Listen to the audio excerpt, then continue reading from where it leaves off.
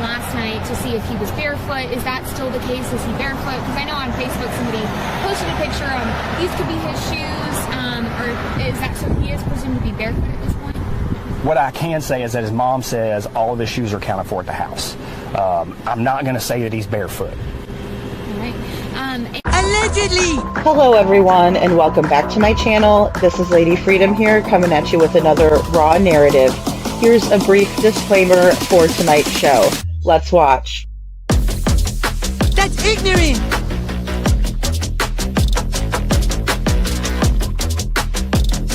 Allegedly, that's ignorant! Ignorant.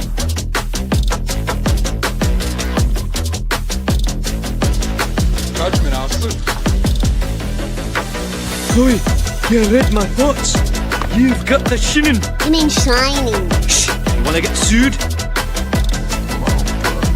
Judgment, Aslı. You just use that shin of yours to call me and I'll come a-running.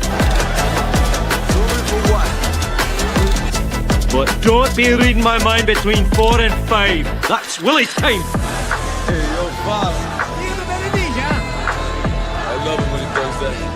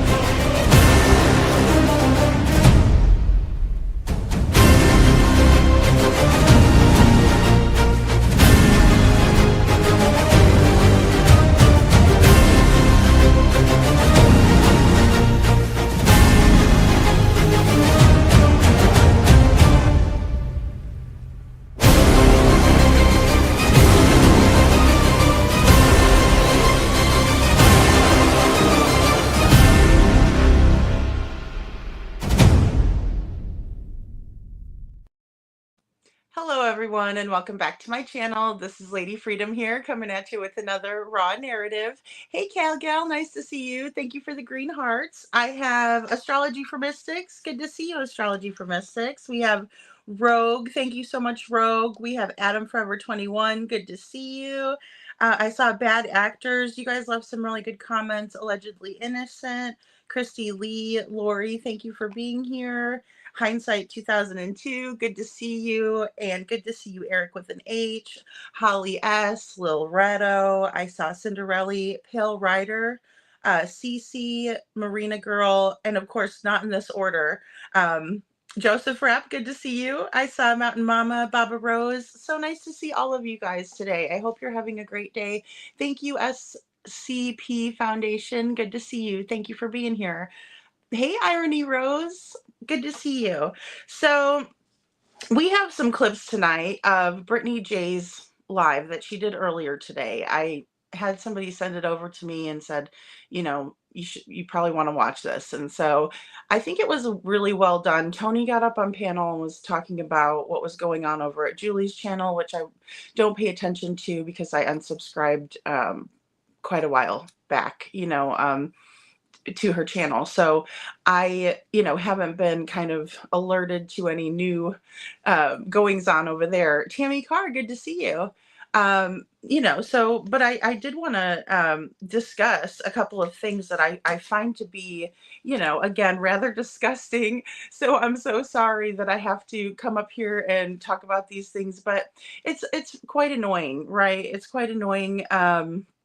And I think it's something to stand up against, right? Because what's going on here is purely to humiliate, right? Discredit divide the community further, right? So within the divide within people who are advocating for Sebastian as well. And I think that that is wrong. And I don't understand why this is coming back up, and go over and watch this video from this creator and that sort of thing, because it's something that, I mean, goodness sakes, it's kind of old news, right? It's kind of old news, fake news, in my opinion.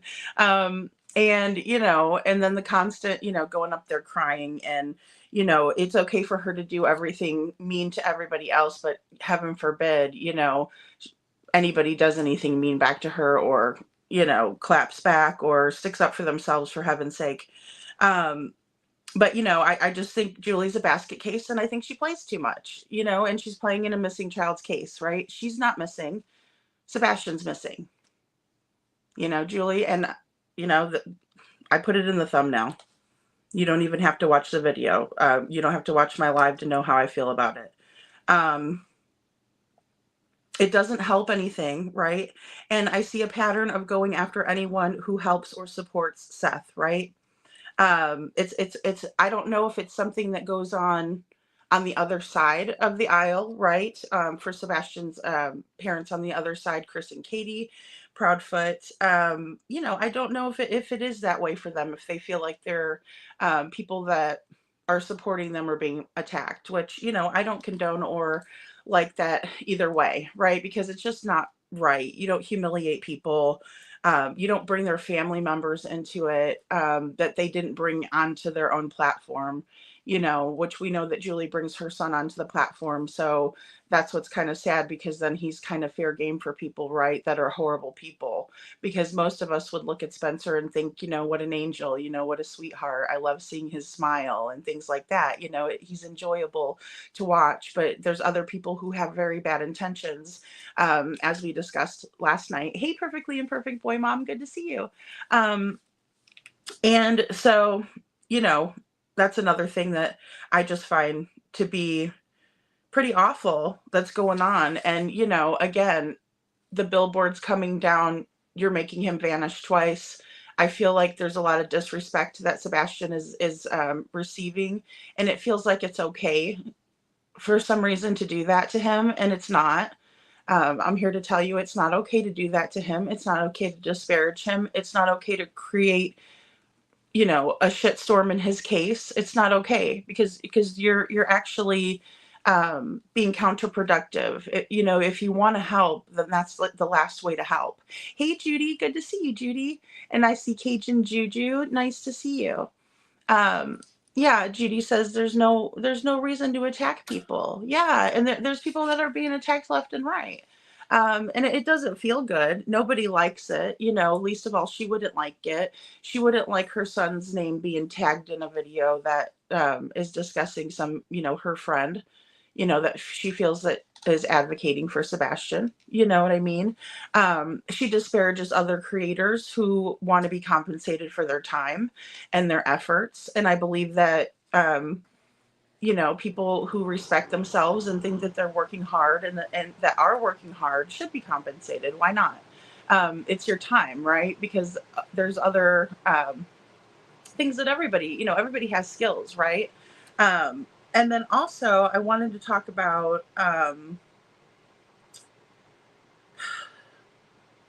one really important thing that I can see and that I'm proud of from many of the people that are involved in looking for Sebastian, is that for the ones who are doing this to Sebastian, I want them to know that it's worth it to us.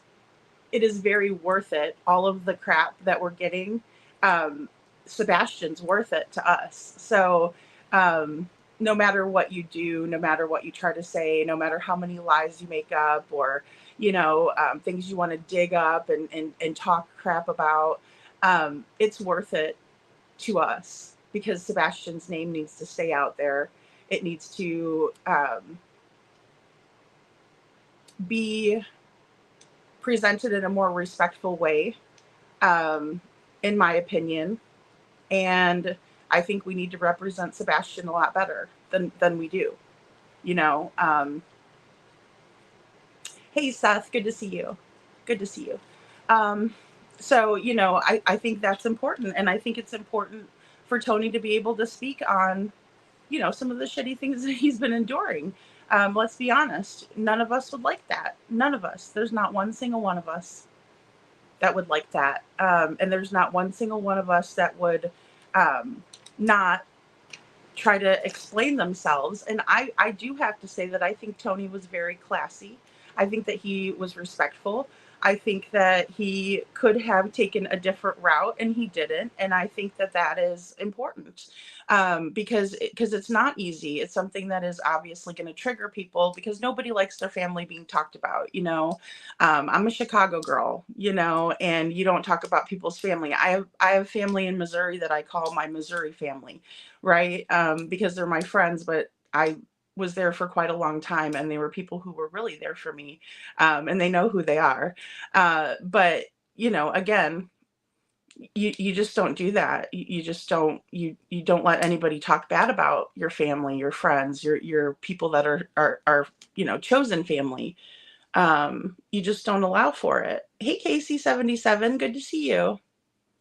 Yeah, and Seth says, I asked Tony for help. Yeah, and we talked about that last night too, Seth, that you were asking for him to help, and he really wanted it to be, all three parents coming together and he would represent everybody, and that's what it was originally. I remember that. I remember when Tony was introduced to us, I thought he made a very good first impression, and I think that this is uncalled for because it's really the second time he's being kind of dragged through the mud for helping, and it's not right. It's not right if it happens on the other side of things, to Chris and Katie either, really, just to be honest. Mountain Mama says I liked her at first, but she stayed things was on board with. Well, Mountain Mama, and I think that everybody has something important they can bring to the table, especially if you're a parent of a child that has autism. It's really, I love hearing from parents, grandparents who have, or even people with family members, because, they may have some knowledge of, different things and reasons why things might be. They can explain. Momming It Up does a great job of advocating for her children, and I just love her. She's amazing. And I love that she's all about her kids, she's always momming it up. And so that's awesome. And, that's the people that we need to praise and listen to. However, when it turns into, bashing everybody under the sun and then crying about when you're being bashed, it's like, set a better example. And, I mean, I've gone, up against some of the bigger creators myself, and I don't sit here and cry and say, why does Clue not like me? I don't know why she doesn't like me. Of course I know why she doesn't like me. I've talked shit to her.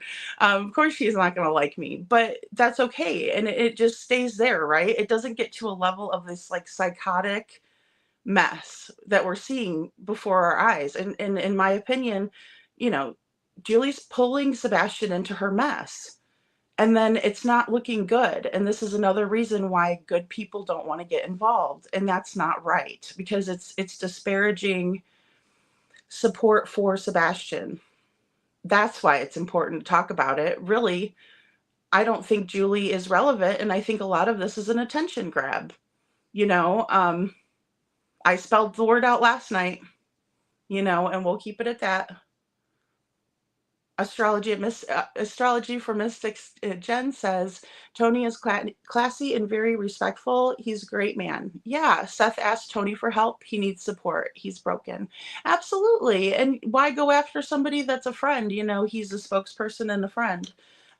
He was hooked up by another YouTuber, connected, I should say, with help. And I think that it was an honorable thing to say, hey, I would really like to work with all three parents, collectively. That way it's more cohesive. There's a lot of benefits to it. It's very difficult. People that do it and do it well, I commend them. People that can't do it, I don't judge, because I can't imagine, and I wouldn't want to imagine that. East Rogers Park boy here, Joseph Rapp. Hey, Joseph. That's awesome. I know exactly where that is. I know exactly where that is. And, I grew up around the Chicagoland area. Yeah. And then when I was in my 20s, I moved to Missouri. So now I'm a Florida girl. And I'm like, why didn't I always live in Florida? The weather's beautiful. And Cinderella says, Seth, you can do whatever you want. It's also okay to speak her truth. However, not over and over again. Yeah, Cinderella, that's a great point. Thank you so much for saying that. I really, really appreciate your comment because it is true. I'm a big believer in free speech. I think that we should be able to say what we want. If it's public records, people are going to say what they want. They're going to make what they want of things. I just have a problem with the lying and the misinformation. It's like, don't make things worse than they are, right? Because it's really,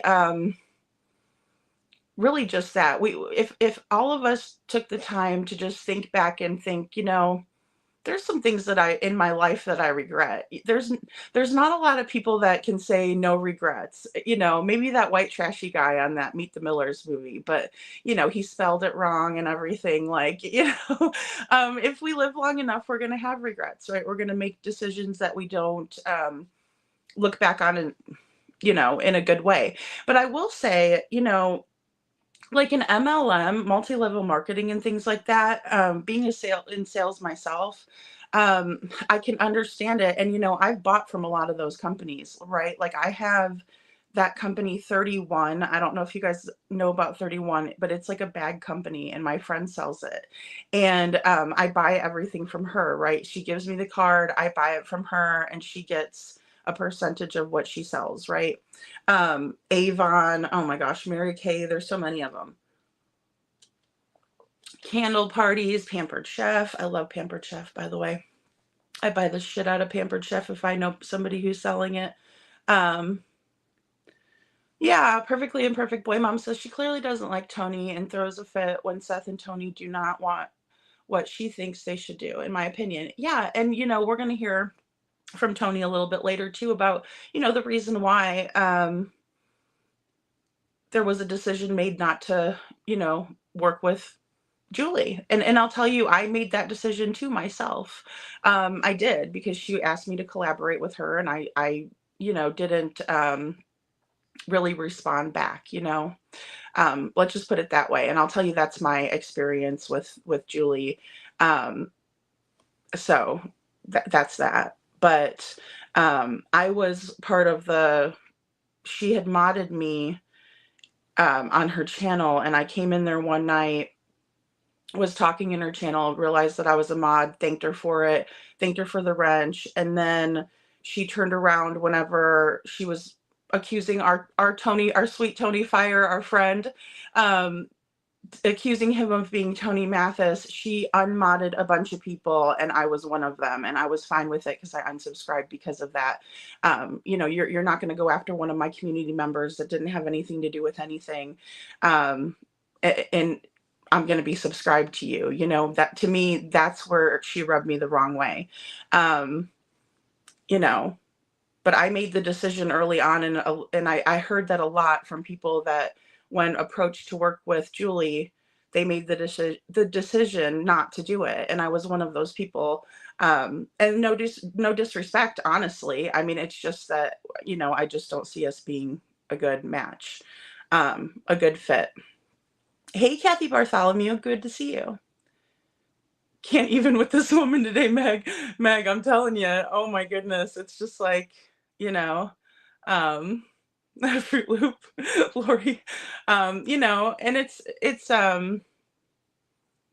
just one of those things, Yeah, we have to keep finding ways to, and with the billboards, those are, I think, great talking points, no matter which side you're on.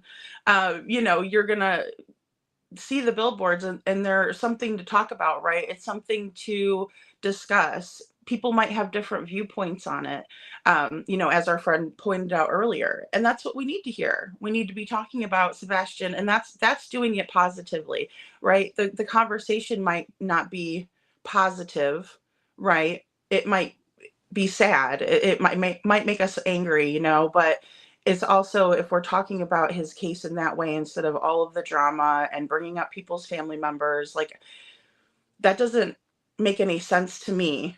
Like, I could care less who people's family members are, honestly, because even if your family member, we'll just put it this way, Carrie Rasmussen is, and I'm sorry if I mispronounce her last name. She is BTK's daughter, right? Blind Torture Hill, that guy, you know, Dennis Rader, one of the scariest people on the planet. Yeah, that guy. He had a daughter, right? Should we throw stones at Carrie because her dad is a serial killer? Because I don't think that's fair for her. She doesn't condone what her father did. She doesn't like what he did. She thinks it's horrible. She grew up with somebody that she thought was her dad, right? And she didn't see anything wrong with that, right? But could you imagine some of the crap that poor woman gets? You know? Polly's Cookie says, "Hey, Lady Freedom, I'm itching and tossing, turning tonight, so here I am." Oh no, I love my little black cat, and I'm kind of sniffly. Aw, but I have Benadryl. Yes, you know what? Benadryl knocks me out. That is one thing that, like, I get really drowsy when I take Benadryl. Aw, Polly, thank you for being here, though. I hope you I hope you get rid of the itchy soon. We have to be what we want to see, Lady Freedom. Yeah, you have more class than most of the creators. Well, thank you. Thanks, Astrology. That's so sweet of you. You are such a sweetheart. I appreciate you. Hey, Sunny Days. Yeah. Oh, that's a good point. Sunny Days says Julie weaponizes her tears. Yeah. Oh my gosh, I felt bad for the woman. You know, I'm like, why do people, you know, because I don't like anybody getting teased or made fun of, especially or to the point of making somebody cry. I mean, for crying out loud. You know, it shouldn't make us feel good, right? But you know, I put one of her crying pictures up there because it's getting old, and it's tired. You know, it's worn out. Nobody, it loses its effectiveness, right? If it's played out, it just does. You know. And I've told my mods, if I ever start crying up here, you better call me until, you know, kick me off my live. Because nobody needs to see that unless I'm crying over a kid like Sebastian, because that's who the tears should be for, because he's the one that's missing, you know. Yeah, Kelly, I know. And see, it's not fair to you guys. This is the thing that kills me, because like what Kelly says, but that's on every channel you go to now. Everyone's bashing everyone. I hate it. Yeah, it's uncomfortable, right? It's like, you know, what if you still like the person, right? You know, I know, like I said, there were things that Julie did that I didn't agree with, and I still stayed subscribed to her, right? Because I'm not going to agree with everything everybody does, you know. And I'm not kind of that kind of flip-flopper person. It has to be pretty bad for me to decide to, you know, boot you off of my subscription list or whatever. But you know, it's really not fair to you guys to have to listen to this crap when you guys are here for true crime, you know. And it's really it's taking the focus off of Sebastian too, you know. And that's what you guys want to hear about is Sebastian. You guys want to probably talk about the billboards, if I could guess. I know there's a lot of aspects in this case that we could analyze again.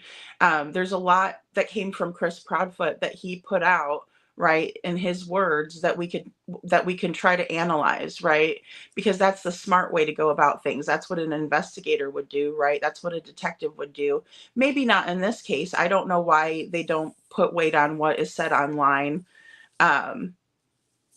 You know, maybe that's just not their approach. But I think, as you know, little web sleuths here that we are, you know, or that we like to pretend to be, I think that's something that is important, and again, more positive than covering the bull crap, right? And you guys enjoy it more too. You don't want to hear us bickering back and forth, you know?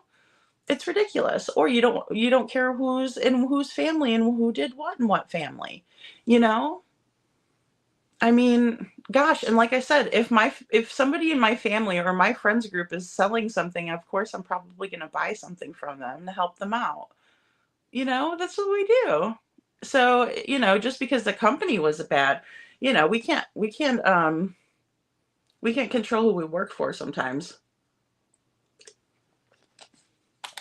I mean, people get sued in real estate all the time. I was just really, really lucky that I worked for really great teams of people and was involved with good people.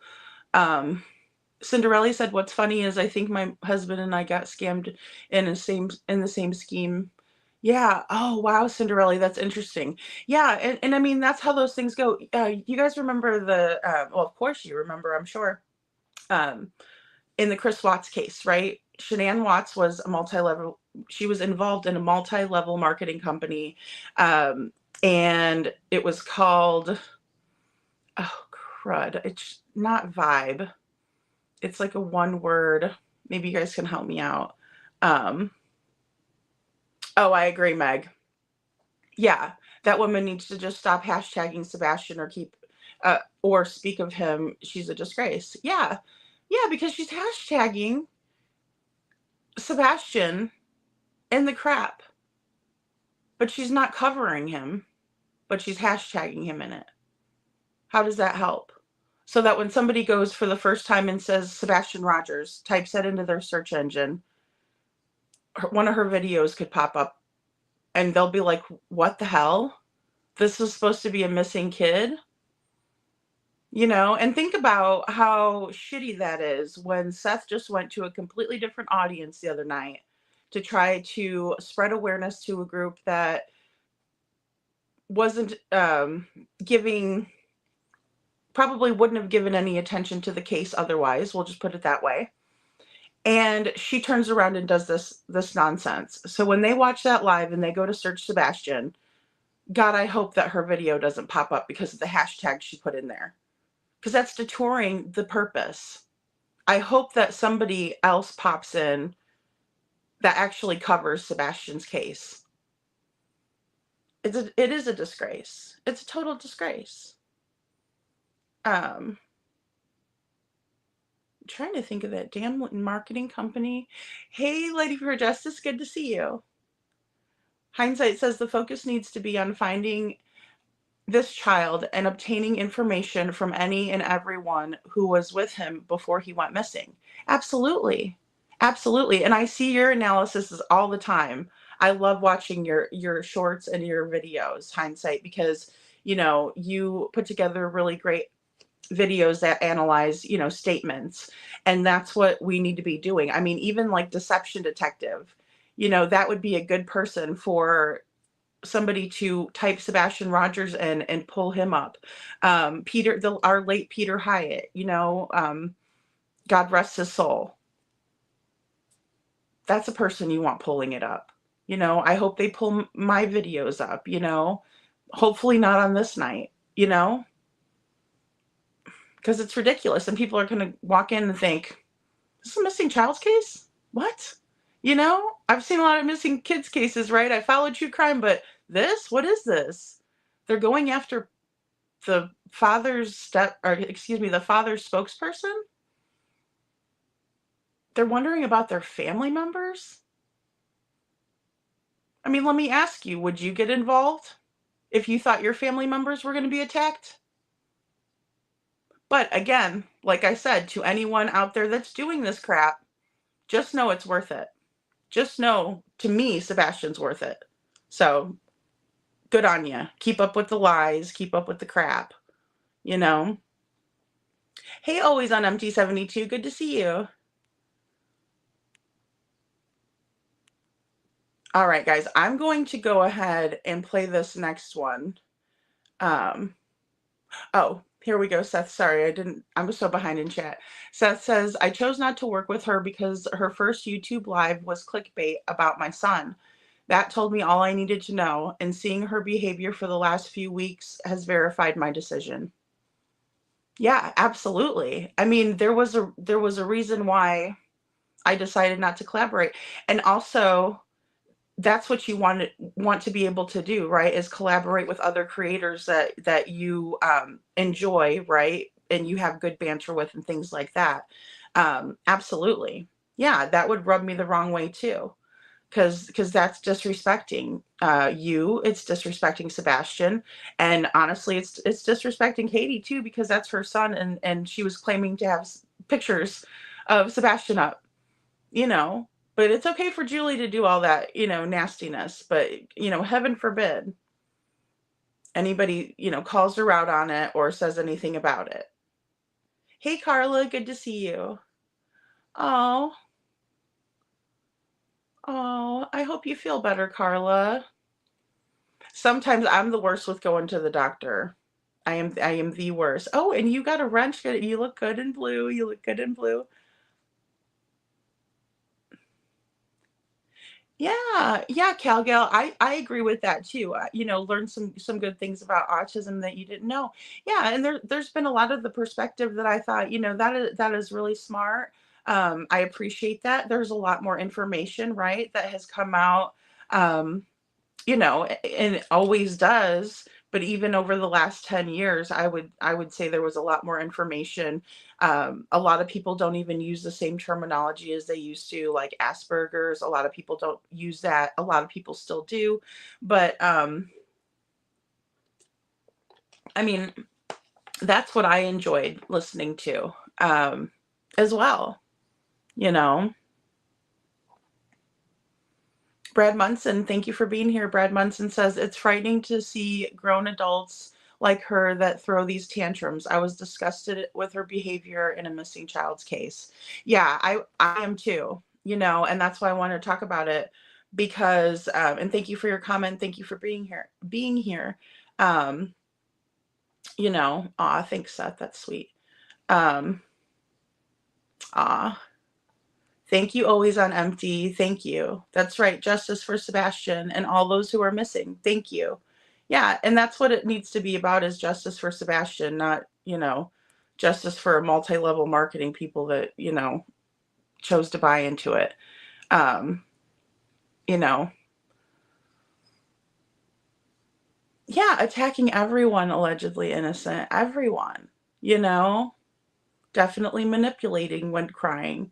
And that's the thing, it just, and it's so old. It's like, you know, um, get into gardening or something. Yeah, exactly. And I know that there's a rough transition right now, in the family and stuff like that. But that doesn't mean you go off and, you know, hurt other people. That, like you said, do some self-care, do something fun that you like, that makes you feel good, meditate, whatever, pray, however you want to do it. But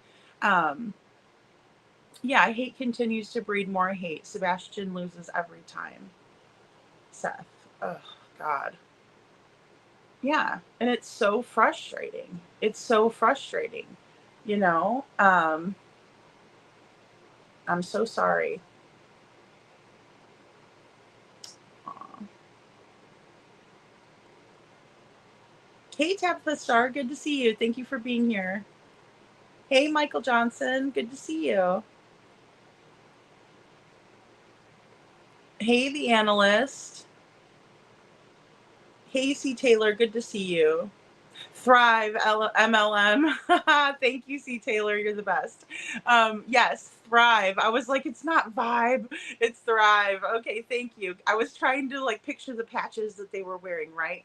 Because they would always wear the patches, right? Shanann would go on her Facebook Lives and she would promote Thrive, right? It was like supplements and stuff like that, right? Another thing that I used to be into, I used to go to GNC. I have a gold card at GNC, right? Like you, it's like if you're into health supplements or whatever. And so that's what it was. And, Chris lost all that weight, but he was working out pretty hard too. Which you're going to have to do that. No matter how much Thrive you take, you're going to have to still work out if you want, to achieve, whatever goal your fitness goal is, um but thank you. I'm so glad you said that. That was bugging me so hard, and I kept picturing those patches. And okay, guys, I'm gonna go ahead and show this very next clip here, or our first clip actually for the night. All right, here we go. This is kind of a one-off stream.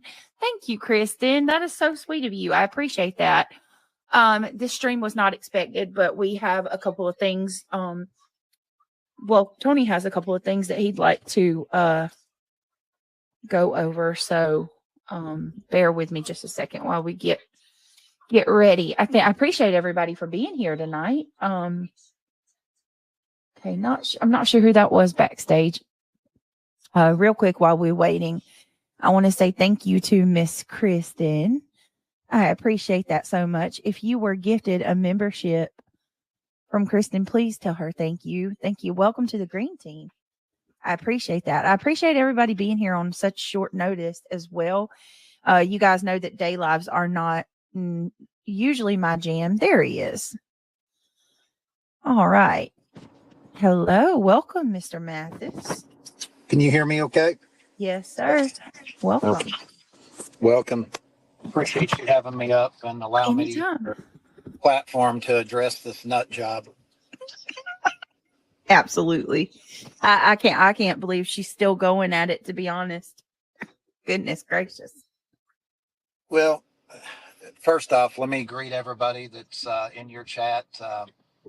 As always, Seth and I appreciate you guys' support. We appreciate you supporting Brittany. And this is the last thing I wanted to be doing today. I can assure you of that. I can tell you, Julie Skolnik. So what I will tell Julie is that you've clearly not done any good at all in this case. That's abundantly obvious. Yes. She is one of only 4 or 5 people that nobody wants anything to do with. Not one side, not the other side. Nobody wants anything to do with her. Not the father, not the stepfather, not the mother. And when you've put yourself in a situation in a missing child's case that neither side of the family wants anything to do with you, then you really are special. I agree. And you have to think about that list of people that has flip-flopped so many times that nobody wants anything to do with them. And it's a pretty special list. Mm-hmm. So, and I can tell you that she is doing no good for this missing child. She claims to be an advocate for autistic children and other things, which clearly that's not what she's doing. My past, my background has nothing to do with what I'm doing as a volunteer to help a father. Julie has made money off of this child. I have not. So if you wanted to get my attention, Julie, you've got my attention. And I can tell you this, you better not have any skeletons in your closet, because if we're going to play the digging game, we can play the digging game. And it is not going to help find Sebastian in any way, shape, or form. But I have allowed you to come after me and my family day after day after day. Mm-hmm. Oh, we lost them again. Can you guys? Oh, there you go. I will find out everything that has gone on in your life, good, bad, or indifferent. I will not dox you. Let me be very clear about that. Contrast to popular opinion, I will not have somebody else do my dirty work, as I keep hearing over and over again. Britt, have I ever asked you to do anything dirty for me? Never. Never. So, I keep hearing that over and over again. I can fight my own fights. I don't need a creator to do it for me. I can defend my own family. But I can tell you this, I have had more people send me things regarding Julie over the last week than you could ever imagine. And she is not the queen of autism and the sweet stepmom that she pretends to be. There is a litany of things in her background that I guarantee you she does not want the whole world to know. And they are not civil lawsuits from owning a business. They are not tough times that regard really, really bad life situations that were going on. They're way worse than that. So, and I left her alone because it doesn't do anything to bring Sebastian home. But when you continue to bring my family into your living room, I can tell you that I will make sure that people understand who you are. Now, the creators already know. Our creators that we work with think you're an idiot. Seth and I think you're an idiot. Chris Proudfoot thinks you're an idiot. Katie thinks you're an idiot. I think we've about covered everybody that matters in the case. There's very few things that we and the other side agree on, but we all agree that she's an idiot. So, I understand needing to find a home. I mean, it's clear on your lives that people have sent me with your with your husband that he's over this. I couldn't agree more with him. I think you are not a person of your word. You told people last week you were leaving YouTube, and I think there was thousands of people that were celebrating that because you don't belong here. You're not a content creator. You don't stand for anything. And I don't agree with what you did with the other side either, to be fair. I don't agree with that at all.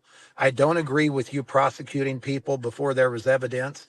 And I certainly don't agree with what Yep, I you've don't done like to that either. us. Mhm.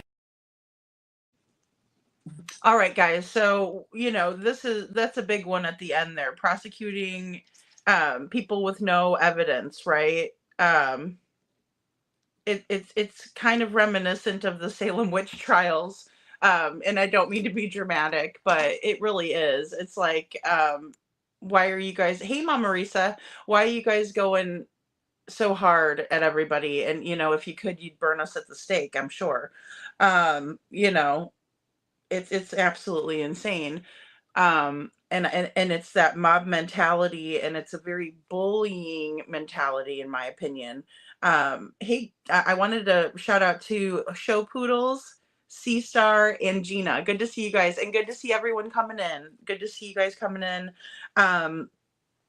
So I will say, BrittneyJ just seems really nice. Every time I've gone over and listened to her, she's got a really nice voice, calm, demeanor for the most part. I've heard her get riled up about some things, which understandably so, right? But I just wanted to say that. I just want to say that, from my perspective, she seems like a polite gal.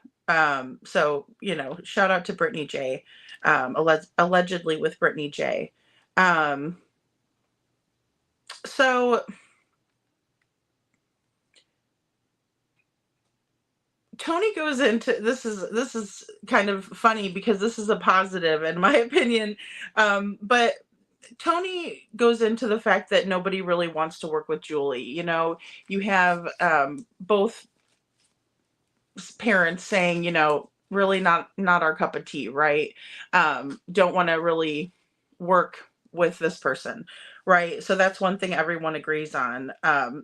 So one positive, and Tony said, they all agree that Julie's an idiot, which I kind of found a little bit comical there.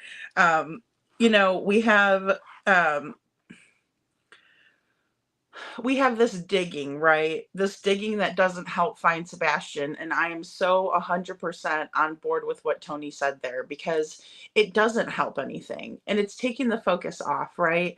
And we talked a little bit about that earlier. It's like, it's not helping anything. And then I don't know what these lies are about, like doxing and doing dirty work. In my opinion, the work that Tony is doing is admirable. It is helping Seth. It is helping Sebastian. I feel like his intentions are genuine, and I don't understand those lies that are being spread.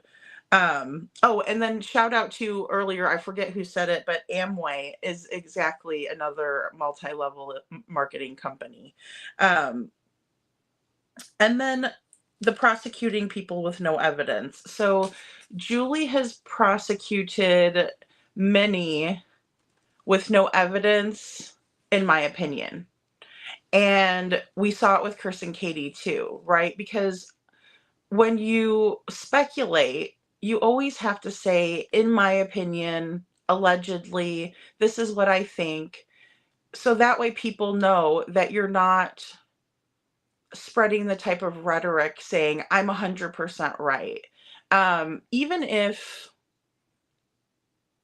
I think that I'm right, that doesn't mean that I am, right? And then sometimes both things can be true at the same time.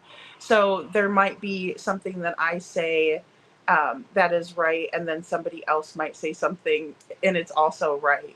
But when you go after people, and even Brandon Carter, that was another issue, right?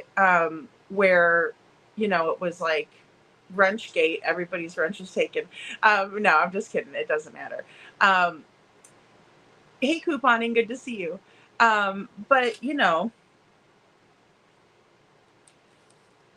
she was going after Brandon Carter. And my question is what did he do to deserve that? He is the detective on Sebastian's case. He works his case, and that's the only case he works, according to what Brandon has said in an email, right? Detective Carter, excuse me. I did research on Detective Carter too. I mean, why wouldn't I? He's the guy that's handling Sebastian's case. I wanted to make sure he's a good guy, but again, I'm not going to go after him if, my opinion was different. If there were things publicly that was said that I didn't like, I would show them on the channel. Of course, I've done that. But again, it's a different thing to kind of show something, right, that's public knowledge that somebody put out there and have people discuss it. Did I want Sheriff Craddock to be hurt by anything that I said? No, I don't think he was, because he said it and he left it on his page, right? So he knew it was out there. He knew what he said. You know what I mean? So, but am I going to try to deliberately hurt him or show up to,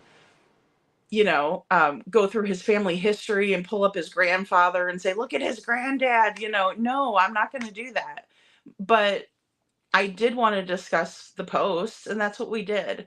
I do not hate Eric Craddock. I do not hate him.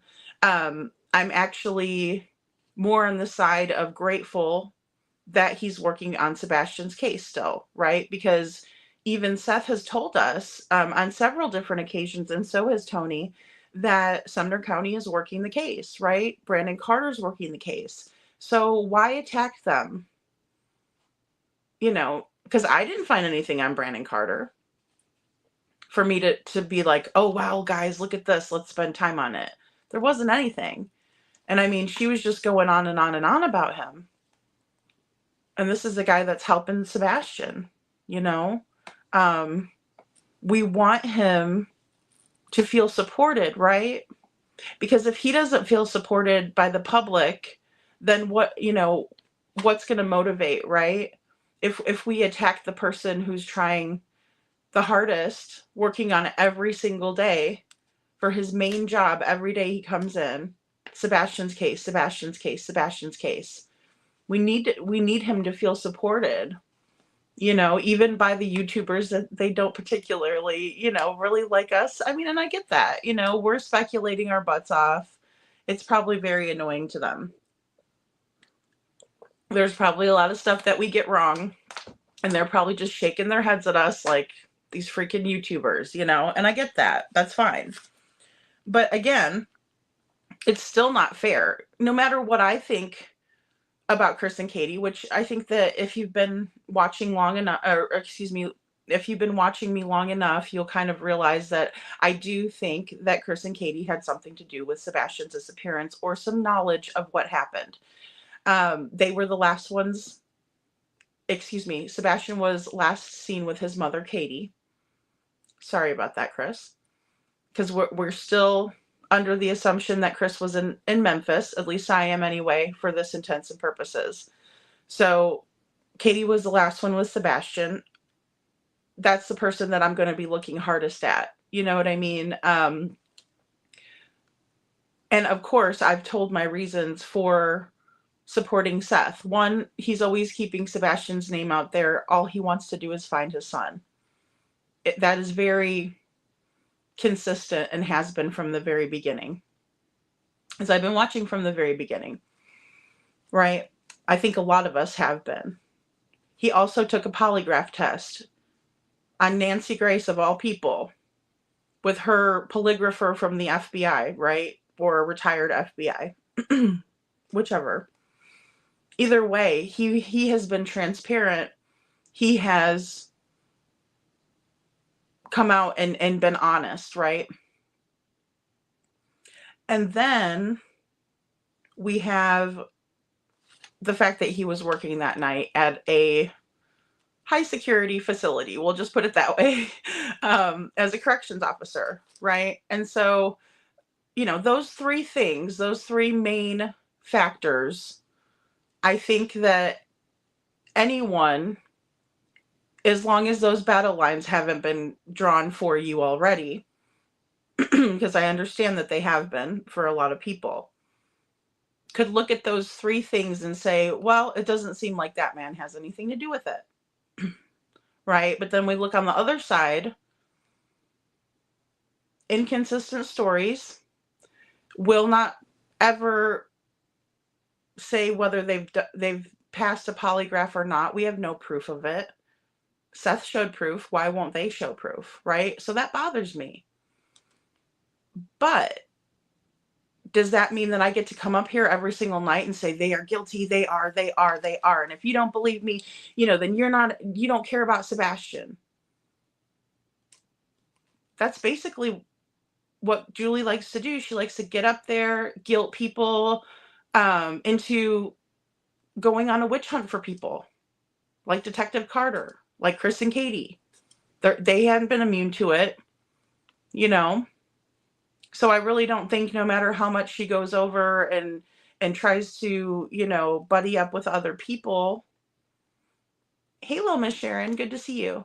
On the other side, I don't think that it's ever going to be enough after some of the things that she's come out and said about Chris and Katie. It would be awkward for me to go over there and say, hey, let's be friends now.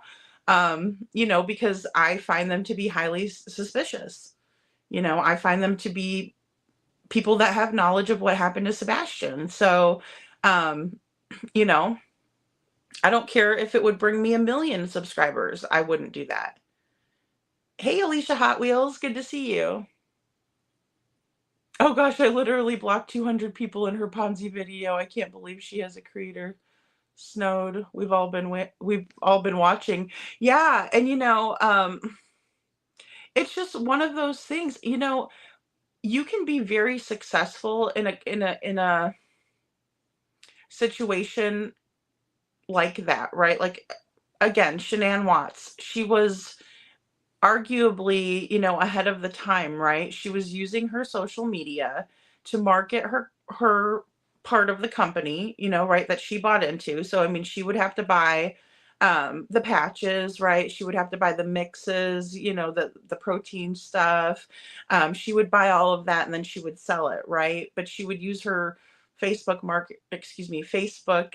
lives to promote these products and sell them to her family and friends. And that's what they usually will encourage you to do, because those are the people in your sphere, right? That's your sphere of influence. So the people that are around you, those are the people that you're going to want to focus on selling to. That's sales 101.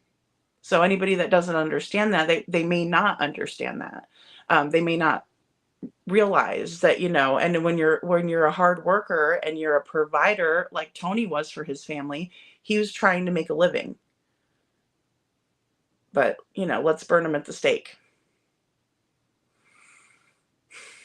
It just, it's really exhausting.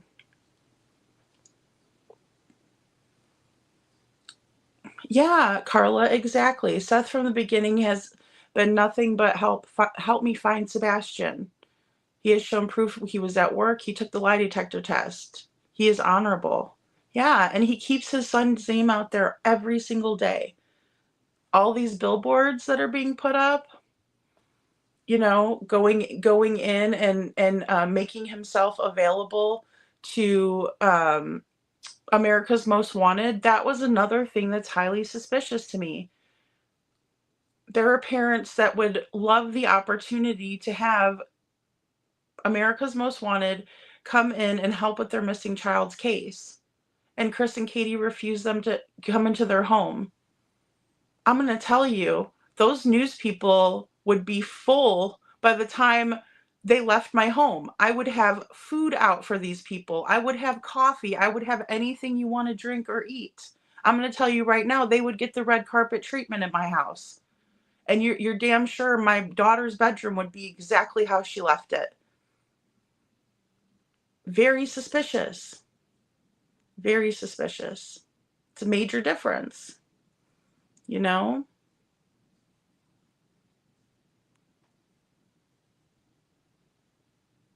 Mama Marisa, you're okay. We love you. Don't you worry. Don't you worry. You speak whatever you'd like.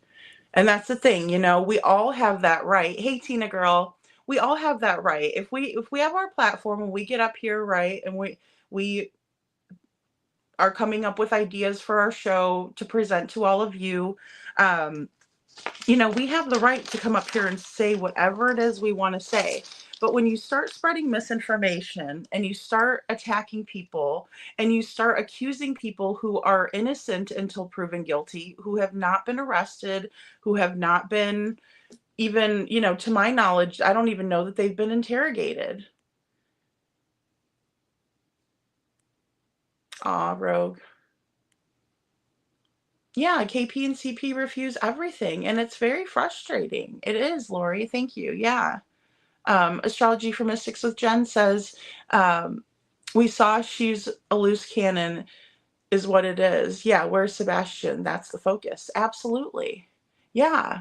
And it is just like indiscriminately going after whoever, you know, and I understand the frustration behind it. I honestly do. I understand that frustration, the urgency that we all feel. You know what I mean? We feel this urgency. Where is he? Where is he? What happened to him? You know, every single day I sit here and think about it. I know a lot of you do too, you know? Couponing, yes. Lady for Justice, thank you for your service. You know? But if somebody wants to cause that kind of division everywhere they go, it's not healthy for Sebastian's case. It's not healthy for anybody. Really, it's not even healthy for the person that's doing it.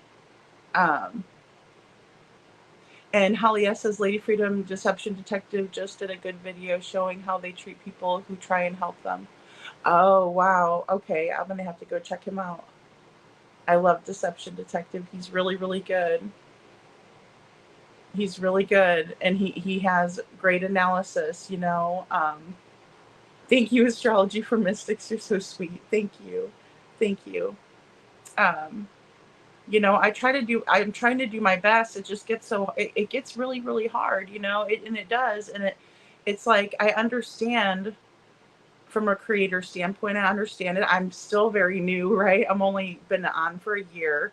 But I understand that, you know, there's just certain things that aren't right no matter what in a missing child's case. And there's been so many things that have been done to Sebastian in his case. Like, I feel like it's directly done to Sebastian, you know. It doesn't even, it's like sometimes I just wonder, you know, are they just trying to take that focus from him? And it's like, you've got to be another level of crazy, you know. Like Meg would say, cuckoo nutso. Like, you have to be another level. Hey, Gina H, good to see you. She says she let jealousy get the best of her. Unfortunately, you could hear it in her voice. Now she's got a whole new fan base. Well, and we've seen that a lot, Gina. And that's another thing that really is bothersome, because, and I appreciate you saying that, because that's kind of where I was going too. You know, it's difficult to be a good person on YouTube, because you could easily go over to these other channels that are trying to detour and trying to, you know, throw shade in the situation, drama, all of that. It's very easy to go over there and get all of their subscribers to follow and do exactly what they want them to do, right? Like the little ants, kind of what Tony was saying about the ants, right? And, you know, that's how it is. And then all of a sudden you get all these people in your chat. It's just like Terry Lynn's the one day, you know, she usually only has a couple hundred people in her chat at a given time. And then all of a sudden she had 1,000.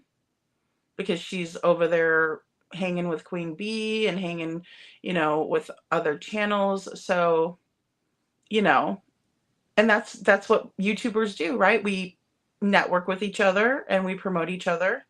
And, that's how you build your channel, right? There's nothing wrong with it particularly, but it's this, going over and doing bad things and flipping sides and not being loyal and not giving a crap, saying you give a crap, but you don't. It's like, you don't care. If you're doing that, you don't care. Plain and simple. That's my opinion, and I'm not changing it because I saw it firsthand. I saw it with the community I was in. And the minute that I saw it going that way, I got myself out of the community. But other people didn't know, and there's a lot of good people over in Julie's community that are going to suffer because of her actions and what she's doing right now. People that do care about Sebastian, they don't realize they're caught up in a bunch of bull crap. It's not fair to the subscribers. It's not fair to you guys that support us as creators, and I feel bad about it. Hey, Annette, good to see you.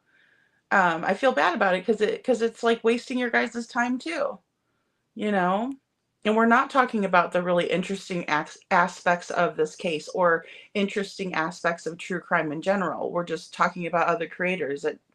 It's not about us. It's about the victims. It's about the people that need their stories out there. It's about finding justice, and keeping that in the forefront. Yeah, hindsight 2002, exactly. Think of how much everyone could accomplish with the same goal instead of malice. I mean, it would be fantastic, It would be fantastic. And that is another thing that I've heard a lot from Seth, put your differences aside, he says, right? He said that on a couple of different occasions. Hey, Michelle. He said that on a couple of different occasions. Can we please? I mean, I just played him last night saying it. Can we please stop this? Hey, Sasha. Good to see you, hon. We watched it. We've heard him, and that's all he's saying is, hey, look, can you please help me find my son? Can you please spread awareness about him in a respectful way, right? Hey, Trooper's mom. And let's all work towards a common goal, right? But a lot of that seems impossible because of the malice.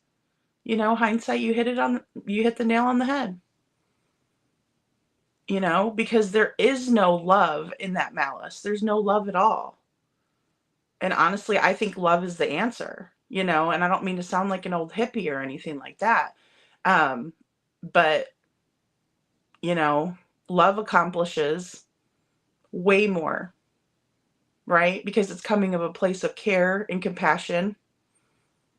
Hatred comes from an awful, ugly place, no place for it in a beautiful soul like Sebastian. So am I crying for Julie? Hell no, I'm not crying for Julie. I'm crying for the person who's missing. I'm worried about him. I'm worried about his case's reputation because of the things that this person is doing. It's not helpful. It hinders things. It hinders people wanting to work with or wanting to be involved or wanting to talk more about the case. You wouldn't believe how many people have told me I can't watch it anymore. That's a person that is a good person that Sebastian just lost. Is that your intention, Julie? Honestly. Hey, Tori Banks.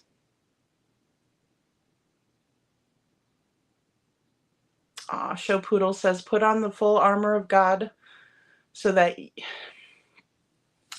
you can take your stand against the devil's schemes. Ephesians 6:11. Put on the full armor of God so that you can take your stand against the devil's schemes. Thanks, show poodles. And that's, perfect. That is perfect for what we're talking about, because only the bad people are causing these little issues, and the devil's dancing. Astrology for Mystics with Jen says always going to be sides. Yeah, good and evil. That's right. Good versus evil. Which side are you on? The perception is open to the eye of the beholder. Absolutely. Because some people do think that they are, they have good intentions, right? The road to hell is paved in good intentions, right? They may think they have good intentions. They may think, I'm going to follow this advocate for autism, this self-proclaimed advocate for autism. But really, at the end of the day, you're selling your soul, in my opinion, because you're being on the side of wrong. Nobody deserves their families dragged through the mud. I mean, I don't know. I just want to ask all of those people that were participating in this if they would like that done to their family. And don't you dare say, oh, it happened to me, so I want other people to know how it feels. No, because that's not right either. And you know it. And we were all taught right and wrong when we were very, very little, Meg,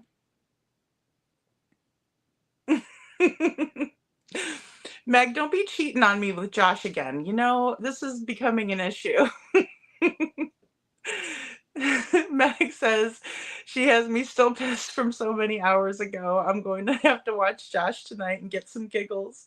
Oh, that's funny, Meg. Just fine. Go over there, Meg. No, I'm just kidding. And, and that's another thing, this whole thing, guys, I appreciate your support, whether you're here in chat. I love interacting with all of you. You guys are super smart. I love seeing the comments afterwards. If you're on a replay or whatever it is, just always know I appreciate your support, and know that, just like Meg said, there's certain creators out there that you just really enjoy, or where to go if you need a good laugh, if you need a good laugh, and it's just one of those things that, I appreciate the hell out of you guys. And I also appreciate the hell out of good creators, like Josh from the Lab is a good creator, in my opinion. Like I said, I enjoyed listening to BrittneyJ today, and we'll play another clip from her. But we also have just so many people out there with really big hearts that just want Sebastian found, that are willing to talk about different subjects and come up with different theories and topics to discuss all the time. Bullhorn Betty's another one of those people, in my opinion. Justin, of course, I love Justin. And so I really like to focus on those people, and I'm glad that you guys do too, because I mean, it doesn't hurt to go over and listen to another perspective, of course, by all means. But there are some really great creators out there that are always coming up with new ideas and new theories in the case to discuss. Chris from the Mob Crew. I mean, so many good people, guys. So many good people. And if I'm forgetting people, I'm sorry. But here we go. Let's watch Brittany again. So you are not a content creator. It didn't work out for you on TikTok, which is why you tuck your tail between your legs and come over here. And the one thing I love about the channels that we don't work with is that even they will choose somebody up coming over from TikTok that doesn't know what they're doing. So if there is a positive thing about the, people call them the hate channels. I don't call them that, but whatever. They've chewed her up too, because they realize that she doesn't stand for anything. Yep. So, well, let's be clear too, Tony, just to make a good point on what you're saying. I think that's what all this goes back to. I'm gonna drop the link in chat for Smiley. She said that she was leaving last week. All this stems to a cry for attention. Smiley, I just dropped the link for you, honey. It's all about attention. I don't think she felt like she was getting the attention that she wanted from our side. So now she's trying to appeal to the quote unquote other side. And they're not going to take her because no. I will tell you, I heard another creator that we don't work with talking about these TikTokers that that come over to YouTube that couldn't get the attention they were looking for on TikTok. And there's not a lot that I agree with some of these other creators, but I agree strongly with that creator that was saying that. I won't mention her name, but she and many of those others on the other side over there realized that this woman was an idiot, and they crucified her when she jumped on their panel. And then she went and does what she does every time. She started crying on a live. Well, you know what? This is a true crime community. It's not a boo-hoo and cry community. Yep. If your child's not missing, quit crying. You got a reason to be crying if your child's missing. If your child's not missing, quit your crying. You have a choice as to whether you get on here every day and make money off of a missing child. And if you can't handle it, then go away. And she promised that she was leaving YouTube, and just like everything else she lies about, she did none of that. So she doesn't have a home right now because both sides have realized that she's an idiot. You know, the father, the stepfather, the mother, nobody will take her calls. And just to be clear, one more time, it was not me that chose not to work with her. It was Seth. He thought that she was a whack job. He still does. He made a brilliant decision not to work with her. But it was not me. I was never asked to call her. I was never given her phone number and asked to call her and not called her. I would have called her politely and told her that we appreciated her support, but she was not somebody we wanted to work with. And then we would have found out, did she really want to stick around in real support, or did she want to flip-flop like she's done 2 or 3 times here? So, you know, she is not here for Seth. She's not here for Sebastian. She's not here for Chris or for Katie. She is here for herself and her attention. And she is making money off of attention. That's so I can tell you that the other side has things they stand for, whether I agree with them or not. Maybe they defend Chris or Katie or something. They have things they stand for. Julie literally stands for nothing. There you go. Which is why she falls for everything. Yeah. She's a I'd like to add too, she's a bit of a liability there. You know, like you said, Tony, I've never agreed with how aggressive and quick to basically convict someone. You know, she would shout and demand that Sumner County make arrest when, we don't know, you know what I mean? And some of the things she's asking for attention for regarding her stepchildren, some of those things are not portrayed that the way they really are. And it is an attention grab there as well. And some of those things that the other channels brought out regarding that situation, they exposed her. It's just that everybody wasn't listening. They exposed her for what she was doing with that situation. So if you're paying attention, you can see one thing that nobody can argue with me is that I am here because Seth asked me to be here. And I support Seth every day, all day, and I have since the beginning of May. That is the purpose I serve. Whether you like me, like my family, don't like me, don't like my family, nobody can dispute the fact that I am here to protect and support the father, and I've done it relentlessly. Absolutely. She serves no purpose. She is not here to support anybody. She is here to create drama, get attention, cause problems. And she won't go back to TikTok like she told everybody she would. Her words on her live, she's leaving YouTube. Well, she did that to get attention, to see how many people would beg her to stay. Nobody's begging her to stay, and she won't leave because she's a liar. So, but I want to, Smiley, I hope you're doing good. I saw you popped up there. I'm here, Smiley. I'm going to say my last thing before she gets going, because I know that she can't stand this woman, so it's going to probably get hairy. She interrupted my live. What in the hell? So Smiley's so funny. She interrupted my live. What in the hell? Oh my goodness. So, you know, just going back, you know, Julie doesn't stand for anything and she falls for everything, right? I agree with that. You know, that's what kind of happens, flip-flopping around like she does. Oh, thank you, Alicia Hot Wheels. Thank you so much. Oh, thank you, Judy, for gifting a membership. Oh, if you got a membership from Judy, make sure you say thank you to her. Thanks so much, Judy. And welcome to the Dragon Tribe. Let's see. Judy, so sweet. I love your cat. Love you, classy lady Freedom. Aw, thank you. Thank you, Judy. I love you too. Thank you so much for being a member for 2 months. That means so much to me. And thank you, Alicia Hot Wheels, for becoming a new member. Welcome to the Dragon Tribe. I need to get some good songs in there for you guys. I need a birthday song too. I need a birthday song because I know there's lots of birthdays. And so yeah, so I agree with BrittneyJ, right? She says it's a cry for attention. You know, if she didn't get attention that she wanted from Seth's team, right, then she goes over and appeals to the other team, right? I know, guys, I know, I understand. But like I said, battle lines have been clearly drawn here. So, I mean, we can't ignore the elephant in the room, and I'm not going to pretend like I don't know about it, right? I'm not really built that way. I'm incredibly blunt and to a fault sometimes, and I know that.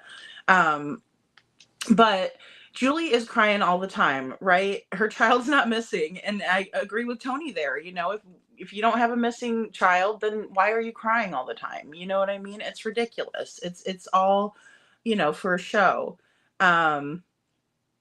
So, you know, until then, dry it up is, you know, my take on that. And I really do mean that, you know, dry it up, Julie. This is not a Broadway production. You know, if you're going to cry over something, cry over Sebastian, for crying out loud. I mean, you know, he's the one who's missing. He's the one that deserves to have tears shed for him, not, you know, because somebody bruised your ego or because, you know, you're having a bad day. It's not about you, you know, and again, attention grab, you know, to the max. It's ridiculous. It's ridiculous. And then put hashtag Sebastian. Ugh. So Tony says Julie is homeless. No, I'm just kidding. That's what I wrote down. Tony says Julie's homeless, but you know, I know what he's saying, right? And it's going back to kind of what BrittneyJ was saying. You know, it's like she didn't do well because, you know, she didn't know how to play nice with others. She wanted to use clickbait to bait people in, even so far as the missing child's father, you know, and that was incredibly wrong. I believe that she needs to apologize for that. Again, she's not going to. You will never get an apology, a proper apology out of somebody like Julie. You're just not going to. There's many things that she has said that has been misinformation, in my opinion, and just kind of spread it around. And she has not apologized for any of her actions, nor does she feel remorse for them, in my opinion. You know, and of course, Seth did say this earlier, so please be kind and rewind if you'd like to see Seth's comment. I went ahead and put it up in the little bubble on the screen. And let's see here. Yeah, because it was all because it was clickbait, you know, and they didn't like that. It was something that was like, you know, not right. And she, you know, deserves an apology at the very least. The flip-flopping, right? The flip-flopping around for attention. I agree with that. I agree with Brittany's assessment saying that Julie has been, quote, aggressive, right? And I think that she's been assumptive, overly assumptive, in my opinion, without saying anything like allegedly or in my opinion, or I think this, I believe, something to that effect, where it sounds more conversational and speculative than it is like a direct assault on a person, right? Because she's also said things, you know, like they need to convict, and she convicts people in the court of her own opinion, in my opinion, right? That's kind of how I see it. You know, talking about how they need to make arrests and getting all up in arms about things, you know, as a creator, you know, I would really shy away from doing things like that because it doesn't make you seem credible. You know, it just really doesn't. And then also, Tony says that, you know, if we pay attention, we will see, you know, kind of what's going on in the scheme of things, right? And it's just so hard to pay attention to everything. I am guilty of that too. You know, there might be things that are going on and I have no, you know, knowledge of it until it's like, oh gosh, this is happening, you know, and then I go over and watch, you know. But it is difficult, especially when, some of us have really long lives and you got to kind of go through a whole lot of information. Transcripts are helpful there.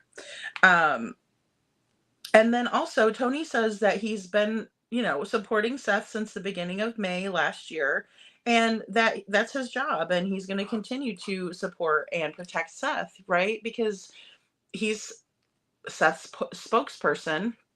I know that it seems a little bit to me that Julie's jealous that, maybe she's not Seth's spokesperson, right? Maybe that's it. But nevertheless, it seems like she's, awful demanding also, with she's right. And, it needs to be this way. Again, I don't see what that accomplishes. And then Julie needs to find a purpose. And I agree with that completely. I think that Julie needs to find another purpose here. It's not that she couldn't turn it around and do good, right? It's not like she couldn't get up here and say, you know what, I apologize. I let my emotions get the best of me, and I shouldn't have done that. I understand I've been, attacking people left and right. But again, I don't think we'll ever see that, nor will we ever witness that self-reflection that would need to happen in order for her to become self-aware that her actions are detrimental to others and herself. I hope so, Baba Rose. I haven't watched any of Mr. Silver's and Mrs. Silver's 2 videos. I haven't watched them. I wonder myself. Yeah, I hope they are okay, though, Baba Rose. Thank you. I hope they are. That's so sad if something happened, because I haven't watched them in probably like a month and a half or so. And I think I have my notifications set. I'm trying to think if I do. Sometimes I'm bad with the bell thing. Oh, Eric with an H. Oh, I still have to work on yours. Yeah, those other songs. I love the Green Light one. I love the one you just posted too. love that. Eric with an H says, I think I will create a birthday song next. We shall see. If I was a better singer, I need to really work on it. I could probably do like a synthesized version or something, like auto-tuned or something. Brenda says, here listening, not able to respond very much. I'm a little busy doing some stuff, but didn't want to miss. Oh, thanks, Brenda. Well, thank you for listening while you're working. I don't have anything really to read, so you're good just listening. You won't miss anything. Always on Empty says he has been so busy on his new job. Oh, okay, good. Okay, good. Thank you for clarifying. Lori Boo fucking who. I mean to tell you. Oh gosh. It's maddening, maddening. Oh, thank you, C. Taylor. I'm so glad to hear that. Okay, I was like, oh gosh, there's another 2 great creators, right? Well, I don't know if Silver's 2 creates, but either way that she's Silver's 2. But I know she's a great support, and she's also done searching. I mean, just really good people. So April Rain, good to see you. Thank you for being here. Or if it's too overwhelming, stay off of YouTube. That's a good point. And breaks are so good, right? Like, it's good to take a break. And I know that I've heard some haters say like, oh, this one's not on tonight. I wonder what's happening. Maybe they're just taking a break, maybe they need a night off where they can process things, right? Because I am very much like that. I can be extroverted, but there's a lot of times when I go within and I really think about things, right? And think on them before I can get up and talk about this stuff, because I feel like I need to process it further. And I think that's a good thing, go take your dog for a walk, go take your kids out for a nice night or whatever, go visit your grandkids, whatever you have going on, take a hot bath, for crying out loud, I mean, that's wonderful. Do your hair, do your nails, whatever you can do to make yourself feel better. Drink more water, take a Thrive supplement. No, I'm just teasing, guys. I'm just teasing. But hey, Peggy, good to see you. Yeah, she thinks she's smarter than everybody else too. Absolutely. And heaven forbid you disagree. I mean, come on.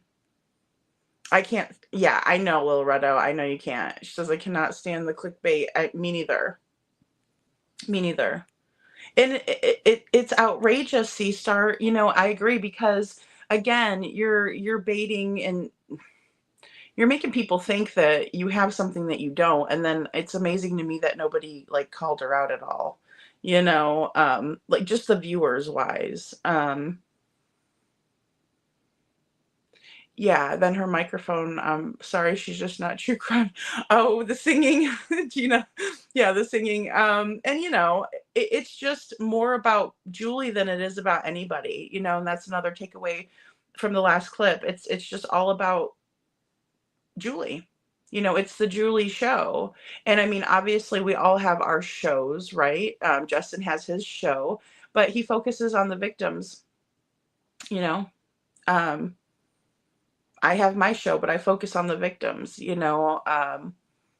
again, I've said it before too, I'm not, like a beauty influencer. I mean, I put makeup on just so I look nice and presentable for you guys, but I'll never, claim to be able to tell you how to do makeup or what kind of, lipstick I use or anything like that. Unless maybe, somebody wanted to, Revlon decided, or what is it? Maybelline. Maybe it's Maybelline. If they want to sponsor a show, then I will promote their mascara. But until then, it's not going to happen. And that's not my goal, right? The goal is the victims. It's not about what I look like. It's just, I want to be presentable for you guys, April Rain says things on YouTube trigger her, obviously, so it's not for her. Find something different to fill your time, Julie. Yeah. And if it's hurting you that much, then it is something to step back from, right? I mean, especially if you're crying all the time. I mean, it's all the time. It's healthy to get out crying, it really is. Yeah, I think I was blocked too, Lil Redo, and I don't know, I never did anything to that lady. I tried to let her know about the mods that she had modded that came from my channel. I did try to warn her about that because she sent me her phone number, and I texted her when I saw that happening to protect her, but she didn't text me back, so again, it's just, it's all about Julie. It's about what she wants. It's not about what, you can't work with someone like that. They're impossible to work with. So kudos to anybody who declined to work with her, because it's not going to be working together. It's going to be all about Julie and what Julie wants to do and things like that. And to me, that's not collaborating. That's, dictating. And I certainly wouldn't have ever gotten on board with like going after, Brandon Carter, for one. No way. It just wouldn't happen, Bob Rose. Cuckoo Nutso. Always complaining about the hair. Perfectly imperfect boy mom. And see, and that's the thing, like, it's not even about that. Like, it's not, it has nothing to do with that. Because, people were like, oh, your microphone's too close, or I don't like your camera angle, somebody said. And I'm like, so what?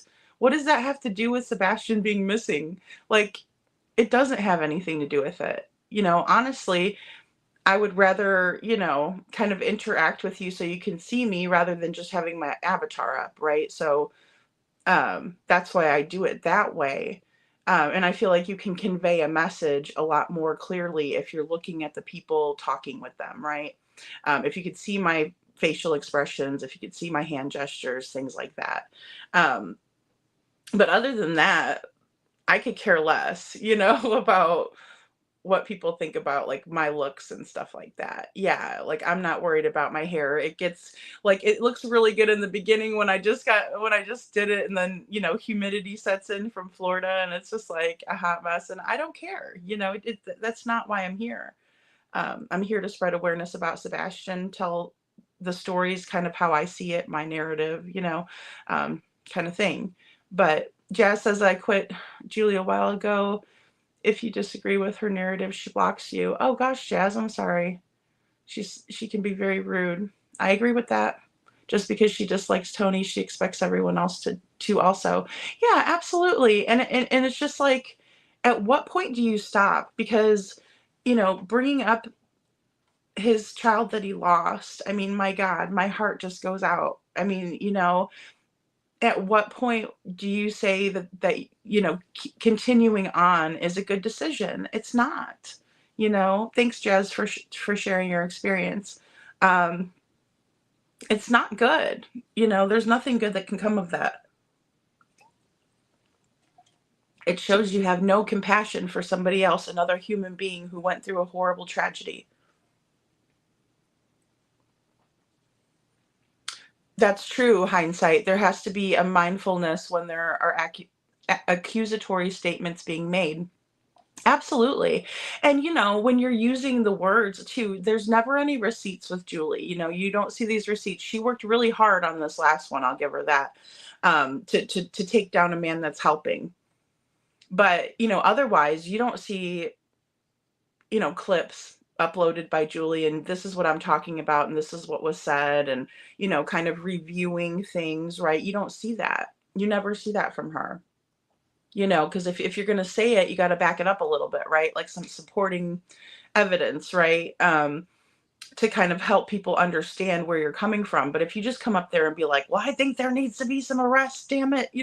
People are like, what are you talking about? Crazy? Like, on what basis, right? Because, I mean, just my opinion, I think that if they thought they had a case built, they would make arrests. We wouldn't have to tell them to do it, right? So I think that there's more circumstantial evidence. I wish they would, but at the end of the day, they haven't yet. So until that happens, and then we have due process of the law, right? So those people, say whoever it is that did something or that are involved with Sebastian's disappearance, are, caught and arrested, right?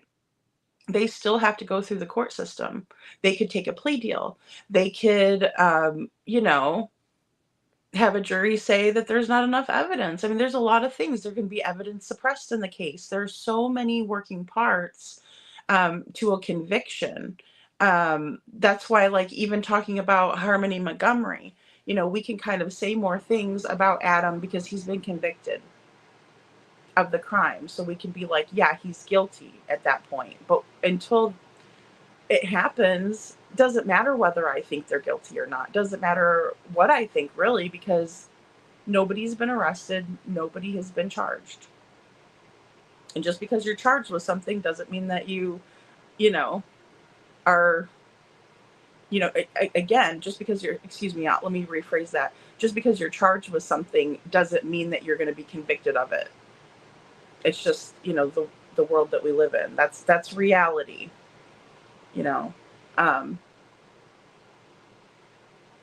And Tina Girl says, I'm disappointed. I really like that she is a good teacher and has an ability to be funny and teach others. I'm upset she's doing this.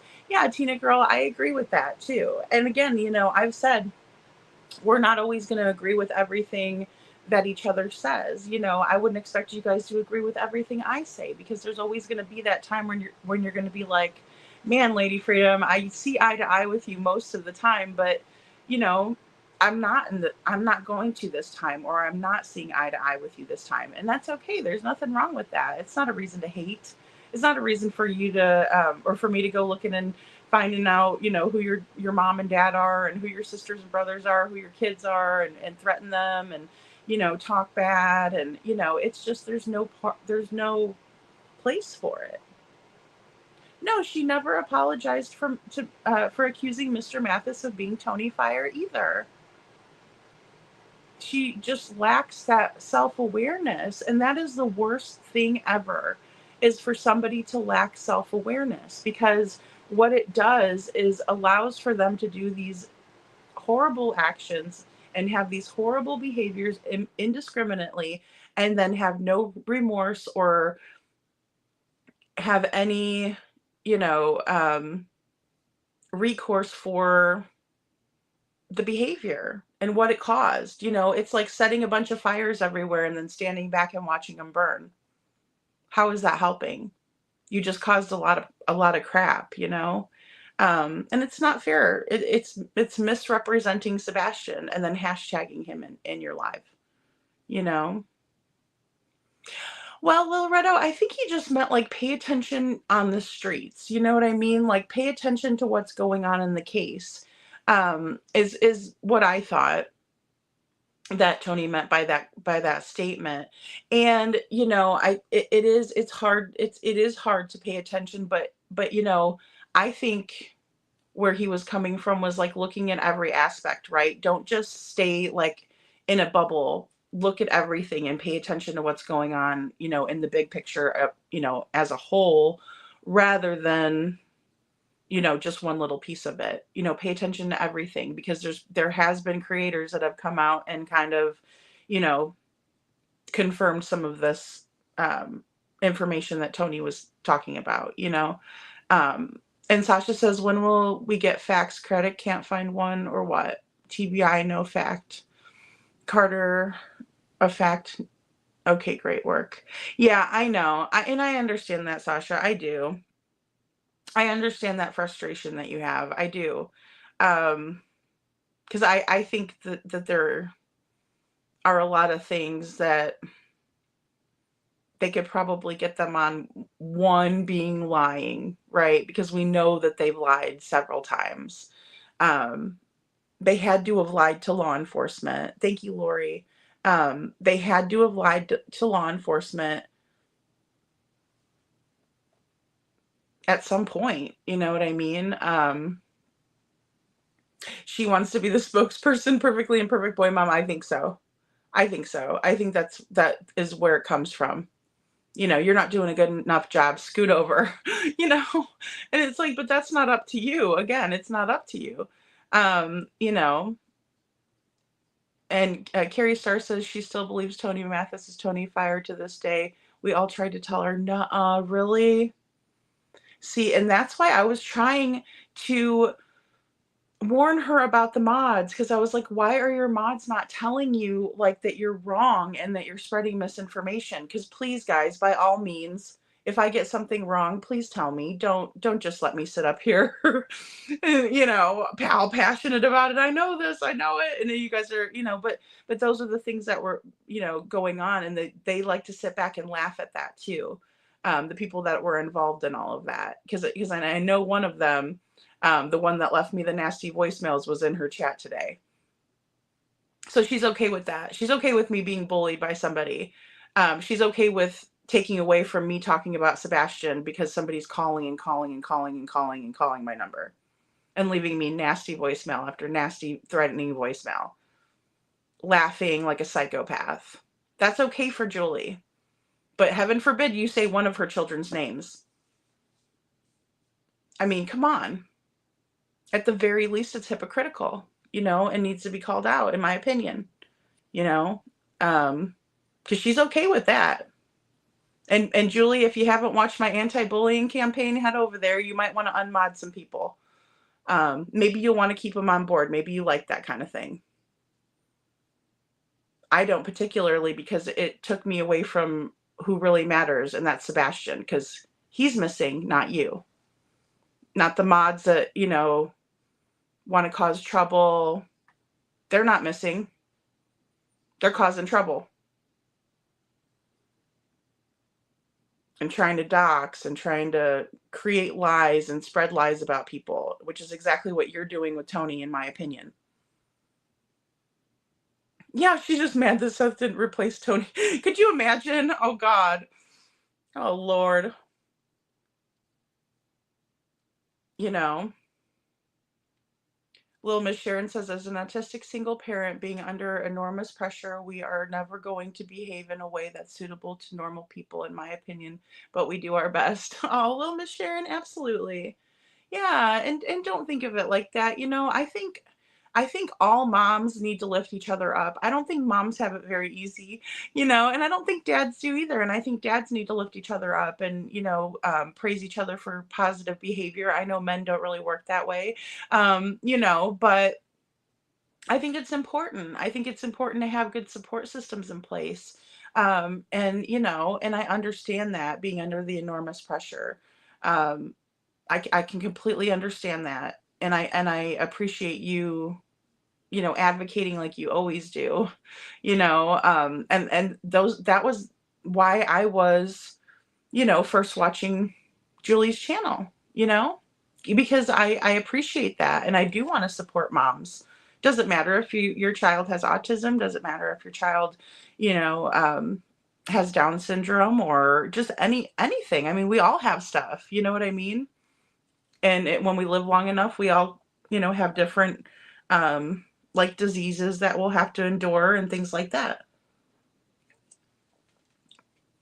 But yeah, and I appreciate the knowledge, right, and the experience, because it's not just about knowledge, because you can read a million books. I think the experience of a parent who has a child on the spectrum is so invaluable to the case, because we can understand then what the parents may have been going through, right?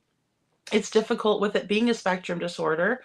It really is, but then we can't forget too that Sebastian had a rare chromosome deletion as well, and a lot of those characteristics were mirroring autism, or excuse me, do mirror autism as well. When I did research on it, you can find that too. Um, so, but I understand and I appreciate, and I know you do your best, and I appreciate any mom that cares and loves for their kids. I mean, I do, because here we are talking about parents that don't always seem to, right? Um, we need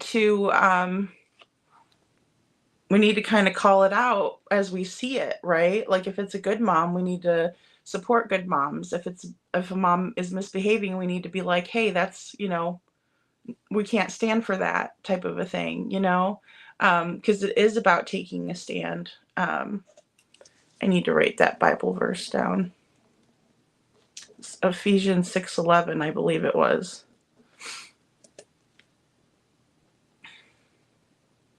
Yeah, Lady for Justice. Lady for Justice. Some facts creators can get a FOIA request, but Inner Circle facts LE will not publicize. I mean, it's just crazy. Like, and also it's just crazy to go and get a FOIA on a regular person who doesn't have anything, to do with the case, and they're just talking about it. Like, what is it that you want to silence so badly that you are gonna try to go after people that way? Like, that doesn't make any sense to me at all. It's misusing the Freedom of Information Act, in my opinion. Um, Peggy Cook says they are uh, he works 5 days a week. He can only make it on the weekends. Oh, about Silvers. Thanks, Peggy. Thank you. Hey, Vonna, good to see you. Yes, they're okay. He posted an update. Busy with life. Oh, great. A perfectly imperfect boy, mom. Thank you. Vonna says Julie is a person no one can ever trust. All it takes is for her to get mad over nonsense and she will do the same crap all over again. I mean, if you think that she's not going to do it to you, you're sadly mistaken. You are sadly mistaken. And it has nothing to do with finding Sebastian. It doesn't help find him. None of it. None of it.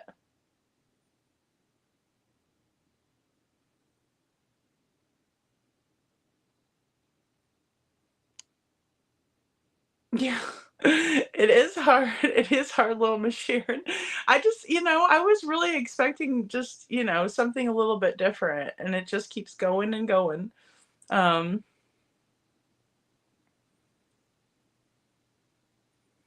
oh yeah, Gina, about when Yada was in Clues or on Clues, yeah.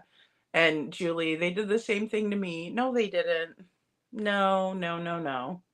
The Karen of YouTube, Little Red. All right, guys, let's go ahead and watch this next clip really quick. I got number 3, I believe. Let's, if you can, let's address her nothing burger today that she's making to seem like I created some Ponzi scheme or something. Do you have the ability to put that up on your screen, Britt, where people can actually see what it is she's talking about? Yeah, let me pull up what I was looking at earlier. Yeah, because this shows it perfectly.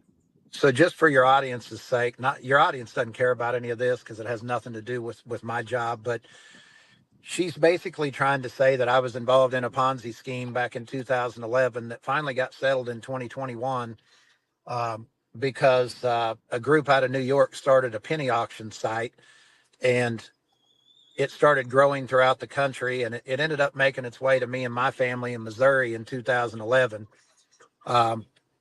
It was a multi-level marketing situation where you put your own money in, which we did. We put $5,000 in it.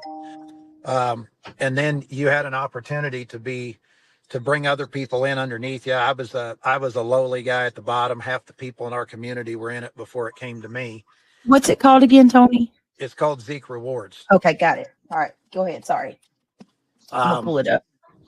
So by the time I got into it, again, I wasn't even big in my little community of Joplin, Missouri. I went and I signed up, just like you do in multi-level marketing things. I signed up my folks, my in-laws, my brother, my sister, a lot of my friends. And, over time, over about 18 months, I worked it a little harder than some did. But I made in a year and a half, I made about 40 grand off of the deal between the people I signed up, the overrides, etc. Some people chose not to take any money out. Some people chose to let their money sit in there and build. Those people did not have to pay any money back, but those of us that, like the guy that got me into it, he took about 400,000 out in 18 months. He was one of the top guys in the area. Well, we go to get our weekly withdrawal one week, and we can't get our money out, and then we find out that the SEC has shut the company down out of New York, and they had deemed it a Ponzi scheme. Again, this is a multi-level marketing thing. I was at the very, very bottom. None of us understood what was going on. They quit answering their phones. They quit returning emails. So ends up being a big class action lawsuit filed against the CEO and all the board members of the company. And you can see it says on the screen, there was 900 million that all over the United States that, people made money. So they made a lot of money. And fast forward a couple years after that, they end up getting a class action lawsuit, not only against the people that started this company that probably had ill intentions, but they also got a judgment against everybody. I think it says there was 9,500 in one article, but I know in the paperwork we got, there was 77,000 people that were named as defendants. So if you made $5, you were a defendant. If you made 40,000 like I did, you were a defendant. But then you got to see every defendant and what they made. And there was people that made over $1 million in 2 or 3 years. There was people that made hundreds of thousands. We were on the lower end, but again, we worked it pretty hard in our community. So we made, like I say, 40 grand probably in 18 months. So I went to our family attorney with this, and I said, what do we do? They got a class action suit. We never even got to go to court. I mean, we invested money. We were victims like everybody else. We just chose to work it a little harder, and we made a little money. And he said, they're never going to come after you for this. They're going after the big fish. And I said, okay, well, I need you to keep your eye on it. And if they come after us, then I need you to let us know. Well, we went 5-7 years And we never heard a word about it at all. Well, then I start getting mail again regarding it and threats to garnish and everything else. So I reached out to my attorney in 20, and he told me that there's no way they're going to come after us. There's no way they can get anything. They're not going to transfer it to Oklahoma, because I lived back in Oklahoma by then. And and if anyone wants to verify this, Mitchell Bonds out of Tulsa is the attorney that handled it. Brian Mitchell, you can call his office. No issues. Got receipts on everything. Finally, in 21, they were threatening to get more aggressive. So we got an actual total from them of a little over $40,000, and we paid it off. Paid off, settled. The attorney tried to get me to settle for something less. I told him we just wanted to be done with it, and we paid him off. So that is your big, crazy, shady story that whack job Julie is over there on her channel trying to make people think she got a bomb. But if she thinks that thing is a bomb, trust me when I tell you, some of the stuff in her background would make you sit down in a chair and drink a glass of water. This is imagine. I mean, this is what she's digging up, you guys. Anybody, I like what Justin just said in chat. As soon Tony explained this to me, a little bit ago, because I saw that she was going live with this, and he explained it to me, and I was like, oh my God, I could have been a victim of that. Yeah, I think anybody could have, gotten involved in something like this. I mean, it's something that was very popular. Like somebody said earlier, hey, wait, what? Amway was another company that would do this, right? We were talking about Thrive and Shanann Watts. So basically, Tony says, this is a nothing burger. And I agree. It's a big goose egg. And, Julie saying that Tony was the one that created the Ponzi scheme and that all that crap. But what it really was a company, and a multi-level marketing company where, you have the bigger people on the top, right? The main person. So say I'm the main person and I signed up under another person, right? But my people that I bring in, right, are going to be underneath me, and whatever they make, then I'm going to make money off of them. So it kind of goes up the pyramid, right? In that regard.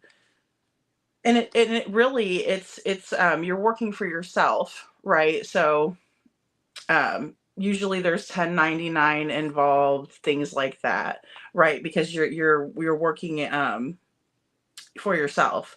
But he said that, the trouble started around 2011.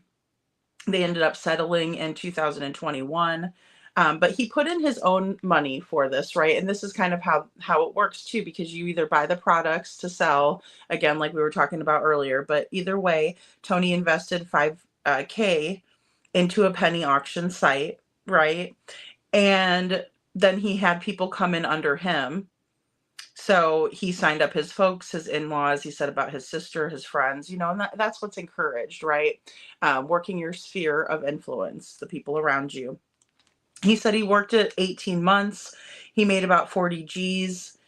He then said that the FCC shut the company down, and it was a company out of New York. Okay. And there's a whole news article. Of course, Brittney was showing it.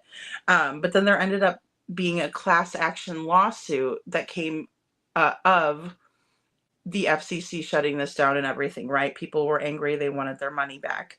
Now, it was a class action lawsuit against the people who started the company, not someone like Tony, who was, like he said, maybe a lower member on the totem pole, but he was bringing in his own people, and he was building his own, business through this, right? And we saw Shanann Watts doing that as well. She would bring in all of her friends from Facebook, and she would try to get them involved to sell the products and things like that. So, and I can't imagine having to pay back money that I earned, that I worked for. That had to have been, an awful situation that he was in. And then to sit there and demonize him for it makes no sense, in my opinion. But nevertheless, here we are with Julie. So there was a judgment, right? There was like 77,000 people that were involved in this class action lawsuit, right? Because that's what it is. It's like a bunch of people are usually involved in the class action lawsuit. And if it settles, you get a small amount of money. It's all divvied up between people who are plaintiffs in the situation, right? And a lot of times, if it's on a smaller level, you can take somebody to small claims court, right? Because small claims only does up to, a certain amount of money.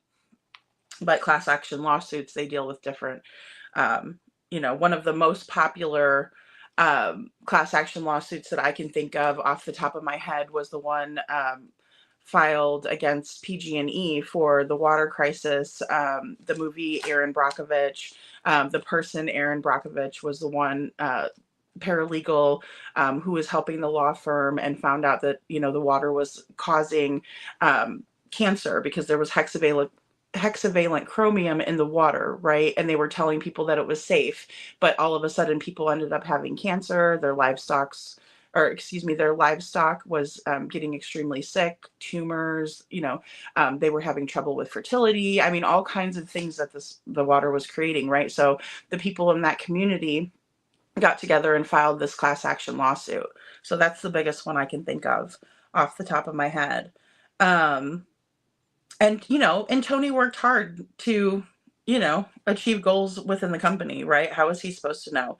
And then he said, in 2021, they decided that they wanted to just go ahead and pay what they owed, right? And settle. And that's what he did. I mean, I guess I just don't understand what the big aha moment is. It makes no sense. It makes no sense. Oh, I saw orange hearts. Yes. Mountain Mama, thank you. We need to say prayers and good thoughts to Mr. and Mrs. E's son, middle E. His scans did not come back good. Oh, no, Mountain Mama. Oh, damn. Oh my gosh. I was really hoping for a better outcome there. Oh, man. It's terrible. Thank you, Baba Rose.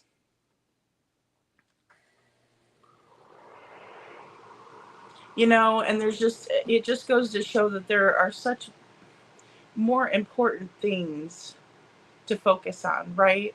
The health and the safety of our children, and we got this person up here causing trouble and doing her dramatics. Thank you, Hope Floats. Thank you, hon. Man. And it just upsets me, just couldn't be happening to just the nicer people. They're just such good people. Thanks, Mama Davis. Hindsight says if only the mother and her husband would have been a part of the conversation and communication from onset, it wouldn't have gotten to this point, in my opinion. I agree with that. I think that is a very poignant statement. Hindsight. Thank you so much, because it's the truth. That's what caused a lot of this division. That's one of the reasons why Tony was hesitant to help out with the case, right? According to Seth. And I think it just goes to show that good people don't want to be involved in that mess. And then also, when we don't have the conversation and communication, it leaves a lot of holes, and then it leaves room to speculate, which is good in some instances. But when we don't have the facts right, it can get out of control. Thank you, Hindsight. I appreciate your comment. Absolutely. Absolutely true. They are, Mountain Mama. The E's are such a wonderful family. I'm so sad for them. Poor middle E. My goodness. Poor buddy. It just, oh my goodness. Ugh. I'll have to go over there. Yeah, she was blocking momming it up too. I don't know, Tina girl. No telling. No telling.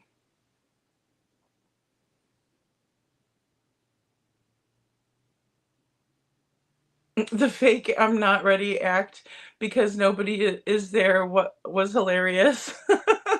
Oh my goodness, Alicia, that's funny. Couponing says, heard today the man in the yellow jacket is an attorney and knows CB well. Yeah, I was wondering about that too, Couponing. Yeah. Oh gosh, what is, I know who you're talking about. I know exactly who you're talking about. Let me go ahead and we're going to play this next clip. So just bear with me, guys, here a second. You could have, I mean, have you, there's 1,000 different, as soon as you said it, I said, oh, that's an MLM. You know, Yeah. you going at somebody for being a part of a lower level MLM is a nothing burger. And Julie, you should be ashamed of your damn self, and to call yourself an advocate. But I want to get these 2 super chats, and then I'll let you talk, Smiley, too. Sharon, thank you so much. She says a lot of people got involved in a lot of these marketing things. Yes. Then they all found out the truth and learned that the term Ponzi at one time, many were fooled. Yeah. I mean, come on. Tell me what Tony got out of this. He ended up having to shell out money. Senator, thank you so much for the super chat. We're doing good. Well, I'm infuriated for you. The other thing too is we were given the amount we invested was taken off of the amount we said we owed, because as I said when we started, in order to do any good in this, you had to invest $5,000 of your own money, and we invested that. We took a risk for the potential reward. And to be clear, not all MLM, they're not all bad. There's a lot of people that have made a lot of money off multi-level marketing programs like Herbalife and Amway and different things. They're not all bad. They're not all Ponzi schemes. This one was a penny auction site that had a legit penny auction site where you could buy bids and go on a bid on things. And I got to tell you, they did a great job. I mean, for me to get my, elderly father-in-law and father to think it was a good idea, they were in it as well with us. Siblings were in it. Many family members were in it because they saw what the guy that got us into it was making. So, and the only reason they weren't named as defendants is that they let their money build instead of taking money out along the way. So, you could say it's,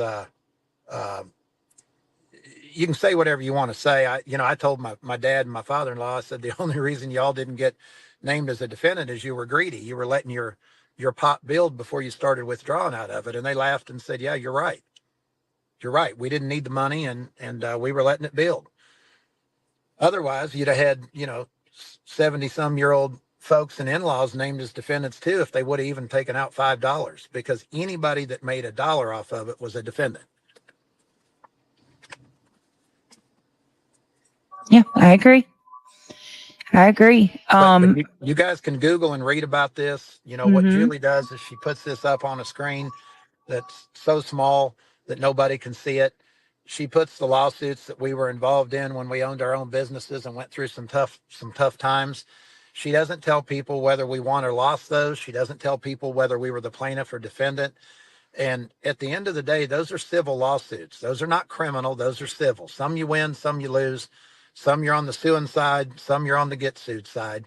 But what's wild to me is that this is painted to be that we are bad people because we were in civil lawsuits.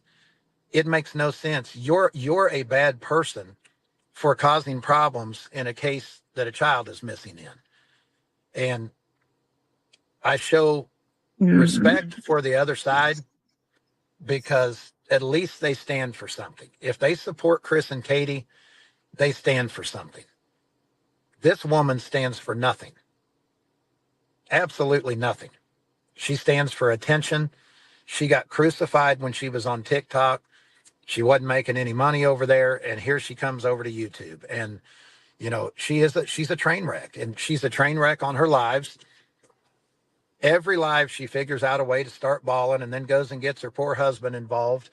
And I think that we can all agree when you see her husband's reaction, he doesn't want any part of this. And I don't blame him. You know what? Neither does my wife.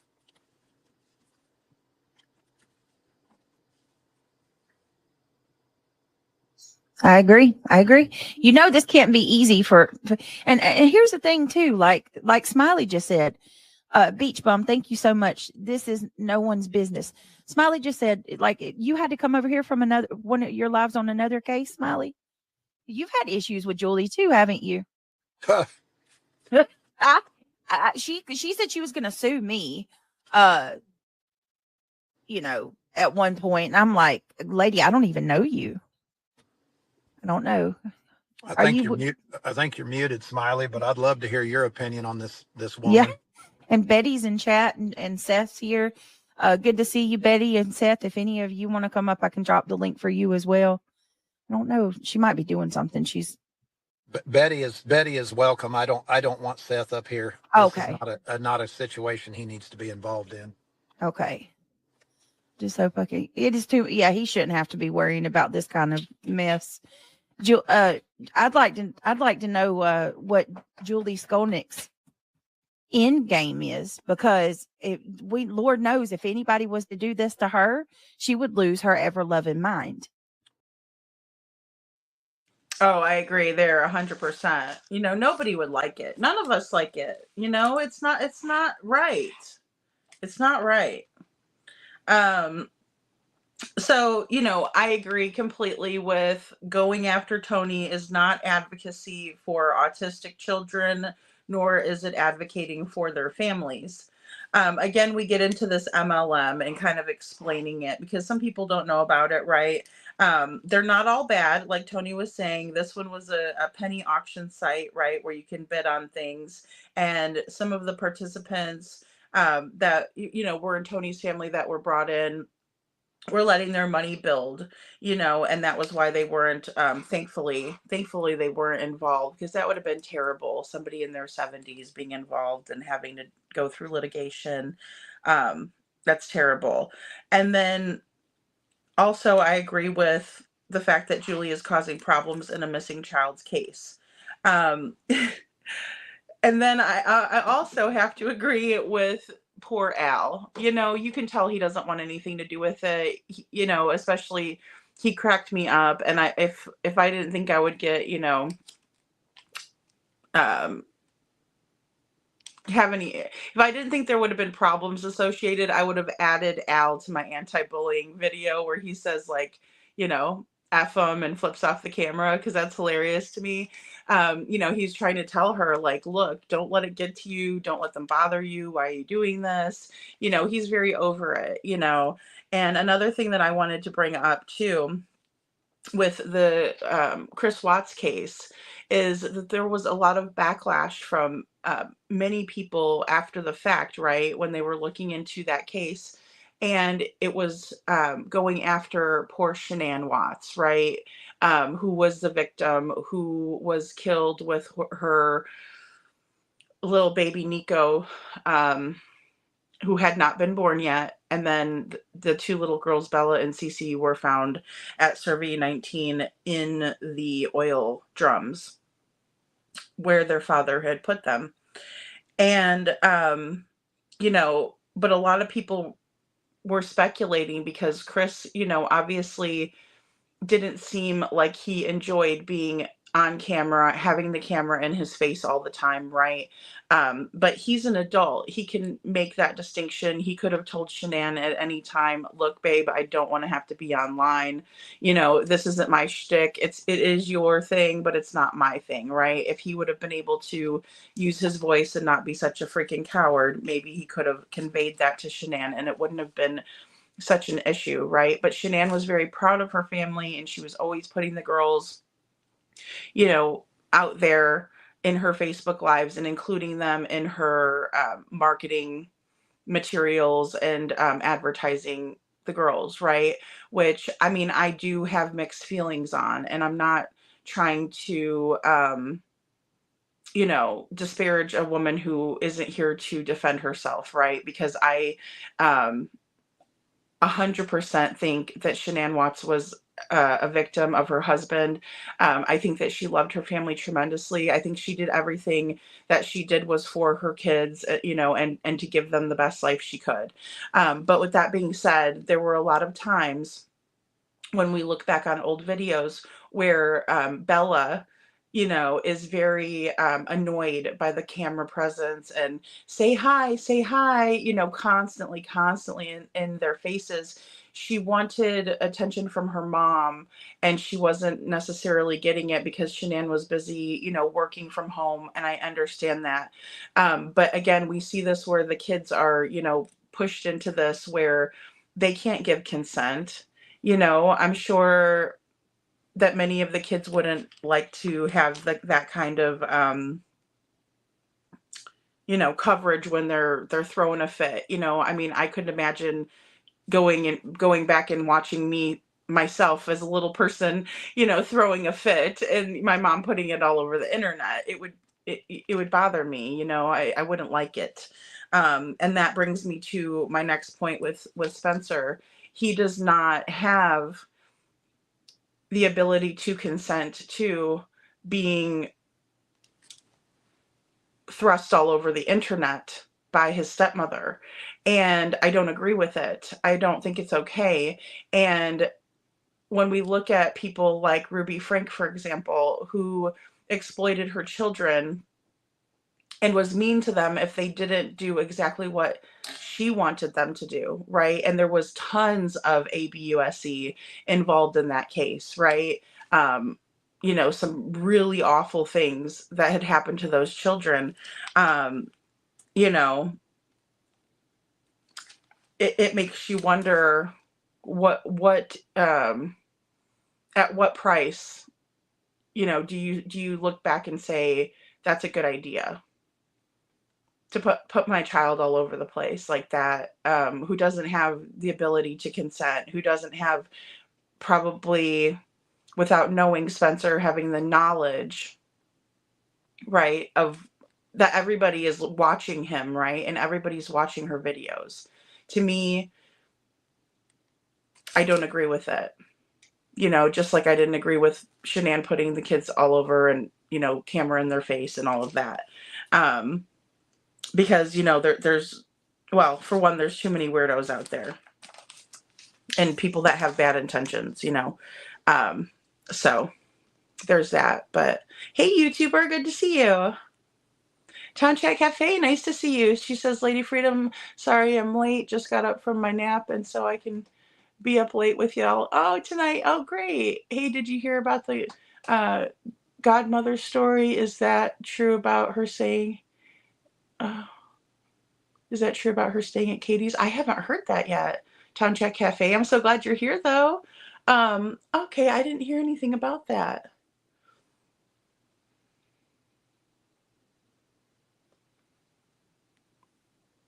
Lori, thank you, Lori. Thanks, Mama Marisa. Rogue says, is she like in her 60s and she is a teacher? I don't know how old. I actually misjudged Spencer. I thought he was younger than he is. He just had a birthday that he turned 21. So I did misjudge his age. Meg says, I can't even explain how I feel in words with how I feel about her using Sebastian's name for that video. Yeah, it's absolutely, it's maddening. It really is, and people were trying to tell her, what are you doing? And she's just oblivious, never looking within and saying, am I doing good by doing this, or am I doing harm by doing it? Right? It's just like nothing good can come of it. Oh, thank you. Thanks, Rogue, for your super chat. Aw, thank you, Justice, for Sebastian Rogers. Thank you so much. With green hearts and a puzzle piece. Aw, thank you. And thank you for the candle, too. Oh, Lisa B. Always. Thank you, Lisa B. Always. Be part of the solution, not part of the problem. That's really very true, and think of solutions, it's easy to complain about a lot of stuff, right? It's so easy, to just sit there and complain. And I've done that myself. Like, yeah, be respectful about yes. Thank you, hindsight. Let's be respectful of others' personal information. Yeah, because it's just like, the golden rule, do unto others as you would have them do do unto you. You know, you don't want that your stuff out. Nobody does. And it's dangerous because some people are crazy as hell, and they, you know, I mean, they don't have good intentions. It's not like they're going to be like, oh, I'm curious to see what their house looks like, right? You know, or something like that. Some of the intentions are very, very bad. Very, very bad intentions. Um,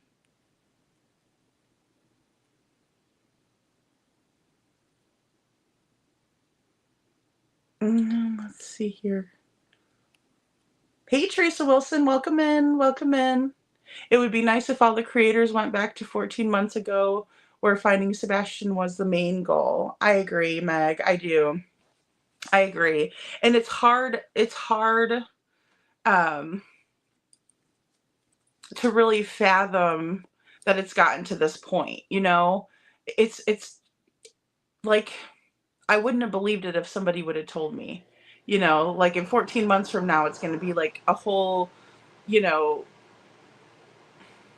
hate fest, I guess, you know, and nobody's worried about finding Sebastian. Nobody's worried about talking about him. Well, I shouldn't say nobody. I think I was a little dramatic when I said that part, you know, because I know there are a lot of people that do still. Um, you know, Gina says, she says no one knows what she goes through, but Julie, no one knows what Seth is going through. That's true, Gina. You know, that's true. And I think that people try to be um, aware of what she's going through. I think there's a lot of people that were watching that genuinely care, that are interested to know how Spencer's doing and different things like that. So that's a good thing, right? Even if I don't agree with her putting him on there, it's still a good thing to have a support system. But you know, it's kind of hard to say that you're an advocate, but then you're also like an energy vampire where you're sucking up all of the energy for yourself from all of these people. Because I know for a fact that there's a lot of people that do look up to her knowledge and experience, right? So that's kind of a scary thing too. And I agree with you. She's not showing any type of compassion or understanding to Seth's circumstances either, you know, which she needs to be. You know, especially if you're going to talk about his child and hashtag, you know, Sebastian, you know,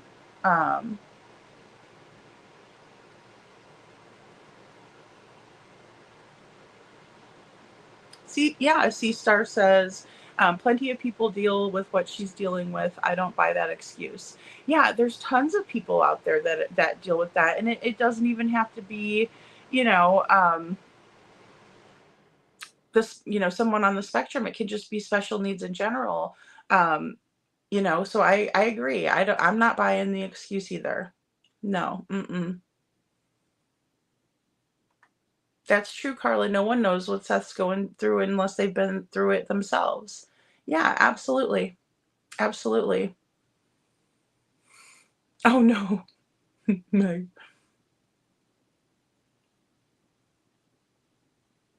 Yeah, that's true. Yeah, Sasha says this lady seemed okay, then took a sharp turn south. I agree, and I don't know when it like really happened. Um, I guess it was the Brandon Carter stuff was really when I noticed like a big shift. But I, you know, maybe I wasn't watching a lot because, you know, it's hard to watch everything. Um, Baba Rose says, in my opinion, Sebastian was not as bad as KK let on, and he was let on that he was. He looks like a perfect young man to me. Look at his videos, look normal to me. Exactly, Baba Rose, that's a good point. And even Sebastian's teachers that were interviewed by the news said, you know, if you saw Sebastian, you wouldn't realize that he had any deficits, you know, if you just saw him kind of like walking around, you know, at the store, you know, walking down the street or something like that. So I agree. And I think that Sebastian was very well mannered, very respectful, well behaved, courteous, sweet, kind. Um, just, you know, I mean, just a gift. I don't know. I don't know.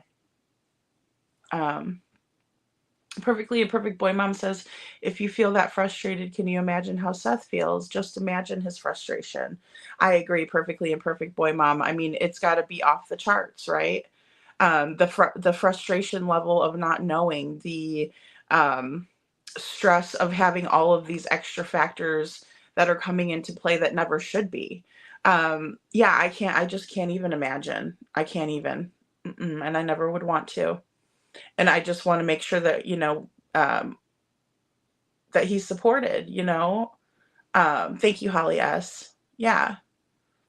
Sasha, yeah. This is what it's about, in my opinion.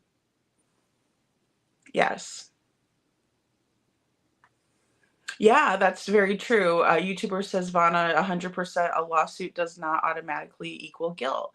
Yeah, just like, the same thing, when somebody is arrested or when somebody's brought to trial, that doesn't mean they're guilty yet. They have to go through the trial and, yeah, absolutely. And in a class action lawsuit, it just kind of lumps everybody into it. It's not like you have a choice, right? It's not like they're going to ask you, hey, is it okay if we do this, right? And anybody can sue anybody um, in a civil matter. Yeah, 2 podcasts was enough, Mama Davis. Meg says, I may be the next Julie subject, but she better not hashtag Sebastian's name with it. Oh no, Meg. Well, and that's the thing, there's no reason to do that because it's only going to bring people to her live where she's not talking about Sebastian. That's what's frustrating too, it's so frustrating. Just the hypocrisy involved in it. Hey, Detroit Rock City, good to see you. Just the hypocrisy involved in it and just the fact that it's not right. But then on top of it, it's driving people to that video that are wondering about Sebastian, that want information on him, not about Tony. No offense, of course, to Tony, but I mean, who cares? I mean, if he did say, if we found out that Tony was like, a mass red rummer or something, I'd be the first one to be like, oh gosh, Seth, be careful. Don't go in the woods with Tony. Forgive me, Tony. I'm just being silly. But, bring us something that's like, that we're supposed to be shocked by, because it's not shocking. What's shocking is that those people used other people and created a company and took advantage of other people, even their workers. So in my opinion, it's the company that's bad, not Tony. I mean, he was just trying to make money like all of us do, right? I mean, we have to. We don't eat. Our kids don't, don't eat if we don't make money, Hey, Karma Moon Studio, good to see you.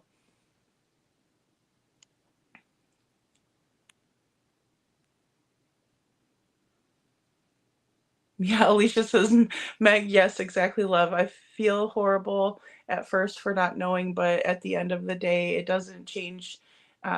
He's my baby boy and I love him and would never treat him differently.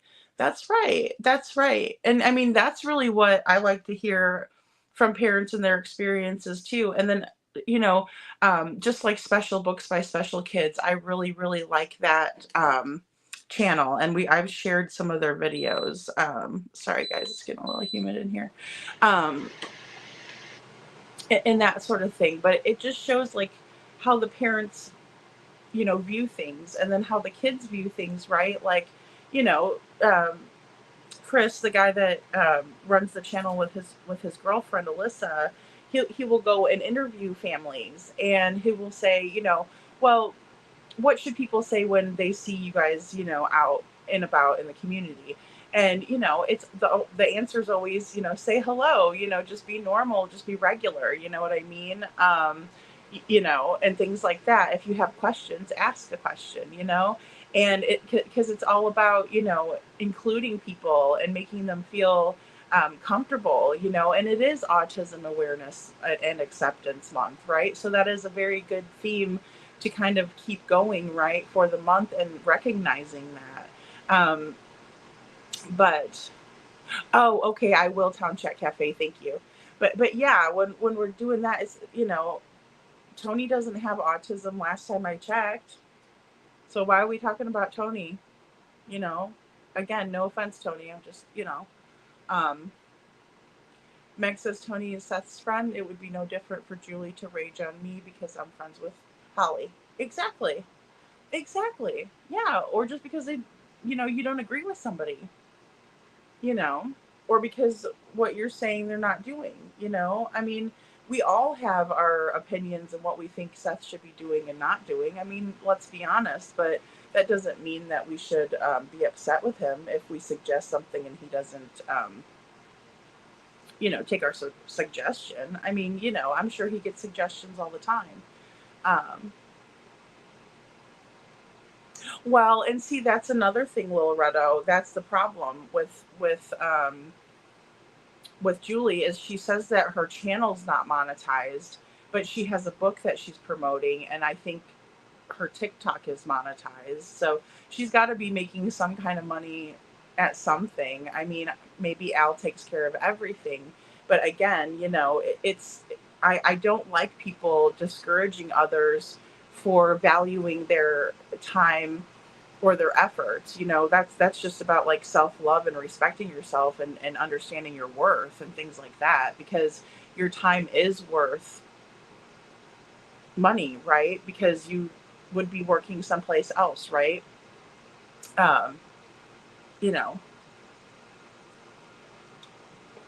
So there's absolutely, no shame in valuing the money valuing the time and effort that you put in and receiving money for it, in my opinion.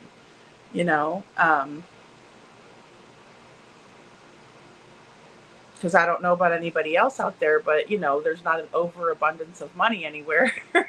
So you just have to, you keep on working at it, right? And if you can make money doing something that you love, God, you're blessed. I mean, you're just very blessed. It's just like me. I could go get my real estate license here in Florida, and I'm sure, link up with a good team down here. I have an excellent background in Keller Williams, and proven track record of sales and things like that. I have coached real estate agents, right? But that's not my passion. It's not what I love.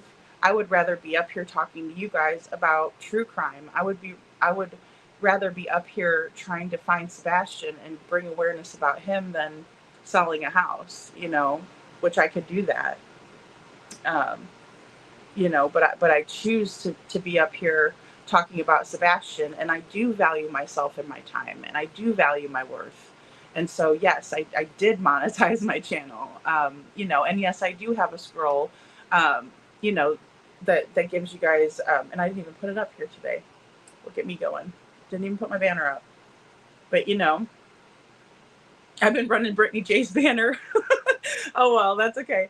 But you know what I mean? Because I value myself. I value my time. I know that I know that I'm putting in as much effort as I would in anything that I'm doing, right? But even more so because I feel like I put my heart into it, and I think you guys put your hearts into it, Yeah, Amway and Herbalife. Thanks, Cinderella. Yeah, and there's nothing wrong with that.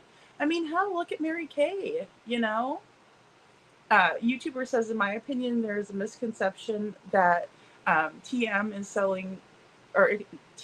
telling Seth what to do and how to do it in handling Sebastian's case. But in my opinion, as Seth has said, he is in charge of his actions. And yes, Tony Mathis supports him. Absolutely, YouTuber, well said. And that's what it comes down to.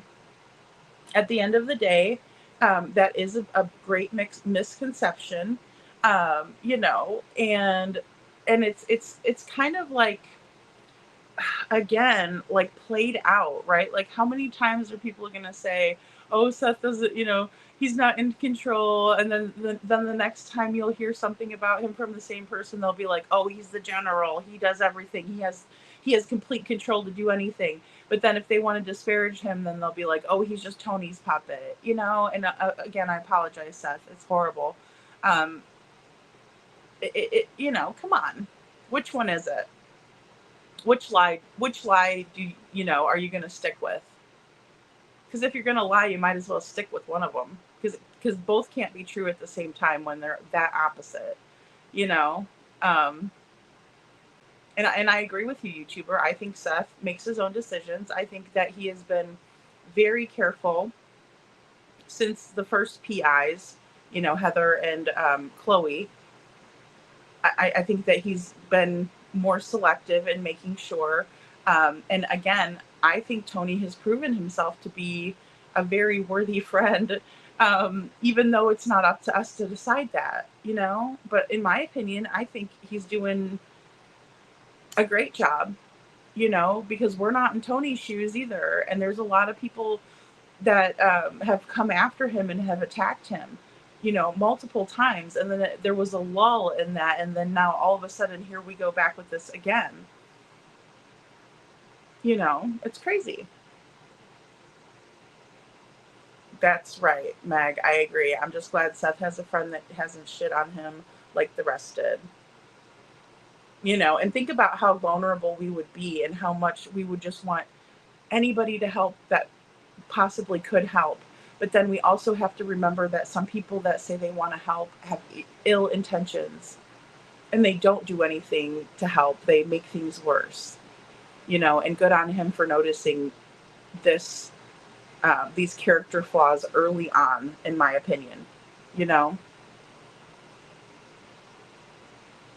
All right, guys, let me go ahead and play this next clip that we have. Oh, yeah, absolutely. It's unfortunate when embellishments are made to mislead the uninformed. It is, very much so, and then here comes some poor person and they're like thinking that they got good information and it's all misinformation, and then it's never corrected. Like that's the thing that I respect. I mean, I respect people so much more if I see them get up and be like, oh, what I said the last time in my episode, or, hey, like 2 lives ago or last week when I told you guys this, I found out that I was wrong and I want to share the right information with you, or whatever it is. And I've seen creators do this, and it makes, it puts their respect like way up here for me, because it takes a lot of, I don't even want to say guts or courage. It takes an intelligent person to recognize when they're wrong and fix it and say, hey, look, I made a mistake here.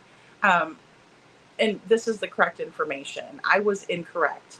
If somebody can say I was incorrect, I'm like, bam, you're awesome. Because there's so many folks out there that just, they never will admit it. They'll be like, oh no, I was right, instead of being like, I was incorrect. This is what is correct. Or, hey, I was incorrect and now I need to figure out, I don't know what's correct. You know what I mean? That takes a lot of strength and, oh, thank you, Borna honey. Thanks so much. Good to see you. And it just takes a lot of intelligence. Because it's a lack of intelligence that would keep you from not wanting to correct your own mistakes or misinformation that you've put out, So that's just kind of my, thank you, Holly S. That's just my take. Thank you, Lisa B. Always. Thank you. Oh, gosh. See, and I can't believe that. Going after Middle E, and see, that's the kind of stuff that's really going to tick me off. You know what I mean? You stop going after the kids, leave them out of it, and leave people's family out of it. Again, like if I come up here and I say something somebody doesn't like, does that mean that my aunt should be in trouble and people should go after my aunt? What does she have to do with it? She didn't even know I have a show. But you're going to go dig into her life? Like, what the hell's wrong with people? I don't get it, YouTuber, thank you. There is still hope. Mr. E posted that another MRI might show the issue is just a mark from their son's surgery. Oh, gosh, I hope so. I hope so. I hope so, YouTuber. Oh, my goodness. I haven't went over and checked the post yet. And that's something that I needed to be looking at instead of this mess, Golly. Carrie says, no one is perfect. We are all flawed. And most of us learn from our mistakes and become better people for it. It's not our place to judge others. That's the creator's job. That's right. Yeah. Our creator, the Lord. Yeah. Yeah. And only God can judge us. That's who we will be judged by, in my opinion. No worries, YouTuber. Yeah, leave it up to the Lord. He's the only one that can do it. Hey, Tony Fire. Tony Fire says all this shit for Tony just because I told Julie to leave Seth and Justin out of her mouth if she can't talk facts. Now poor Tony becomes the national news. This lady is missing some screws. No kidding. Tony, that should have been my title for tonight. Now poor Tony becomes national news. This lady is missing some screws. Oh, it's always a pleasure to have you, my friend. My goodness. Hey, Judy. Judy says, I like Julie. I support Seth. Another creator already spilled all of this about Tony. Yeah, Julie's very first live stated that she had new pictures of security cameras on Proudfoot home, not pictures of Sebastian. Oh, well, thank you, DJ, for your comment. And don't get me wrong, guys. I stand on what I said to begin with. Thank you, Megs, for posting a Hindsight's channel. I do that I think that there's a lot that Julie can bring to the table. Where I get cloudy is that I don't understand why she decides to veer off of the situation, right? I just don't understand, because she could really build great awareness and teach us a lot from her experiences. I will never try to discredit her for that. Just because I don't like someone or agree with somebody doesn't mean I'm going to try to rip them apart. And that's what I have a problem with Julie, because I feel like that's what she's doing. If she doesn't like you, look out. And I just don't like that. But I understand, and I appreciate you, speaking your opinion, because it's important. It's important that we all get to speak our minds, respectfully. And I appreciate your comment, DJ. And Detroit Rock City says Middle E has to go back in 4 to 6 weeks for another MRI. They will know more. Oh, keep praying for him and the family. Thank you so much, Detroit. Yeah, absolutely. Well, okay, so 4 to 6. Golly, that's a long time. It doesn't matter, Baba Rose. I agree. It doesn't matter. What does it matter? What does it matter what happened in 2011? Gosh. Jazz, I agree with Tony. She is a train wreck. Yeah, well, and I called her a basket case, I just think, I'm like, what the heck is going on? She plays too much, because I think a lot of it is manipulations with Julie. And,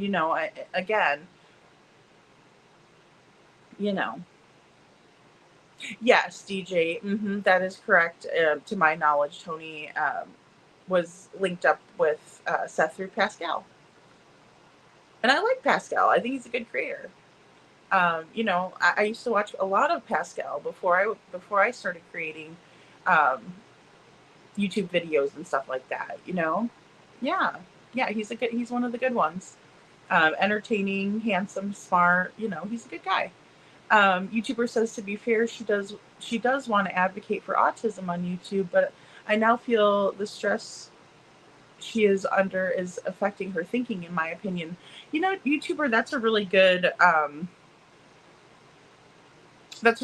point. And, and thank you for showing that compassion as well, because you're right.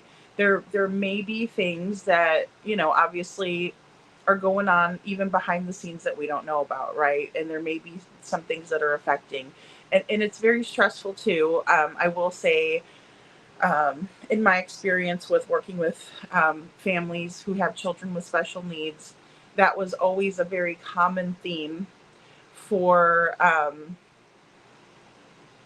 parents to worry about what is going to happen to their children when they're no longer here to take care of them anymore, right? Um, it has to be absolutely the hardest thing ever. And like I said, it's just a very common thing that I heard a lot about, and put things into perspective for me because of course I don't know. I don't know that feeling, you know,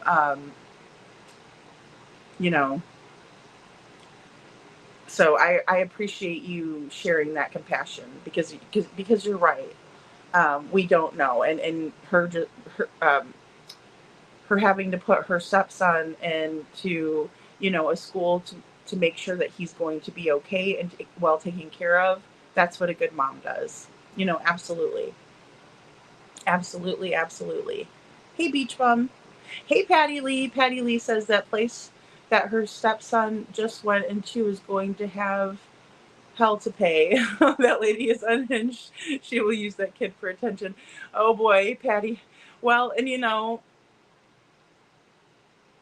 we will see. I mean, she might just give them hell. Um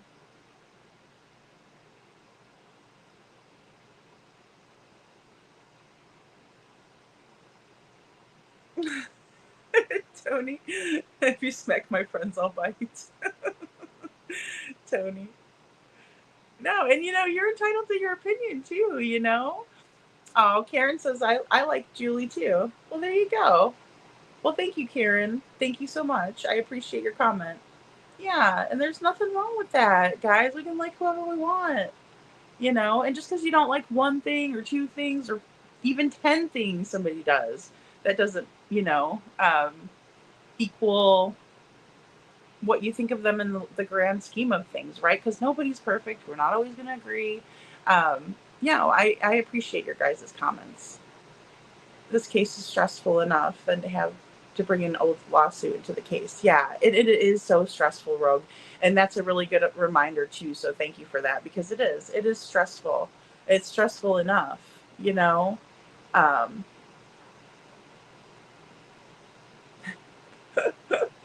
Tony, that's funny.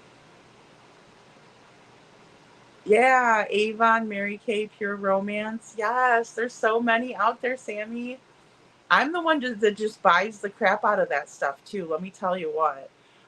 Like I have several bags from 21. From 31. I have, a cookie press that I use to make spritz cookies at Christmas time. Pampered Chef, right?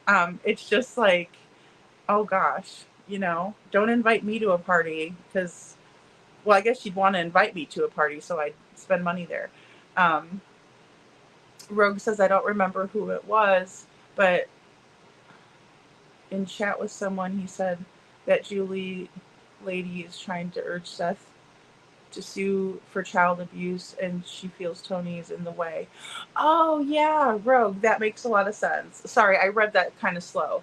I don't remember who it was, but it was in a chat. Someone had said that this Julie lady is trying to urge Seth to sue for child abuse and she feels Tony is in the way. Well, and I think that if I heard that too. I think that if Seth was going to make a decision to do that, I think he would have Tony's support, and I don't think it would, Tony would hold him back from doing that if that's what he wanted to do, in my opinion. You know what I mean? Without knowing Tony personally or anything like that.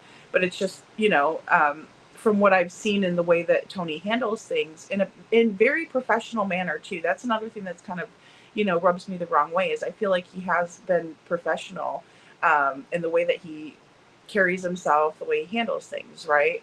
But yeah, I know that Julie is big on wanting a civil lawsuit. Or she was heavily suggesting it, in my opinion. DJ says, I wasn't expecting this here. Julie may not be everyone's cup of tea, but I can think of several creators on the side of the fence that create a lot of drama in this case. Oh yeah, DJ, there's a lot. There is a lot of drama that's being created. And I try not to spend a whole lot of time on it, but there are just some things that I have witnessed that I just do not agree with at all. I know how I was treated personally by Julie. And so going on my personal experience and then what I've seen is kind of why I put together this live tonight. And then I also wanted Tony to be able to come out and defend himself because he's not a creator. He's busy trying to help Seth find his son. And really, it's just a major distraction. And like I said, if Julie came out, and I will tell you this, DJ, if Julie came out with bombshell evidence, right? Like Tony hurt little kids, Tony, and again, Tony, I don't think that you've done any of this, and I'm not, trying to cause anything, but I'm just giving examples of something that would cause me to pause and, cause me to talk about you then on my channel instead of Julie. If he had hurt an elderly person, right? Like if he had a violent crime or something like that, I would definitely highlight that and possibly even discourage Seth working with somebody like that. But when you come here and you say, look, I got 90 pages on Tony, I got 90 pages on this guy, and then you talk about a multi-level marketing scheme that happened that he was an unknowing participant in, right? He didn't know it was scamming people. It's not like he was the CEO or he was the, treasurer of the company, or he was like a higher up, person. It wasn't like he was the accountant who was laundering money for this company or anything like that. He wasn't doing that. And so you're going to have to come with a little bit more if you're going to attack somebody, in my opinion. I've also been personally attacked. So has my family. So I understand where Tony must be feeling a certain type of way about what Julie is doing to him. And again, none of this helps us find Sebastian. None of this gets us closer to having an answer of what happened to him. And none of this brings justice to Sebastian's case. All it does is hurt the reputation of those who are trying to help. It's deliberately meant to humiliate and smear somebody. And that's the only reason for it, in my opinion. So, it really needs to stop. And again, there has never been an apology for mixing up Tony Fire and Tony Mathis and saying, hey, I was incorrect. If she had done that, if she was to do that, I would praise her for that. Yeah, he did come from TikTok. I do believe Tony was on TikTok to begin with, DJ, I think.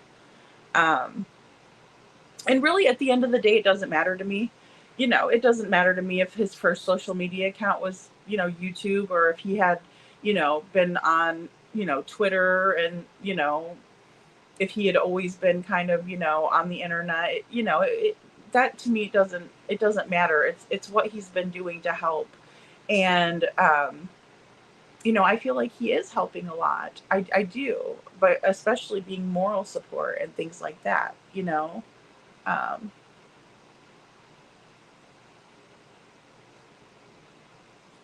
Yeah, Tony was helping the Caleb Harris case. Absolutely. And Caleb Harris was found. So, there's that. Thank God.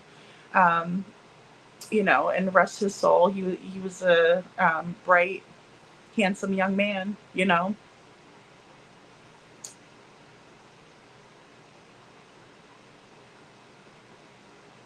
Yeah, exactly, Carla. Yeah, this is my understanding as well.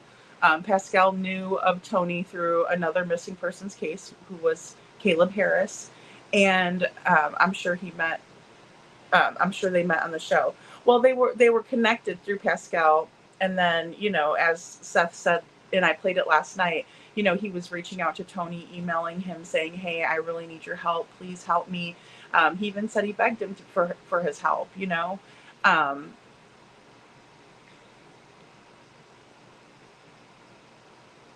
Oh, Cinderella, yes, best wishes for your sister's recovery. Thanks, YouTuber. I must have missed that. Thank you. Thank you for being kind, guys. See, I'm not as versed on TikTok, DJ. Um, I am I kind of like reserve that for my daughter's generation. Now I do have a TikTok account, but I've never really posted anything over there because I don't understand it. But yeah, I appreciate that. I appreciate that. No, not Riley Strain's case. No, Sasha. To my knowledge, Tony wasn't involved in Tony. Blah, Tony wasn't involved in Riley Strain in his case.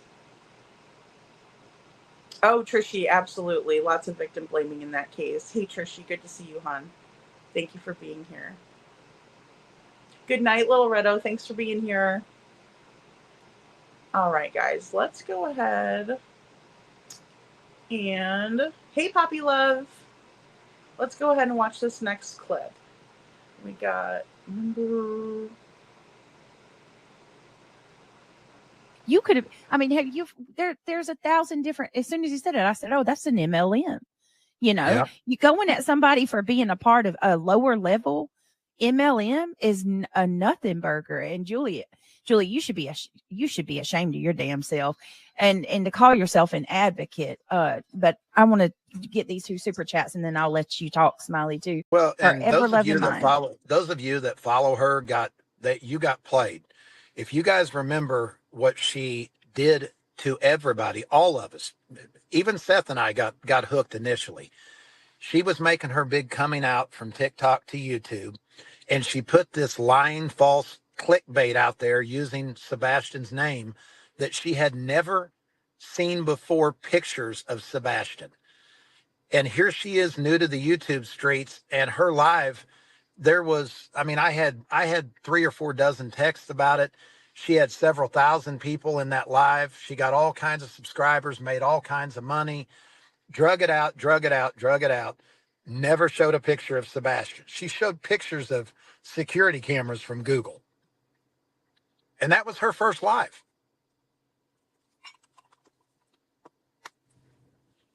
That says a lot right there. I And mean, I'm sure you have people in this chat right now that got suckered into that very live and went over there to see what this woman was talking about because everybody wanted to see. Oh, I got it. Yeah, there you go. Sorry.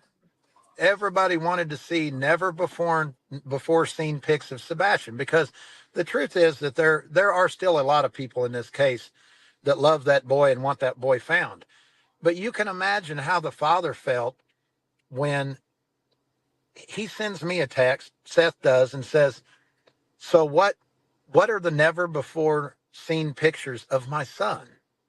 And I said, "Brother, I have no idea. I don't know. I don't know this woman. I'm going to tune in just like you are to see, maybe she got something from, Katie, whatever." But what she said was they were pictures that she got from the neighbor.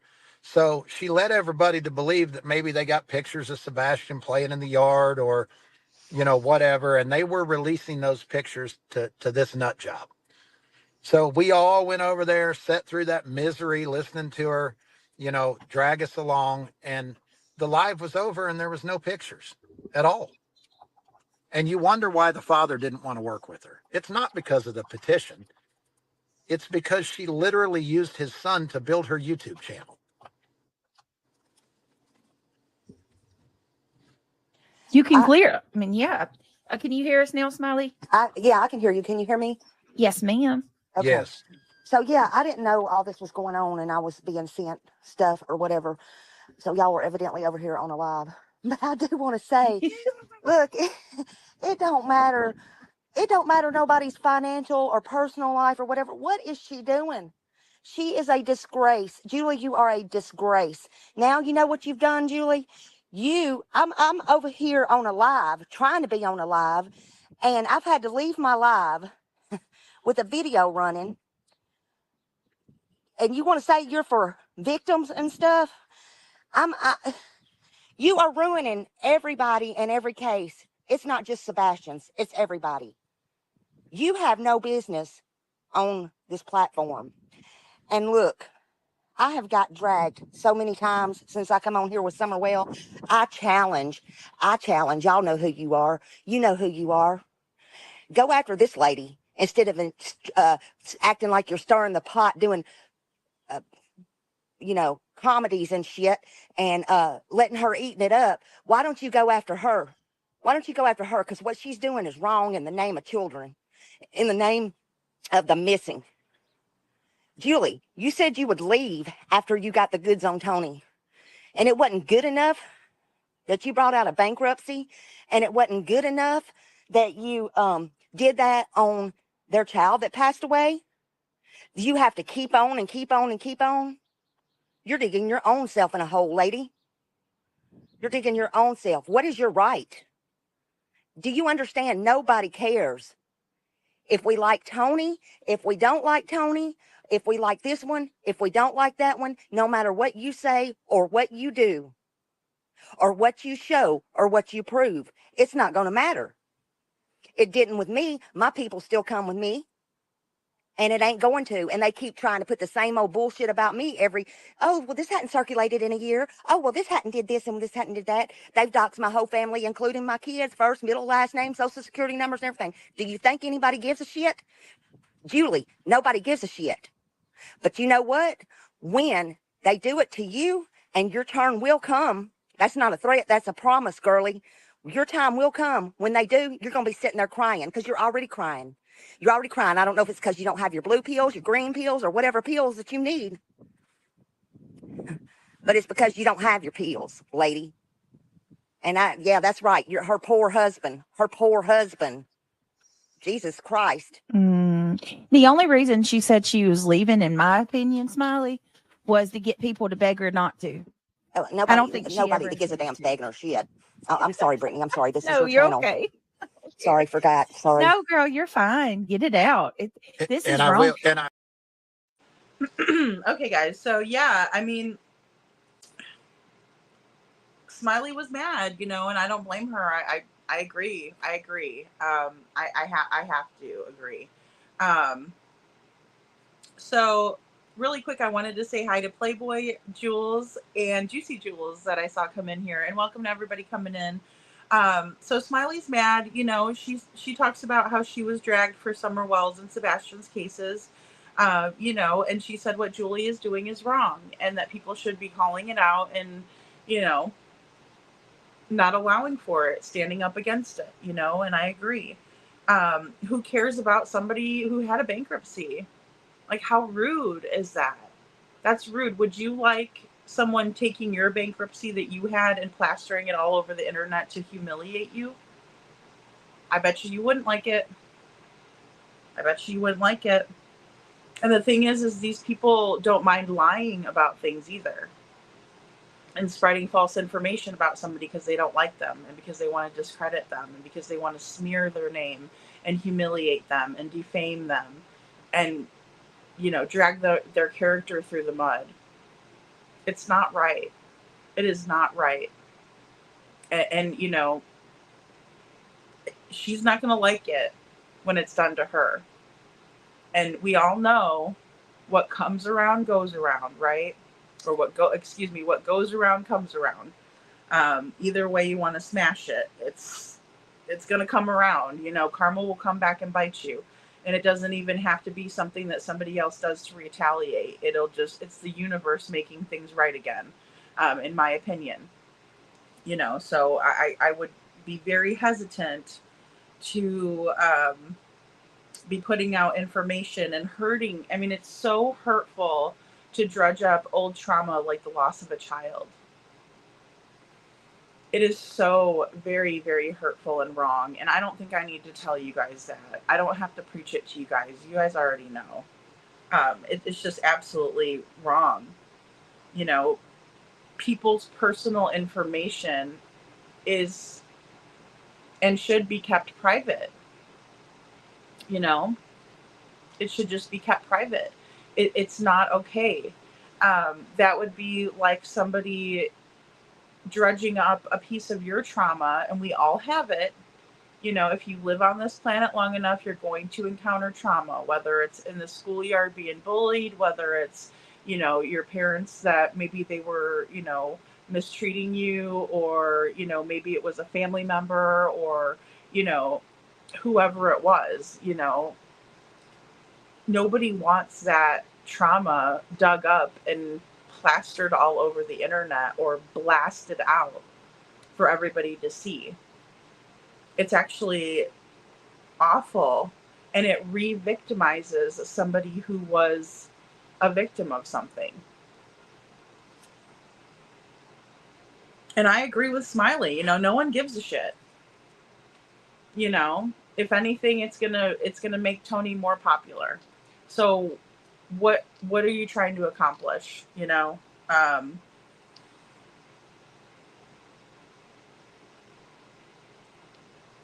and like I said, you know, when it happens to her, she's not gonna like it, because all of that unwanted attention that she's seeking, or all of this attention that she's seeking out, could turn into her finding out how it feels.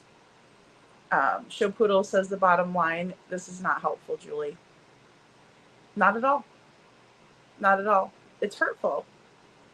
It's the exact opposite, you know? Probably so much stress during that time, probably a terrible time. Absolutely. Absolutely.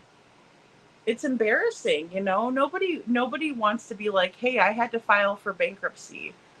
Because what it does to guys, it's like this. And I'll use myself as an example. It's like somebody saying, hey guys, Lady Freedom, you know, she had to file bankruptcy.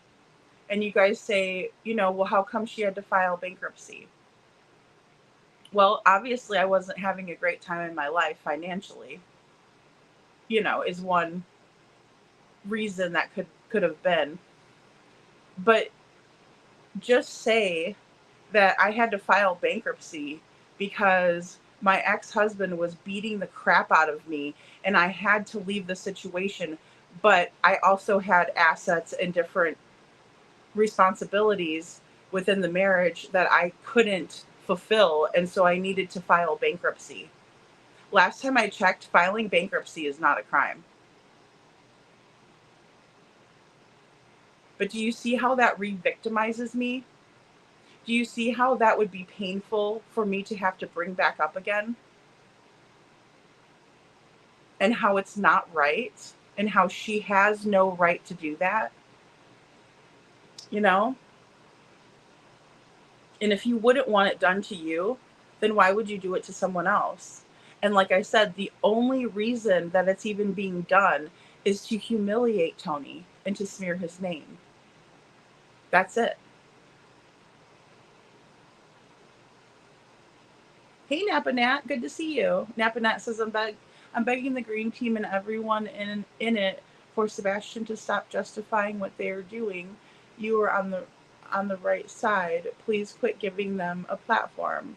Ignore and move on. Oh, sorry, and move forward.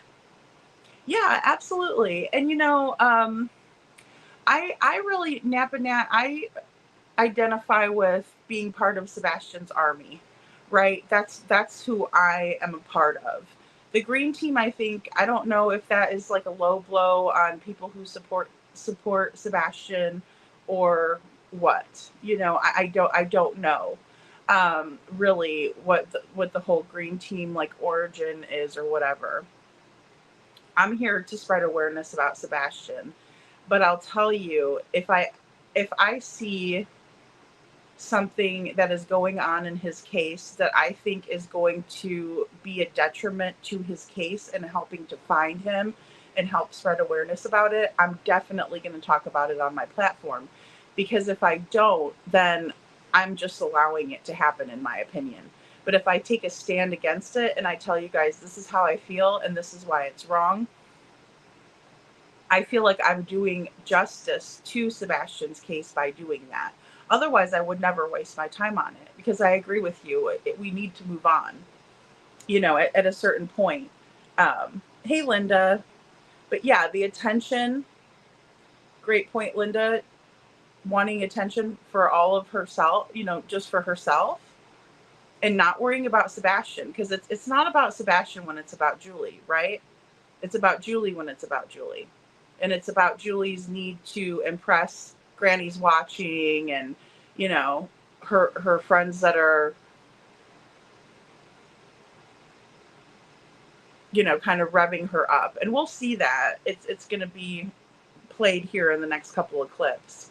But no, if I see something that's hurting Sebastian, I'm calling it out all day, every day, every chance I get, because it doesn't help the situation. It definitely is hurting the situation, and it's not helping find Sebastian.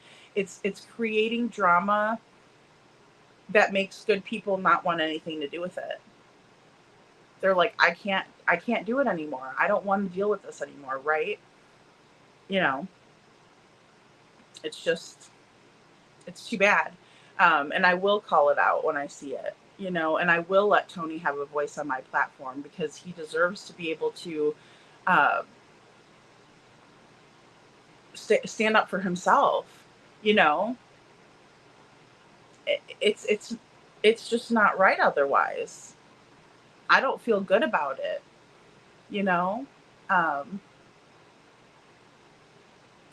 That's true, show poodles. Yeah. We have to prop up one another. Sometimes we have to circle the wagons. Sometimes we are forced not to be fence sitters. Yeah, I was pretty hardcore forced not to be a fence sitter, show poodle, because I do like to be diplomatic, and I do like to give people a chance to speak their piece, and I do allow for differing kind of viewpoints, right, on my channel, because I value that. If it was always like people just being like, yeah, and there are times where people are going to agree a lot, right? That's okay too. Agreeing is okay too, but disagreeing is okay as well, as long as it's respectful and you're not hurting other people.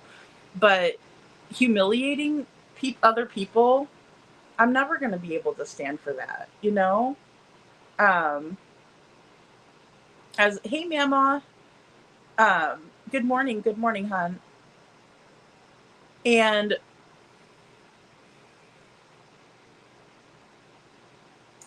see, that's the thing, Lisa B. Always, that's another thing. Thank you for mentioning this. So Lisa B. Always says, in my opinion, she talked a lot about Real Housewives of New Jersey, and she wants to be one.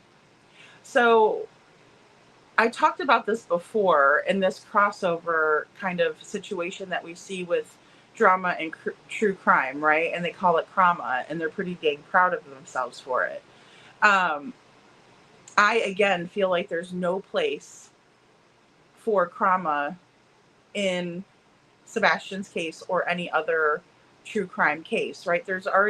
These cases are already drama filled as they are, right? We have, family dynamics that are not up to par, right? And there's certain ones that we can see patterns of, and certain family dynamics that we can clearly see across the board in different cases. I mean, even with Summer and Sebastian's case, there are a lot of parallels, right? There are a lot of similarities, and I think that there's a lot of very sick individuals, and it's very hard to tell, but most of them are going to sit there and cry and carry on and make a spectacle of themselves and make it all about themselves, all the while saying #Sebastian. And those are the people that are not doing it for Sebastian, in my opinion. They're trying to get famous. They're trying to get notoriety. They're trying to get rich off of a missing child. You know, they're trying to get more clicks and views. Well, if I go over to Granny's Watching, then J is for Justice will also have, you know, her viewers over on my channel too. You know, but if you're going to do that, could you at least be honest? You know, because I've heard Queen Bee, and she's honestly said, I'm a crama channel. I don't do true crime. I do crama, right? But at least she can admit it and be honest about it, which is more than I can say for Julie and her fake tears and her feigned outrage, in my opinion.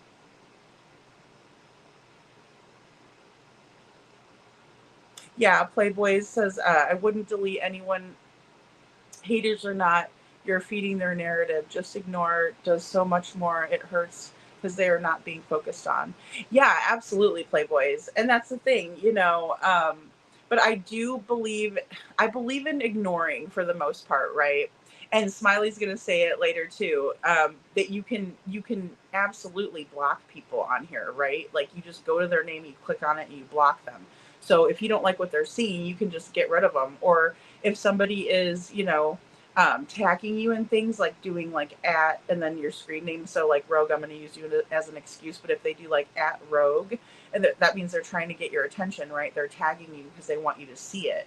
And YouTube will actually put it into your notifications and be like, somebody tagged you in a post, right? You can block that too. And I absolutely have.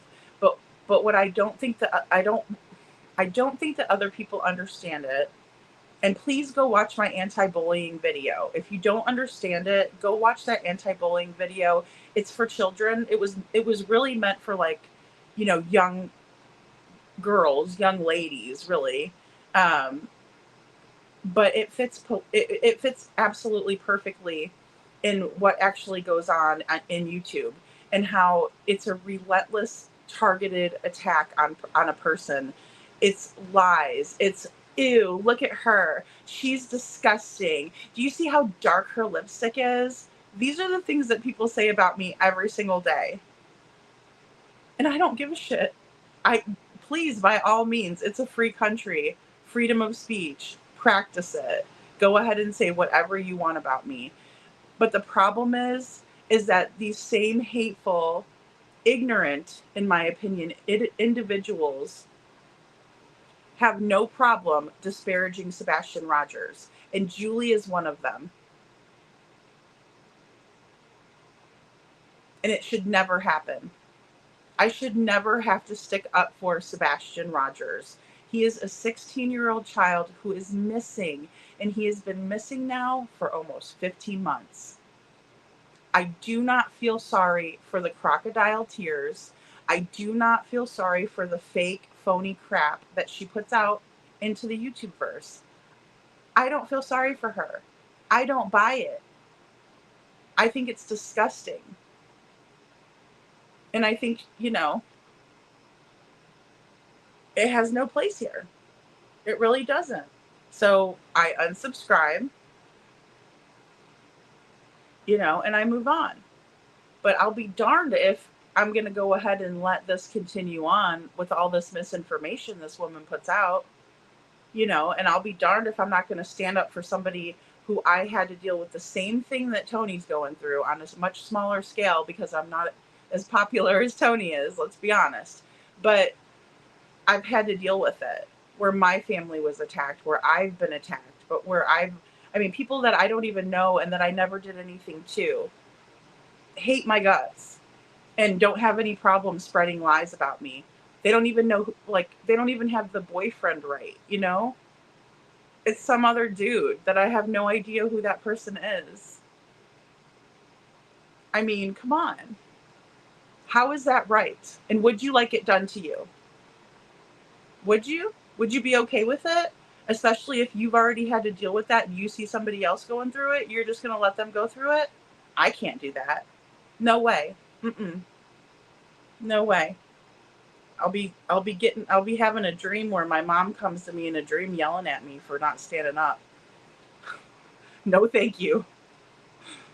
You know, I want to make people proud, not, you know, wonder where the hell I was on that. Especially when I just, like, I literally am still going through it. So I'm not allowing it. No way. I never will. You know, I don't care who likes who or what, or if, you know, that is irrelevant to me.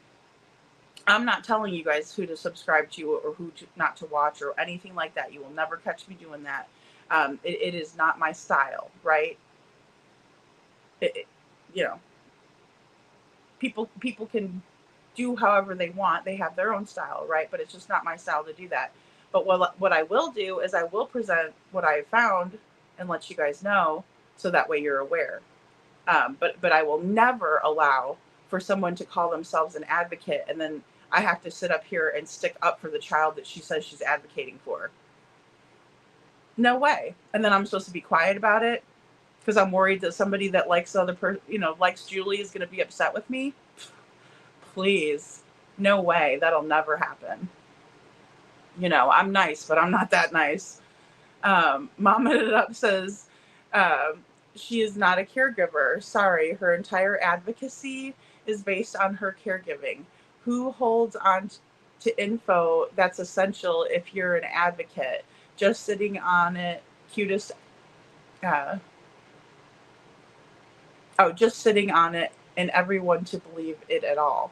Right. Well, yeah, and if you have information, it should be turned in. I agree, Maman, and I don't think I think there's a big difference between advocacy and caregiving, right? Because caregiving is meeting basic needs, right? Advocacy is going the extra mile and bringing awareness and, and shining a light on things that people didn't understand before, and I was all on board when I thought that was her jam. But when I find out that it's anything but that, I'm like, oh, heck no. No, don't be sorry, Playboys. No, I'm just telling you guys how I feel about it because it's just, I mean, like I said, it's just, I just can't with a good heart keep going with it, with, knowing what's going on, Oh no, Tony. Oh my goodness. All right, I'll be nicer, Tony. I'll be nicer. Okay, guys, I will play this next clip really quick for you guys. Let me make sure. Okay, yes. And I will tell you this. I am grateful that a bunch of people showed up over there today to listen to her baloney, because while they were in chat, everybody that had something to say, my brother, Seth Rogers, was over there blocking everybody from his channel that was in her chat. That's awesome. So there was something positive that came out of it. Mm-hmm. And she wants to know why nobody wants to talk to her, why nobody wants nothing to do with her. Are you kidding? This is real life just because you're on YouTube, Julie. I'm speaking to you because you blocked me. You told bald-faced lies. I didn't even know Justin was in there that day. You're an idiot. And oh, by the way, if you're going to go against the police, I did that all in Summer Wells. If you're going to do that, why don't you learn how to do it, Julie? Like I said, I was strolling up and seeing what you were doing to Brandon Carter, and then you want to start on somebody else. Y'all think you know the game and you know all this shit. Well, it's not a game and you don't know shit. How about that? It's true. I'm still here. It's true. On my video. I'm still here. Well, she doesn't stop. It's just like Smiley said. The other channels are, all these true crime folks, good, bad, or indifferent, whether I like them, don't like them, they're going to find out your baloney. They're going to find out what you've got in your background. They're going to find out if you've been to jail or prison or whatever. Obviously, they're going to find out if you invested in something that didn't work out. They're going to find out if you've been in lawsuits. They're going to find all that out. they're already on to Julie because they dropped some things when she left their panel regarding some things she's pretended to be that she's not. And I can assure you from what I've had sent to me that if they start bringing out the truth about her, she's going to create a new river in the city she lives in because she's going to cry for days. And well, I want to point out what Seth is saying right now too. GW is in there right now hyping her up. That's what's been happening. Because they are gassing her up, and the more they gas her up, the harder she's wanting to go to get attention. You know, and the sad thing is that that woman you just mentioned, I've never even mentioned her name. Mm-hmm. You know, she continues to talk about me as well, and she came out public and said that my wife and I robbed a church. I mean, my goodness. You've got to be a different kind of stupid to believe that. But, you know, we'll deal with that privately. And we are. But, you know, at the end of the day, if you don't like somebody that's involved, just move on. Move on. It's not me that's making money off of this drama. It's not me or Seth that's making money off of the drama. It's not me that's making money off a child missing. It's people like Julie. She's making money while she's over there doing that. Yeah, and it's very simple. If you don't like somebody or you don't like what they say, there's 3 little dots there. It don't matter whose chat you're in. You know, there's no need in being nasty. You can simply block them and you don't have to see their comments or what they're saying. Period. Yeah. And Julie, I just want to tell her, you know, we don't like to speak to nobody's kids, but evidently everybody likes to drag kids in it. Where is her kids? What does her kids think about this? Me as a mother of a children with autism, let me just say this. She's a damn disgrace to that category. I'm sorry. I can say it because I got it and I know it and I lived it. But I sure as hell didn't sit on YouTube and try to ruin everybody or their life or their financial status or their families or anything else for years and years and years and use my kids as a sorry ass excuse for any of this nonsense drama that she's doing and off of the back of a missing kid. She has no business here. No business. Well, somebody just mentioned that she's not monetized. I want to say this. That don't matter. No, what she's doing is wrong. Listen, this man has had to come out, regardless of how you feel about Tony, whether you're somebody on the other side or you're one of us. This man has had to come out and tell about a traumatic situation between him and his wife, some shit that should have never had to have been shared publicly. And she should have felt bad about that if she was a decent human being and let well enough be alone, but she didn't. Now she's going to double down and try to go after him and make it like he's some big mastermind in a Ponzi scheme. Come on, Julie, let this stuff go. Yeah, I agree. Julie has lied and spread misinformation, in my opinion. And it's also my opinion that she has done so purposely, knowing that the information that she's spreading is misinformation, yet she continues to spread it. Hey, Kiki, good to see you. Thank you for being here. You know, and Julie doesn't want to stop. She just keeps going and going with it, you know, because she's getting the attention that she was seeking. People will be curious. People are going to find out about others. Some of it I think is curiosity. Some of it is voyeuristic. Some of it I think comes from a place of jealousy and trying to smear someone and take them down. Right. But doxing is wrong. Right. Going after people's family members is wrong. Kids especially should always be off limits. Right. Just in general. You know, it's like self-explanatory. You wouldn't want someone coming after your kids. Why would you go after someone else's? And also, you have proof that Granny's Watching was hyping her up, egging her on, and defaming others. You know, I'm sorry. Granny's Watching was hyping her up, egging her on, and in my opinion, they were defame, she's defaming, Julie is defaming Tony,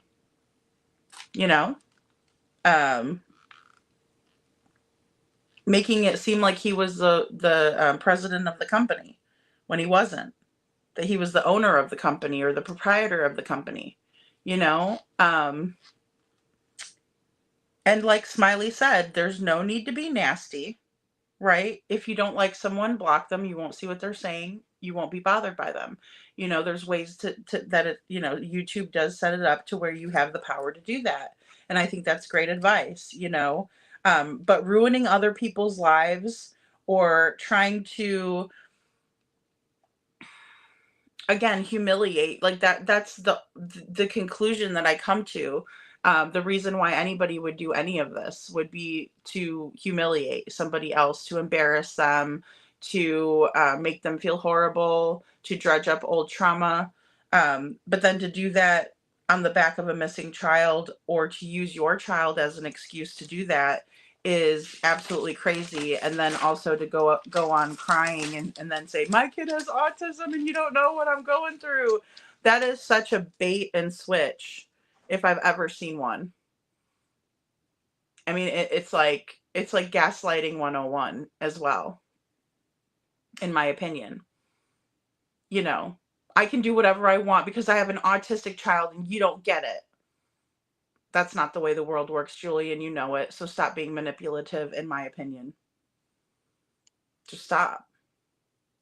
Brianna's World says, Lady Freedom's raw narratives, and she never fixes her misinformation. Thanks, Brianna's World. Yeah, I mean, I agree. Never fixes the misinformation. If you say something to her about it, she won't pay any attention to you in the chat. She completely ignores it. I saw the same thing with anybody that was sticking up against Terry Lynn, too.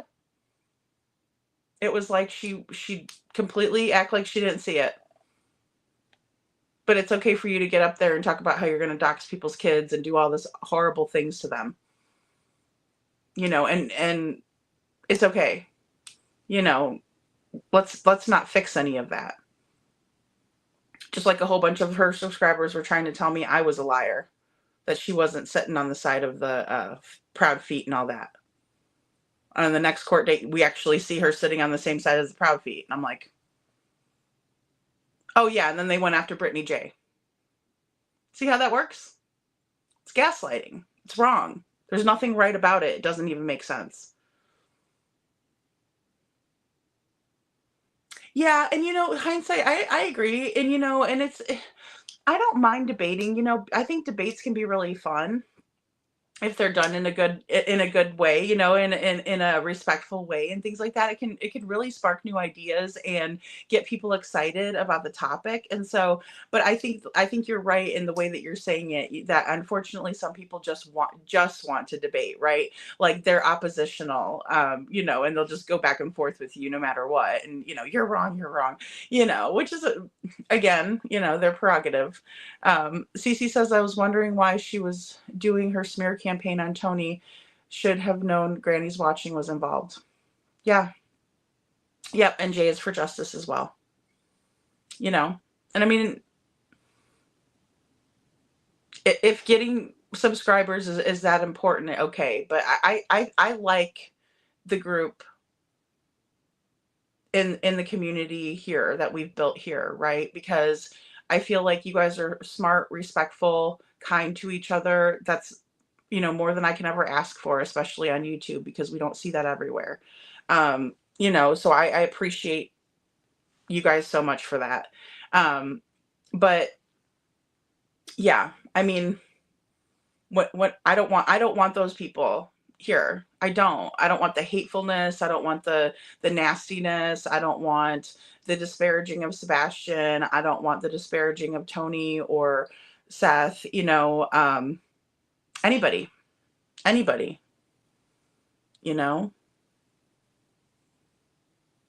What did Mike say? Sorry, Mike, did I miss a comment here? It's really sad, Kiki, because, it's thank you for being here, hon. It is really sad. And the saddest part is that it's taken away from people talking about the facts in Sebastian's case, right?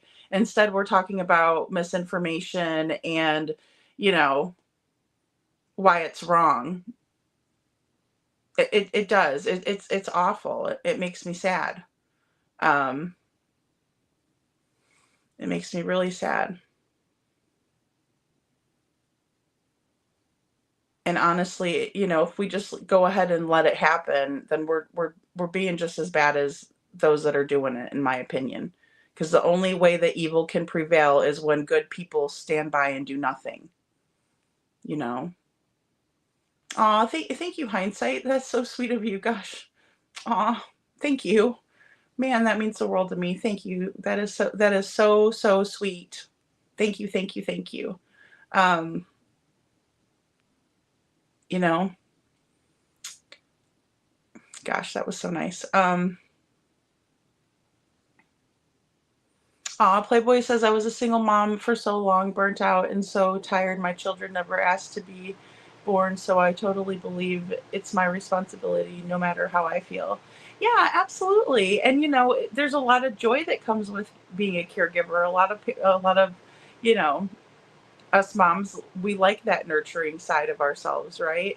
But you do get burned out, you know, everybody does. That's why it's so important to even like take a little bit of time, you know, even though when you're a mom you don't have that much time, especially if you have, you know, lots of kids, or if you're a single mom, um, you know, there's less time. And you know, it's always like, you know, mom eats last, and you know, mom's taken care of last, and things like that. But yeah, I think that's why, like, even having groups of moms that care about each other, right, or that are going through the same things, are so important to have, um, where you can feel comfortable to be like, you know what, I'm so burned out today, you know,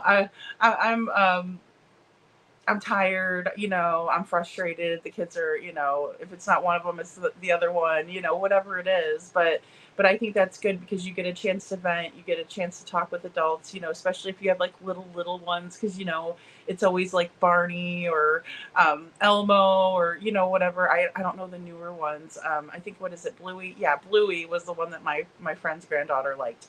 But I thought that was a cute show.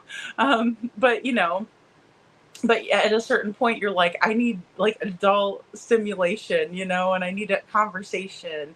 And so that's why it's so important, and that's why I was very much in favor of Julie's channel, you know, up until it started being like, you know, bash everybody and blame and, you know, convict before people are, you know, even arrested, or you know, I understand pressure, and I think pressure is a good thing, but you also have to find that balance to where you're not, you know, accusing people who are innocent, you know, because honestly, everybody in the case, no matter what we all think personally, they are all innocent until proven guilty, you know. Public opinion's different, you know, but and Napa Nat says, I get this, I get she is nuts. That's being said, in my opinion, ignore her and don't give her a platform and question the ringleaders. They won't be, they won't back her once she has no response. I agree. I agree with that, Napa Nat. That's a good point. That is a really good point, because I believe that Julie's very easily influenced by a lot of people too. And you know, that was another reason why I was very quick to be like looking through my email where she gave me her phone number, and I made sure that I was going to try to protect her from what I knew what was going on, because I dealt with it myself, you know, and I don't like watching other people go through what I've just had to go through.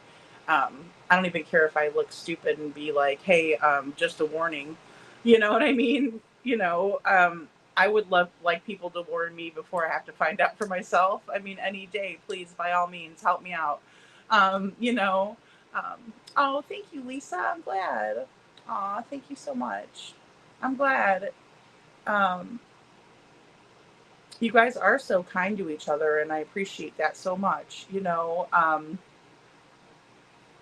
it's important, especially when we talk about these cases, and you know, these are hard subjects that we're talking about, right? Like last night was not my favorite live. You know what I mean? It was like it was painful for me. I prayed beforehand. I asked God to help me, guide me through it, because I knew it was going to be such a tough subject matter. That nasty post on X about Sebastian, you know, it should just never happen. We should never, this should never be. And then again, here we are again, you know, the next day with the hamster wheel. Who can we attack today? That's not what the case is about. The case is about finding answers for Sebastian, finding justice for Sebastian, finding Sebastian.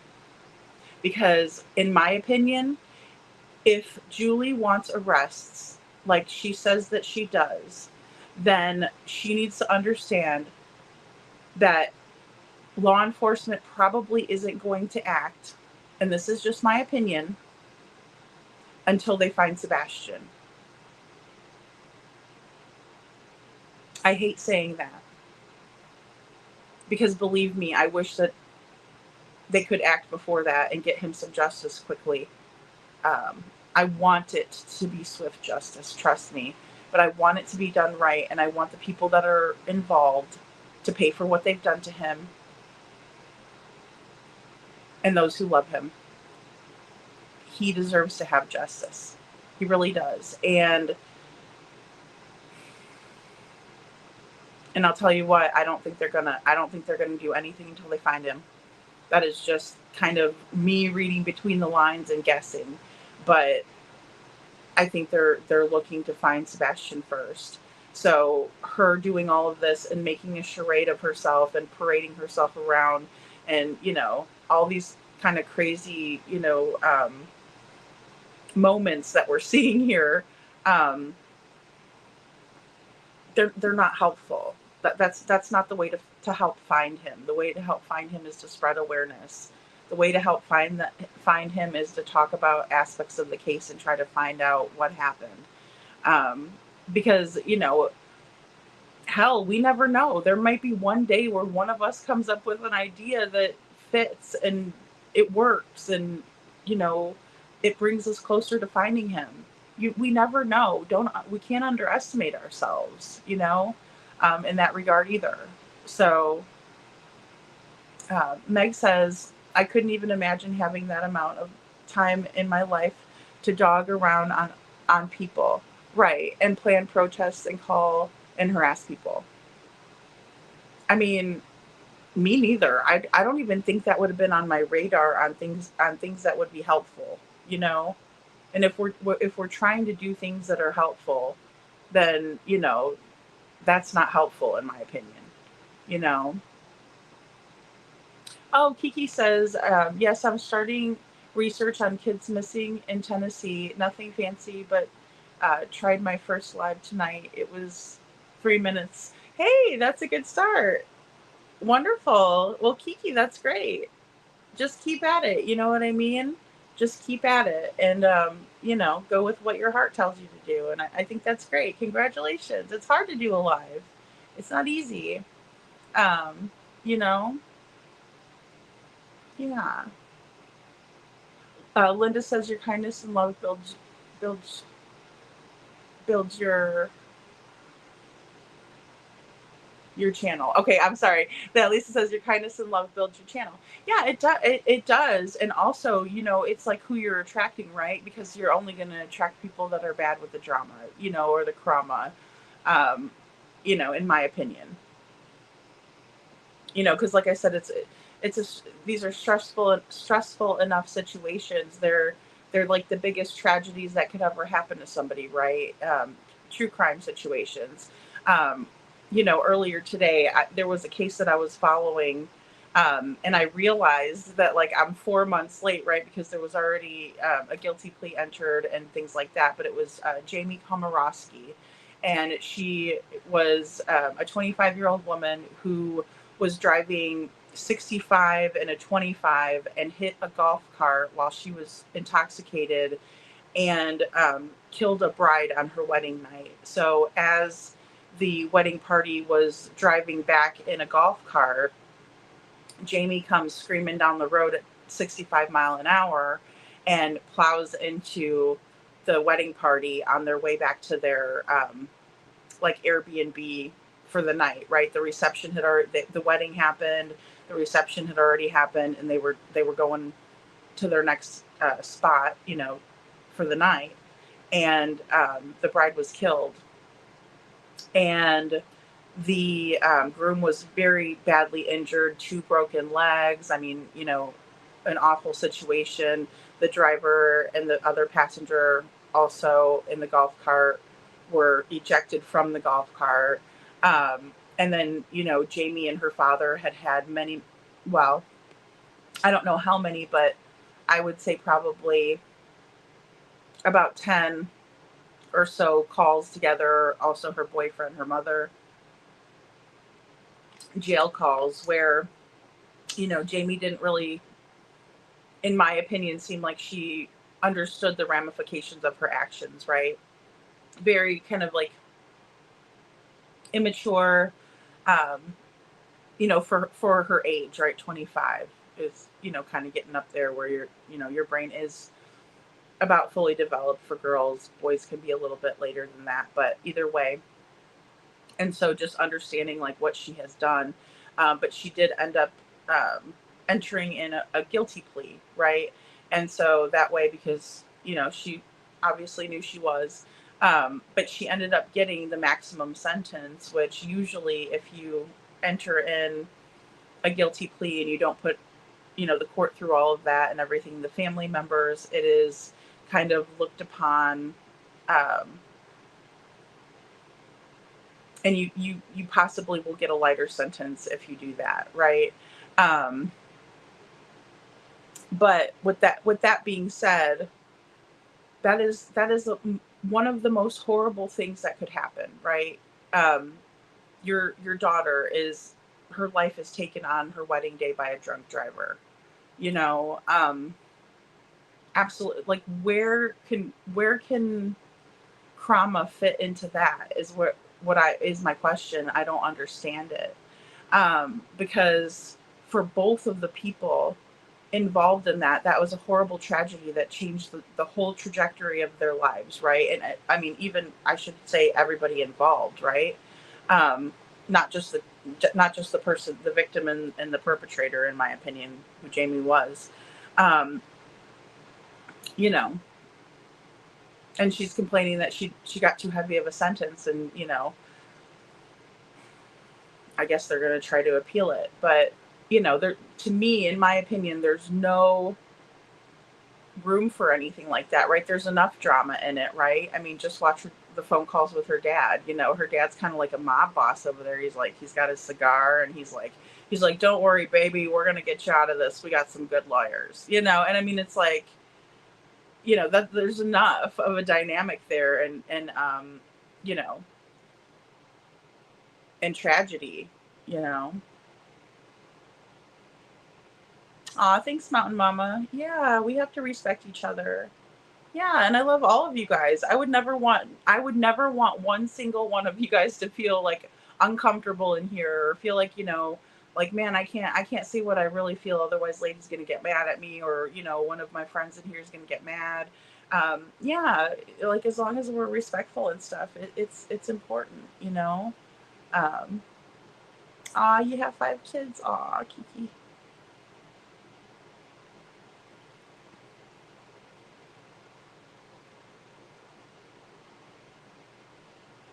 Aw, there's a mom on YouTube that has 5 disabled children under 10. Oh my goodness. Aw. See, and just, you know, bringing awareness like that is a good thing. You know, it is a good thing, you know, as long as we're not exploiting the kids or, you know, putting them on blast, you know. Tony Fire says, Lady, that only works with people only caring for others more. This lady makes everything about her. Yeah, and she feels nothing for others. I have to agree with that, Tony, and I never felt like that before. But I do now. I do, you know, and I think it's not, it's wrong, you know.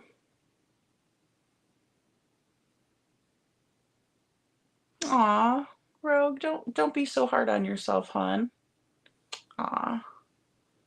Want to write that down, haters. Rogue. And I'll tell you what, that's what I mean when I say, like, there's not one single one of us that can say, especially if you're over, like, let's just even say if you're over 21 years old, or excuse me, 21 or over, you look back on your life and you're like, man, I wish I didn't do that. Or, I wish I wouldn't have, called my sister that name. It really hurt her feelings. Maybe I shouldn't have picked on my little sister so much, something like that. Or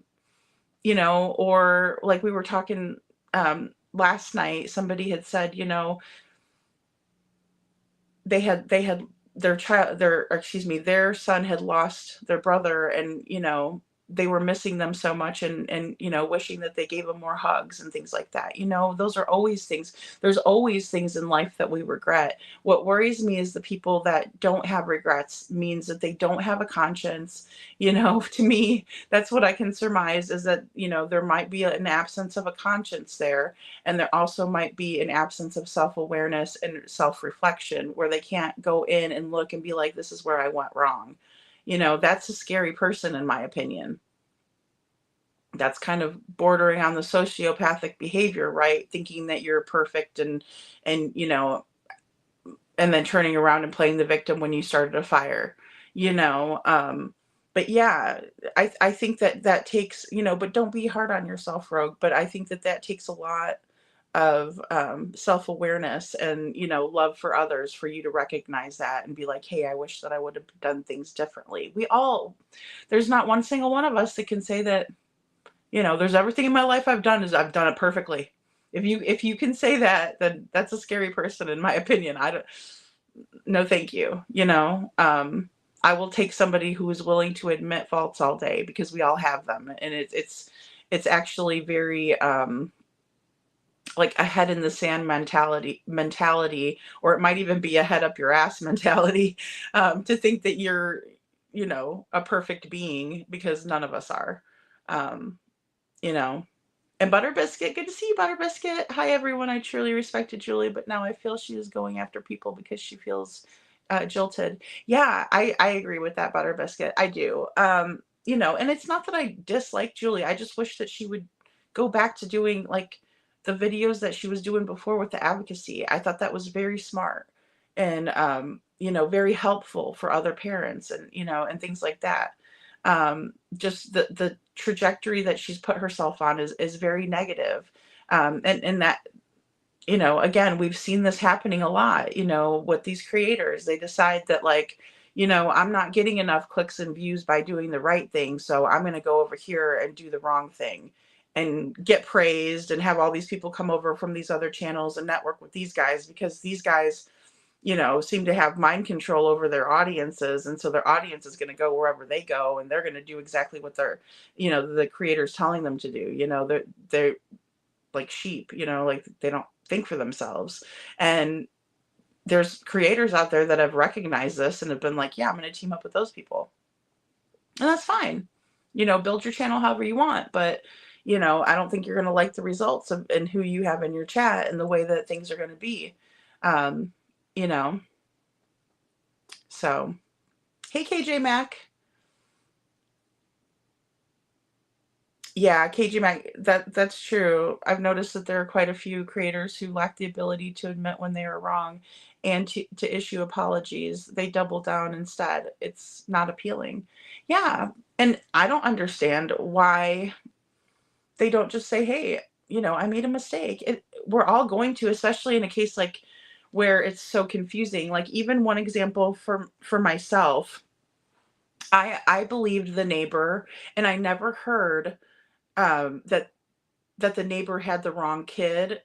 So in Sebastian's case, it was said that Sebastian was hiding under or in a vehicle in the neighborhood, and that he did run away one time, and that's where they found him. But come to find out that wasn't the case. It was a different child, and the neighbor got the wrong person. And I never knew that until last night, when Justin had brought it up, and we watched the clip from his live. So again, like, I thought I knew, and that that happens, you know. I thought I knew what I thought I knew, but turns out I was wrong, you know, and that's okay. There, you know, but and it's going to happen in the case like that, right? Because we're basing a lot of the knowledge that we have on hearsay and things like that. Like, what did the neighbors say? What did, you know, how do they feel about it? What did they see? And so a lot of it's secondhand, third-hand knowledge, right? So it does make it hard to get a good, you know, fact-based answer out of things that are secondhand, third-hand, you know, again, telephone, you know, by the time it gets to somebody else, it's changed.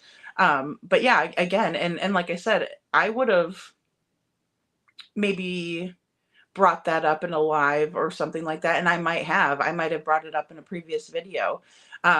You know, but am I willing to realize now that that was, you know, misinformation? Sure. I wasn't spreading misinformation on purpose. It was an accident. You know, I thought I knew. But I'm seeing something very, very different, you know, when it comes to the misinformation that Julie spreads, is because you're right. You know, and I know that you said at KJ Mac that it was, you know, other creators too, or just whatever, cause, you know, but in Julie's case, I do see that doubling down, not wanting to be like, hey, I'm sorry, or hey, I got it wrong, or, you know, I was misinformed. So, because it happens, and it's going to happen, and it takes a big person to do it, to just be like, hey, I was wrong, or a more truthful person too, because, you know, I want good information out there. I want you guys to be like, you know, usually Lady Freedom tries to get the best information she can to us. You know, I want you guys to feel that way, and think that of me. I would rather you guys not think that I'm just like coming up here and telling you guys whatever I've come up with. You know, I try to cite sources and stuff. Oh God, Holly isn't an innocent bystander. Oh goodness sakes. It's getting late, huh, Kathy? I know, and I have a couple more clips for you guys. Just two more. Lisa B always says empathy, kindness, and wisdom. Yeah, absolutely. And it is a wise decision, I think, too, to like just admit when you got something wrong, you know, just admit it. It's nobody's gonna fault you for it. Nobody will. I promise you, people will respect it. And hindsight says, I agree, lady. If they had a way, they would use it before then, but I agree, in my opinion. Yeah, absolutely. Absolutely. Well, and we just want them to get it right. It's so important because we can't give the defense any kind of loophole at all, you know? Well, and that's what I fear, Detroit. I fear that for a couple of them, that they're just using these people, and then whenever, you know, they're done with them, they'll humiliate them and, you know, toss them back or whatever. You know, I really believe that. And you know, that's not something that makes me feel good either, because I don't want to watch that. You know, it's painful to watch, you know. It shouldn't make us feel good inside to see it.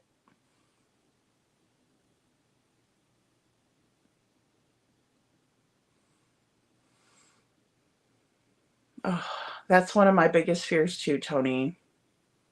I hope that doesn't happen,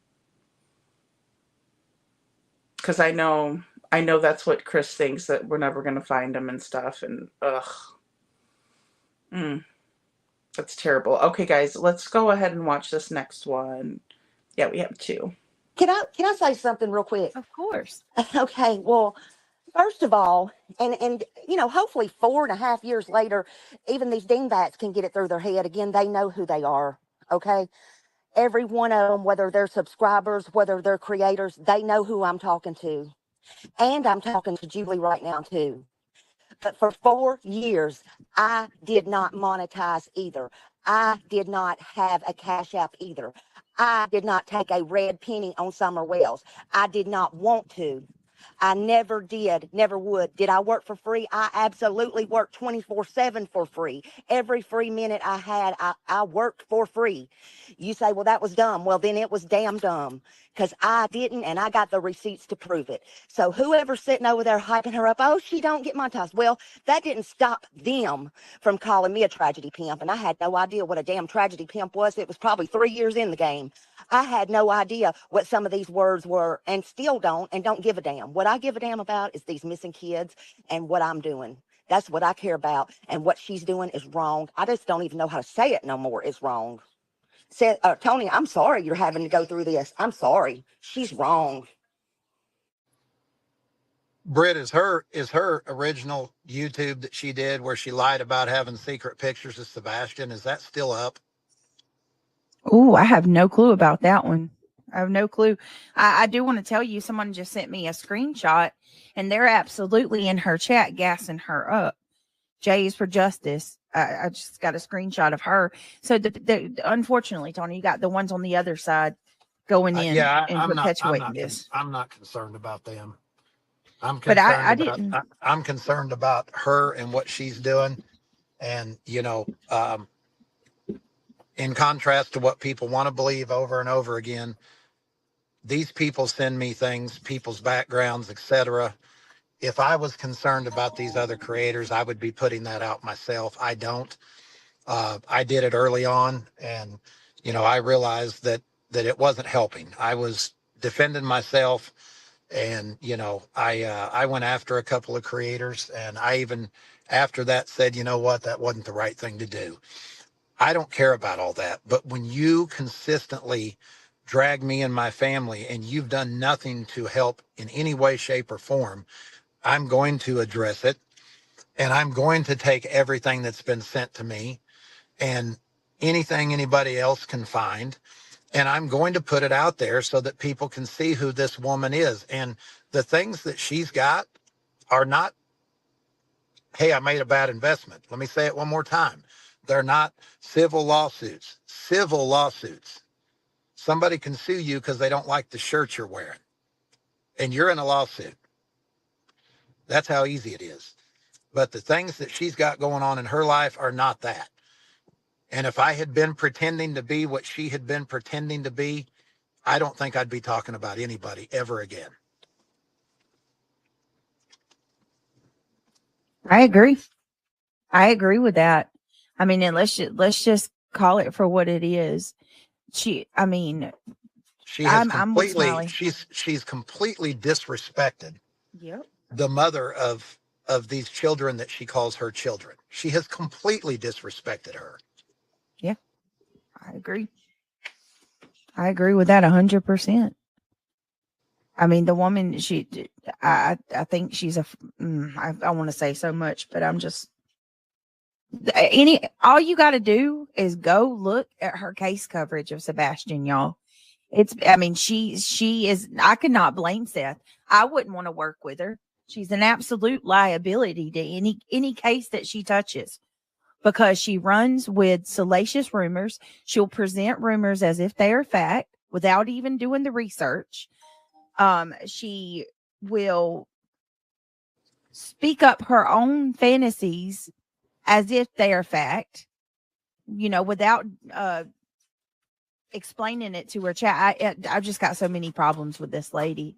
Do you know in all the lives that I've been on, Britt, have you ever heard me go after Katie? Ever? No, nope. And nobody can say they have.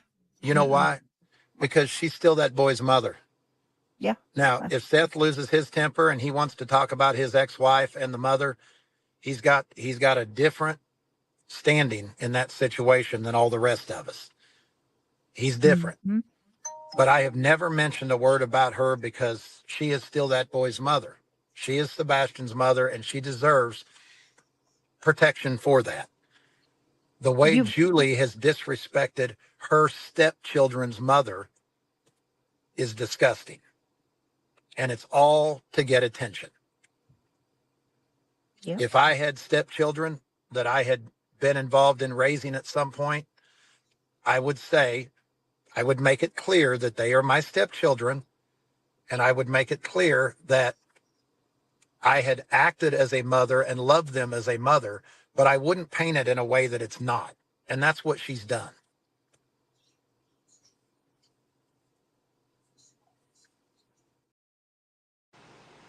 And I can't agree more with that statement too. How do you think it makes the kids feel when their mother is publicly smeared by their stepmother?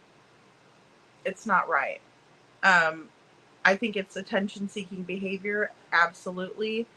I think that it was a very kind reminder from Tony to all of us to remember that Katie is Sebastian's mother. You know. So just kind of backing up, Smiley said that, for 4 years, she did not monetize her channel. She said then when she finally did, she was called a tragedy pimp. And, I joked when I was called a tragedy pimp, and I said, well, now I know I've made it on YouTube. I'm a tragedy pimp, so I kind of wear it as a little bit of a badge of honor just because it makes me laugh. But, when I see how much care and compassion and love that Smiley puts into covering Summer's case, Sebastian's case, it just warms my heart. And I'm very grateful that she does, use her heart and her brain to help bring awareness. Also, in my opinion, Smiley's the farthest thing from a tragedy pimp. She cares deeply. And I don't blame Tony for defending himself, but he even said like in the beginning, he tried that tactic and it didn't work. Right. It was like, he ended up, feeling bad because it wasn't right. And he said it wasn't worth it, but his family being dragged in, and all of this and this past traumatic events being dredged up, I believe that he has every right to address it. And, it comes to that point. He's been pushed to that point, in my opinion. I agree with Brittany. I mean, completely right here. She says, Julie's a liability, and that's the reason why people don't want to work with her, right? She runs with rumors. She presents rumors as facts. I agree with that. In my opinion, she does do that. And she also presents fantasies as facts. Her personal fantasies, which are very, animated, in my opinion, but she doesn't explain it to her subscribers. She just presents it as facts. And if you don't, listen or agree with her, it's the waterworks. And then, she has gone very hard after Katie, and I will not be a hypocrite. I've gone hard after Katie too. I've gone hard after Chris. I try to focus more of my attention on to Chris because of the things that he comes out and says, right? But I've also, read my riot act to Katie too, when she's talking about how Sebastian, needs to wear deodorant and those types of things disparaging him. I don't agree with it, and I speak my mind on it. But I agree with Tony when he says that he hasn't said anything disparaging or bashed Katie in any way, because again, he remembers that that's still Sebastian's mother, and that's Seth's ex-wife, and he said if Seth wants to come out and say his feelings about his ex-wife, then that's up to Seth, but he's not going to participate in that. He's just there to support and help Seth through it. Because of course, I'm sure it doesn't feel good for Seth to have to do that. He doesn't feel good about it. Oh, okay, yeah. Meg says I watched all of that. Also, lady, the victim impact statements were so heartbreaking. The poor husband. Yeah, it was so awful, right? I mean, her mother, and it's just all around just such a sad situation, it really is. It's heartbreaking. I mean, total tragedy.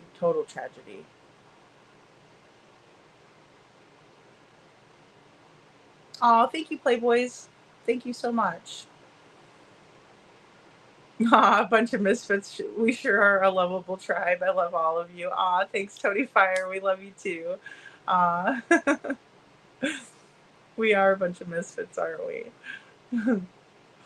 I'd hate to say it, but I think that only break Al gets is when Julie is locked in the room making live. Poor Al. And he doesn't want anything to do with it. And she got really upset with him in that one when he was basically like telling her, like, hey, hon, don't let it bother you. Who cares what they say? Just very loving and kind, and I appreciated what he said, and I agree. So, thank you, Mama. We love you too.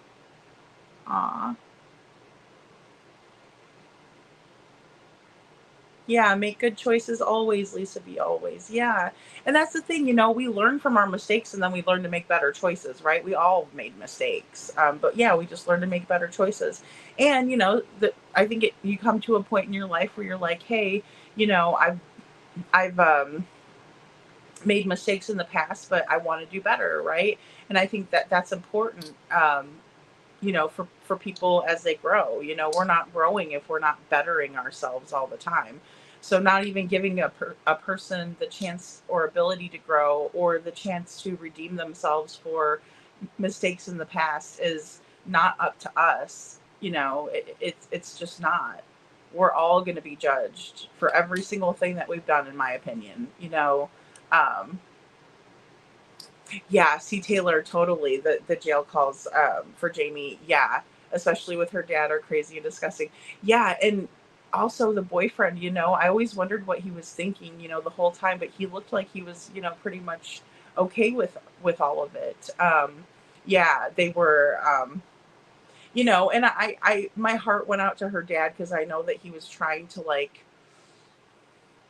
be there for her and stuff, but a lot of it was crazy, enabling behavior, really bad enabling behavior, I've had my head up my ass many times, Mag. Me too. Good thing we pulled it out at some point. Good Lord. No, just kidding.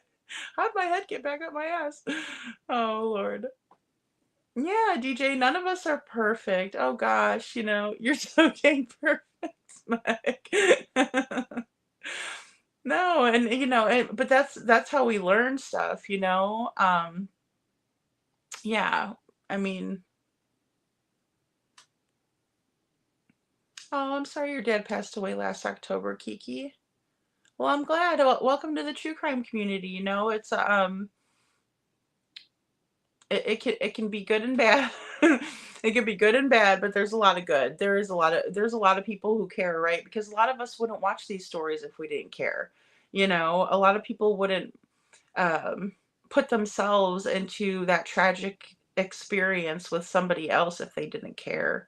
If we weren't showing that part of our humanity, right? By watching and listening to the impact statements. I mean, because those were so terrible. But it's important, and it makes the person that has experienced it feel better to get it out. That people care and are listening. You know. Yeah, Butter Biscuit, thank you. Absolutely. I agree. Julie is talented and smart, but she is using her abilities to point out flaws in others, not to help Sebastian. I agree with that. I do. I do. And I think all of us, have something to bring to the table. I think that it takes all kinds, to make the world go round, Um, God made all of us. And so, Cece says, I tried to like Julie, and I felt sorry for her when she had her falling out with Justin and was crying on her lives. I got the hint that was something was not right.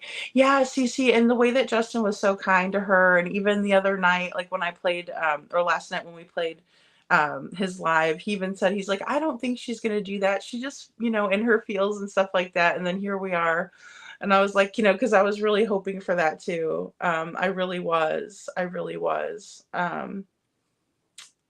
The judge had the final say in her sentencing. I believe her jail calls and overall attitude are affected by the judge's sentencing.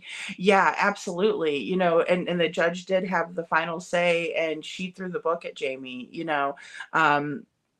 There were two other cases that they discussed that took precedence over, or excuse me, that set precedence. One person only got 6 years for a fatal drunk driving. And then the other person, I think, got 10 or something like that. But I mean, if you think about you took somebody's life, oh my gosh, but yeah, she wants it to be lowered now because she's like, look, I, pled guilty. Usually that gets like a lesser sentence, and we'll see what happens. So, thanks guys for subscribing to Kiki. Oh, I'm so sorry, Kiki. He had cancer, but it was a mistake from the hospital that took him. So I'm actually fighting that. Oh, good, Kiki. Yeah, you should. You should.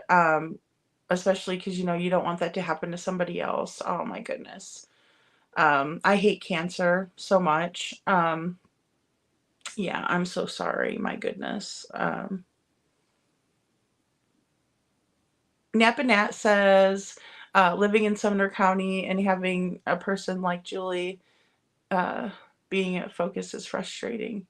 Well, and just to go after Carter, I that rubbed me the wrong way too. Well, and I was like, she blocked everybody that was a Pearl. She's like, all the Pearls are blocked, and I wasn't even in there. Yeah, I'm a Pearl, but I mean, I didn't even know what was going on, and she like took my wrench and all this stuff. It was very strange. It was very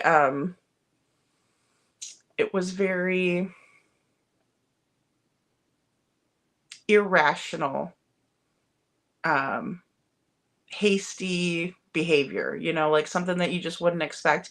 It's almost like it's just odd. It's just like fly off the handle like that and be like, everybody's wrench is gone. And like, if you're a Pearl, and it's like, but I wasn't even in your chat. Like, it was weird. It was very weird. I'm glad not to be a part of it though. So, Rogue says, I want a Lady Freedom Dragon t-shirt. My friends would all ask if I joined a motorcycle gang.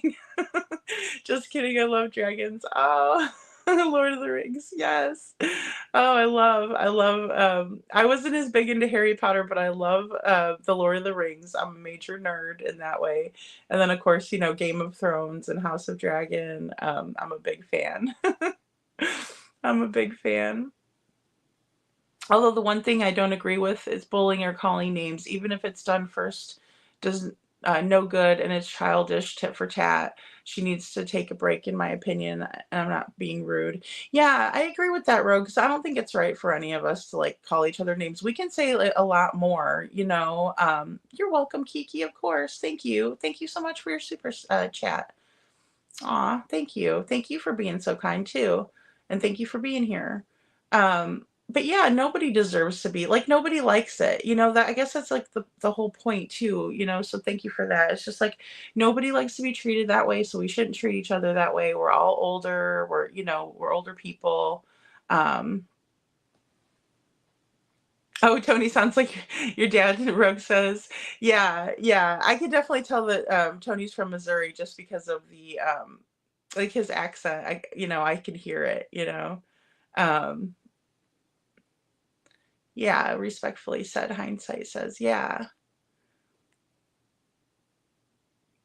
Yeah, Detroit. Detroit says Tony is Seth's friend and support system. He truly cares about finding Sebastian and it's not getting paid a dime. Right. I don't know if Seth could keep it together as long as he has without him, in my opinion. Absolutely, Detroit. And, even if Tony was being paid to help be a spokesperson, what would be wrong with that? Why is it our business? It's not, but yeah, I think he's a hell of a guy for volunteering and showing so much love and everything, um oh, I know, Meg. That is such a good point. Y'all, I honestly couldn't even imagine being so close to Seth to have to see what he goes through every second of every day. I can't imagine it being easy for Tony to see Seth and speak to him daily. Exactly. And, to see your friend hurting like that, to know that you're doing everything you can, but it's still not good enough, That's such a great point, Meg, in that, And to bash him, it's just not right. Yeah, hindsight, that's such a good point. Those who really care and want to know and help creators work to provide that information just as news anchors get paid. Right, exactly. And it's for a good cause, right? Like I feel good about spreading awareness and talking about Sebastian's case. I do. I do because I think it's important and everybody's, cases. Um Broadway. Oh, this is true crime this is true crime, not Broadway. Rogue. I forgot I even said that. That is so funny. Oh my goodness. Sometimes if I have to go back and look at the chat or something, and I'm sitting there watching the live, sometimes I yell at myself. I'm like, what did you say that for? Like, I'm like, why didn't you say it this way? That's so hilarious. I totally forgot about that. Yeah, I do too, Linda. I do. I have a problem with Katie letting Chris use a belt on Sebastian. I do too. I do too. And then lying about it for him and, condoning it. I do too. You know? Meg. All right, guys. Here's our next clip. All right, here's our last clip. This is kind of gonna wrap it up here. And it's all in the spirit of getting attention. That's what she's after. And you watch, she won't leave YouTube. She's a liar about that, like she's been about other things. She won't leave. No. But I can honestly tell you that I hope that the information that's out there about her after she's done this, everybody says, well, everyone has a right to know. Well, then y'all have a right to know about her background. And I hope it gets out there everywhere, because by God, you got a right to know who this woman is. I agree. I want to read this with Chemistry Queen real quick. This super chat she made, and I agree. Chemistry Queen. She says she's not talking about us. She says no one is perfect. Leave people alone. Let's just find Sebastian and maybe find a hobby besides being a middle schooler. How pathetic. Exactly. And thank you so much, Jules. Thank you. She says, Seth, please know that many of us keep Sebastian's name in a positive light. His flyer is in several military bases and will be emailing to many more PAOs. Thank you so much. Thank y'all for gifting as well. Chemistry Queen says, I did not mean that to you, Britt. You know that what I meant. I said, yeah, I knew you didn't. Well, and Britt, all you have to do is look at somebody's motives, though. I'm so sorry, Tony, that this is happening.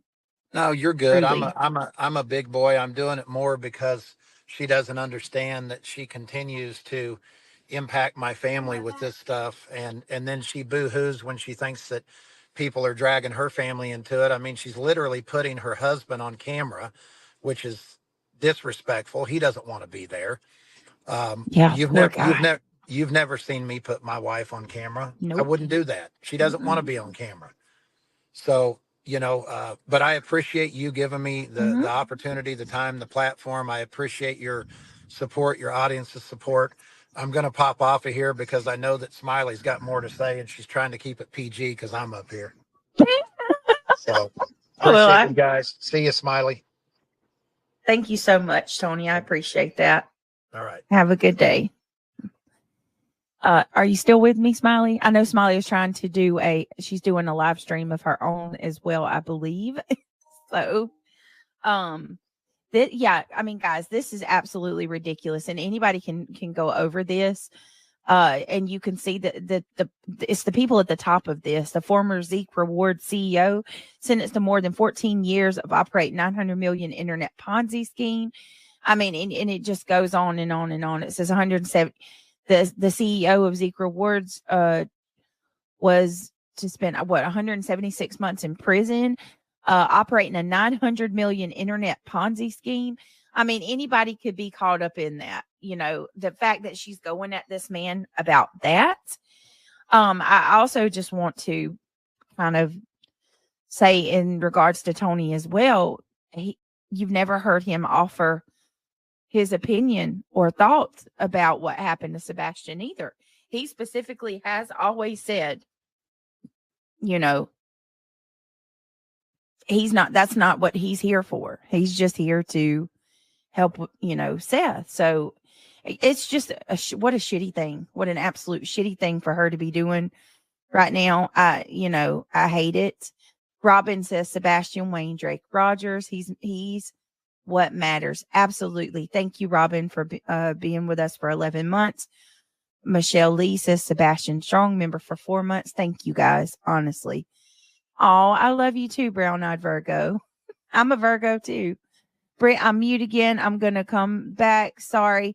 Can you get me down? Laugh out loud. I lost my place and she may not be paid, but is promoting her book. Yeah, absolutely.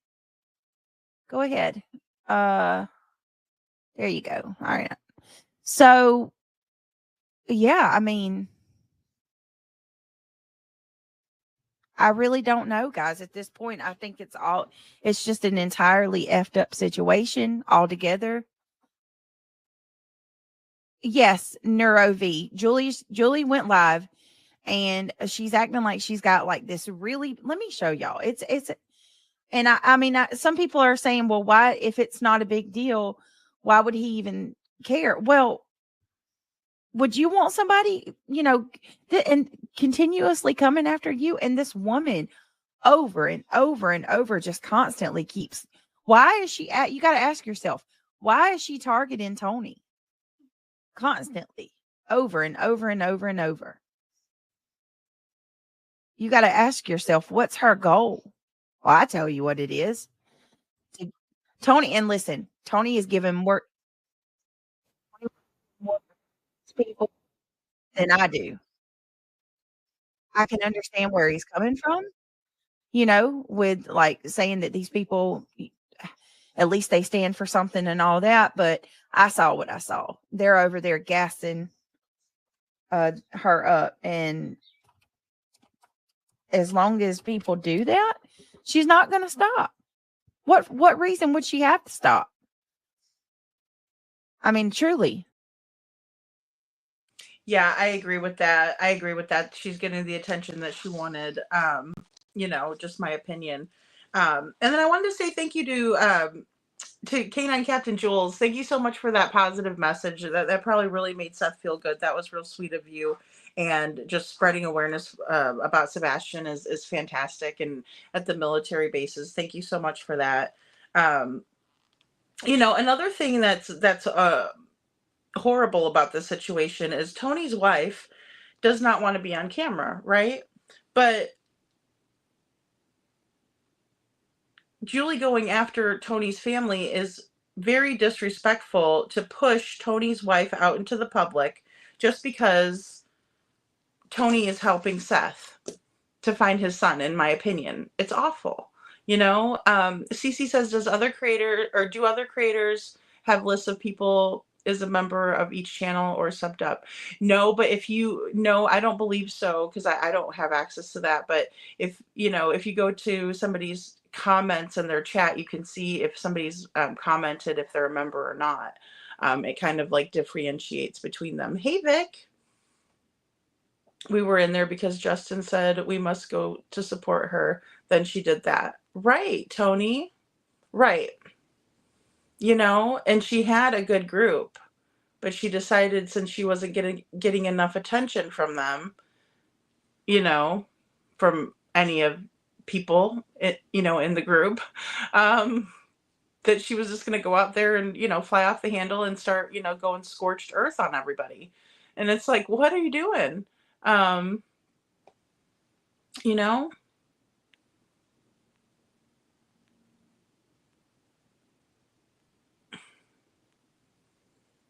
Oh, sorry guys. Let's see. I lost my place there.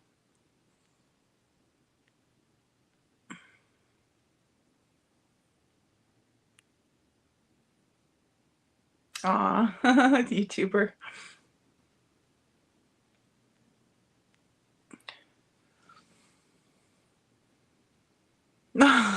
Oh no, Rogue. Oh, okay. If you click the person's name again somewhere, it will give you the unhide option. Okay, yes. Yeah, Meg, sorry. I was just reading your comment. That's okay. Poor Trishy. I accidentally hit the button on her the other day and I was like, oh my gosh.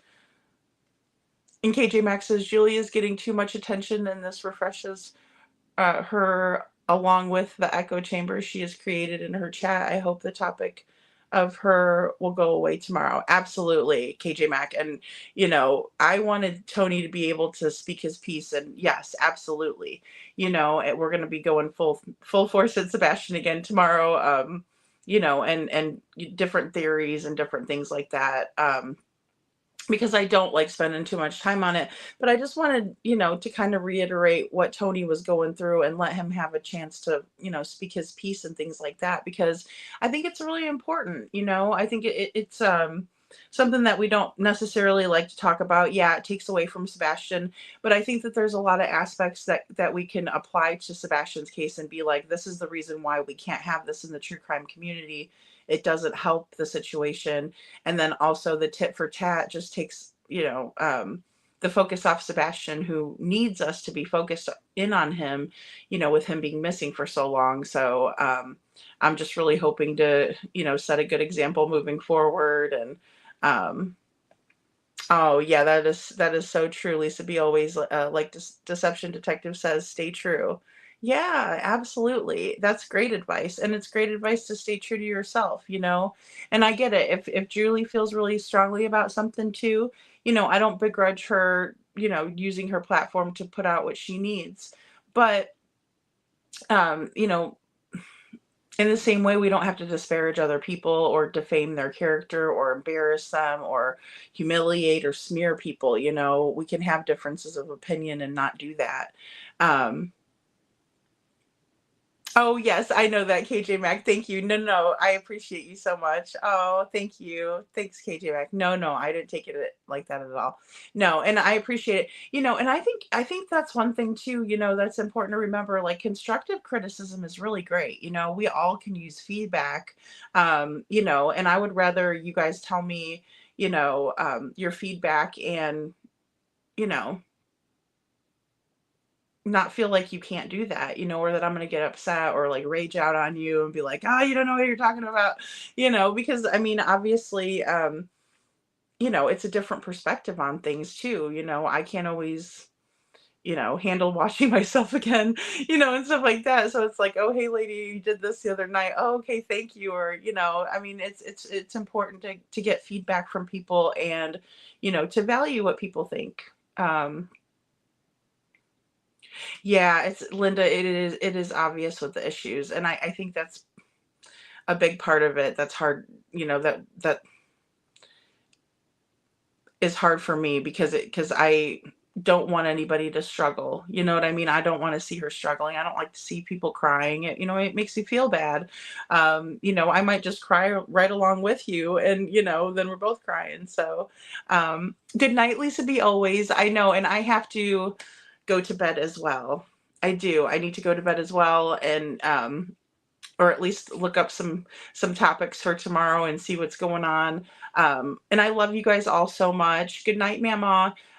Thank you all so much for being here and for, you know, listening and considering. And like I said, I don't want, thank you, Hindsight. Blessings to you too. And you know, I don't want anybody to be mean or bully anybody. I just wanted to make sure that people, you know, got a chance to listen to what Tony had to say and, you know, us talk about how it's really important to keep the focus on Sebastian still. You know, so thank you, Tony. Thank you, Lori. Tony says, Lady Freedom, and promise tomorrow take off our crying friend's face. I will.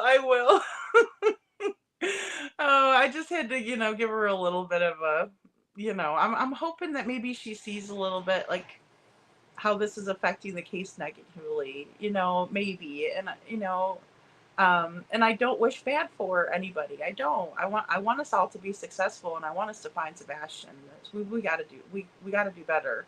There's something that we're missing. You know, there's something that everybody's missing. Law enforcement, all of us. You know, if we could focus, if we could really focus in, we might be able to figure something out that can lead to something bigger. You know, so it's just so important. Thank you, Linda. Thank you so much. What did I text? I don't know, Vic. What did you text? Oh, thank you, Kiki. Thank you. We enjoyed having you here. Please come back. We really enjoyed having you here. And good luck. I hope that your channel does really well. Go over and sub up and check it out. Kiki. Let me write it down so I make sure I get the right one. 2025. True crime. Okay. Awesome. Yeah, thank you so much. Thank you so much. Thank you, CC. Thank you, Tom Chat Cafe. Yes, about tomorrow's content, please see if that godmother story is true. Oh, I will, or not. It's interesting since you can't always believe what is heard on YouTube. So true, Tom Chat Cafe. That is so true. But thank you for sharing it with me because I don't get to catch everything. Thanks, Meg. Yes, Sebastian Wayne Drake Rogers.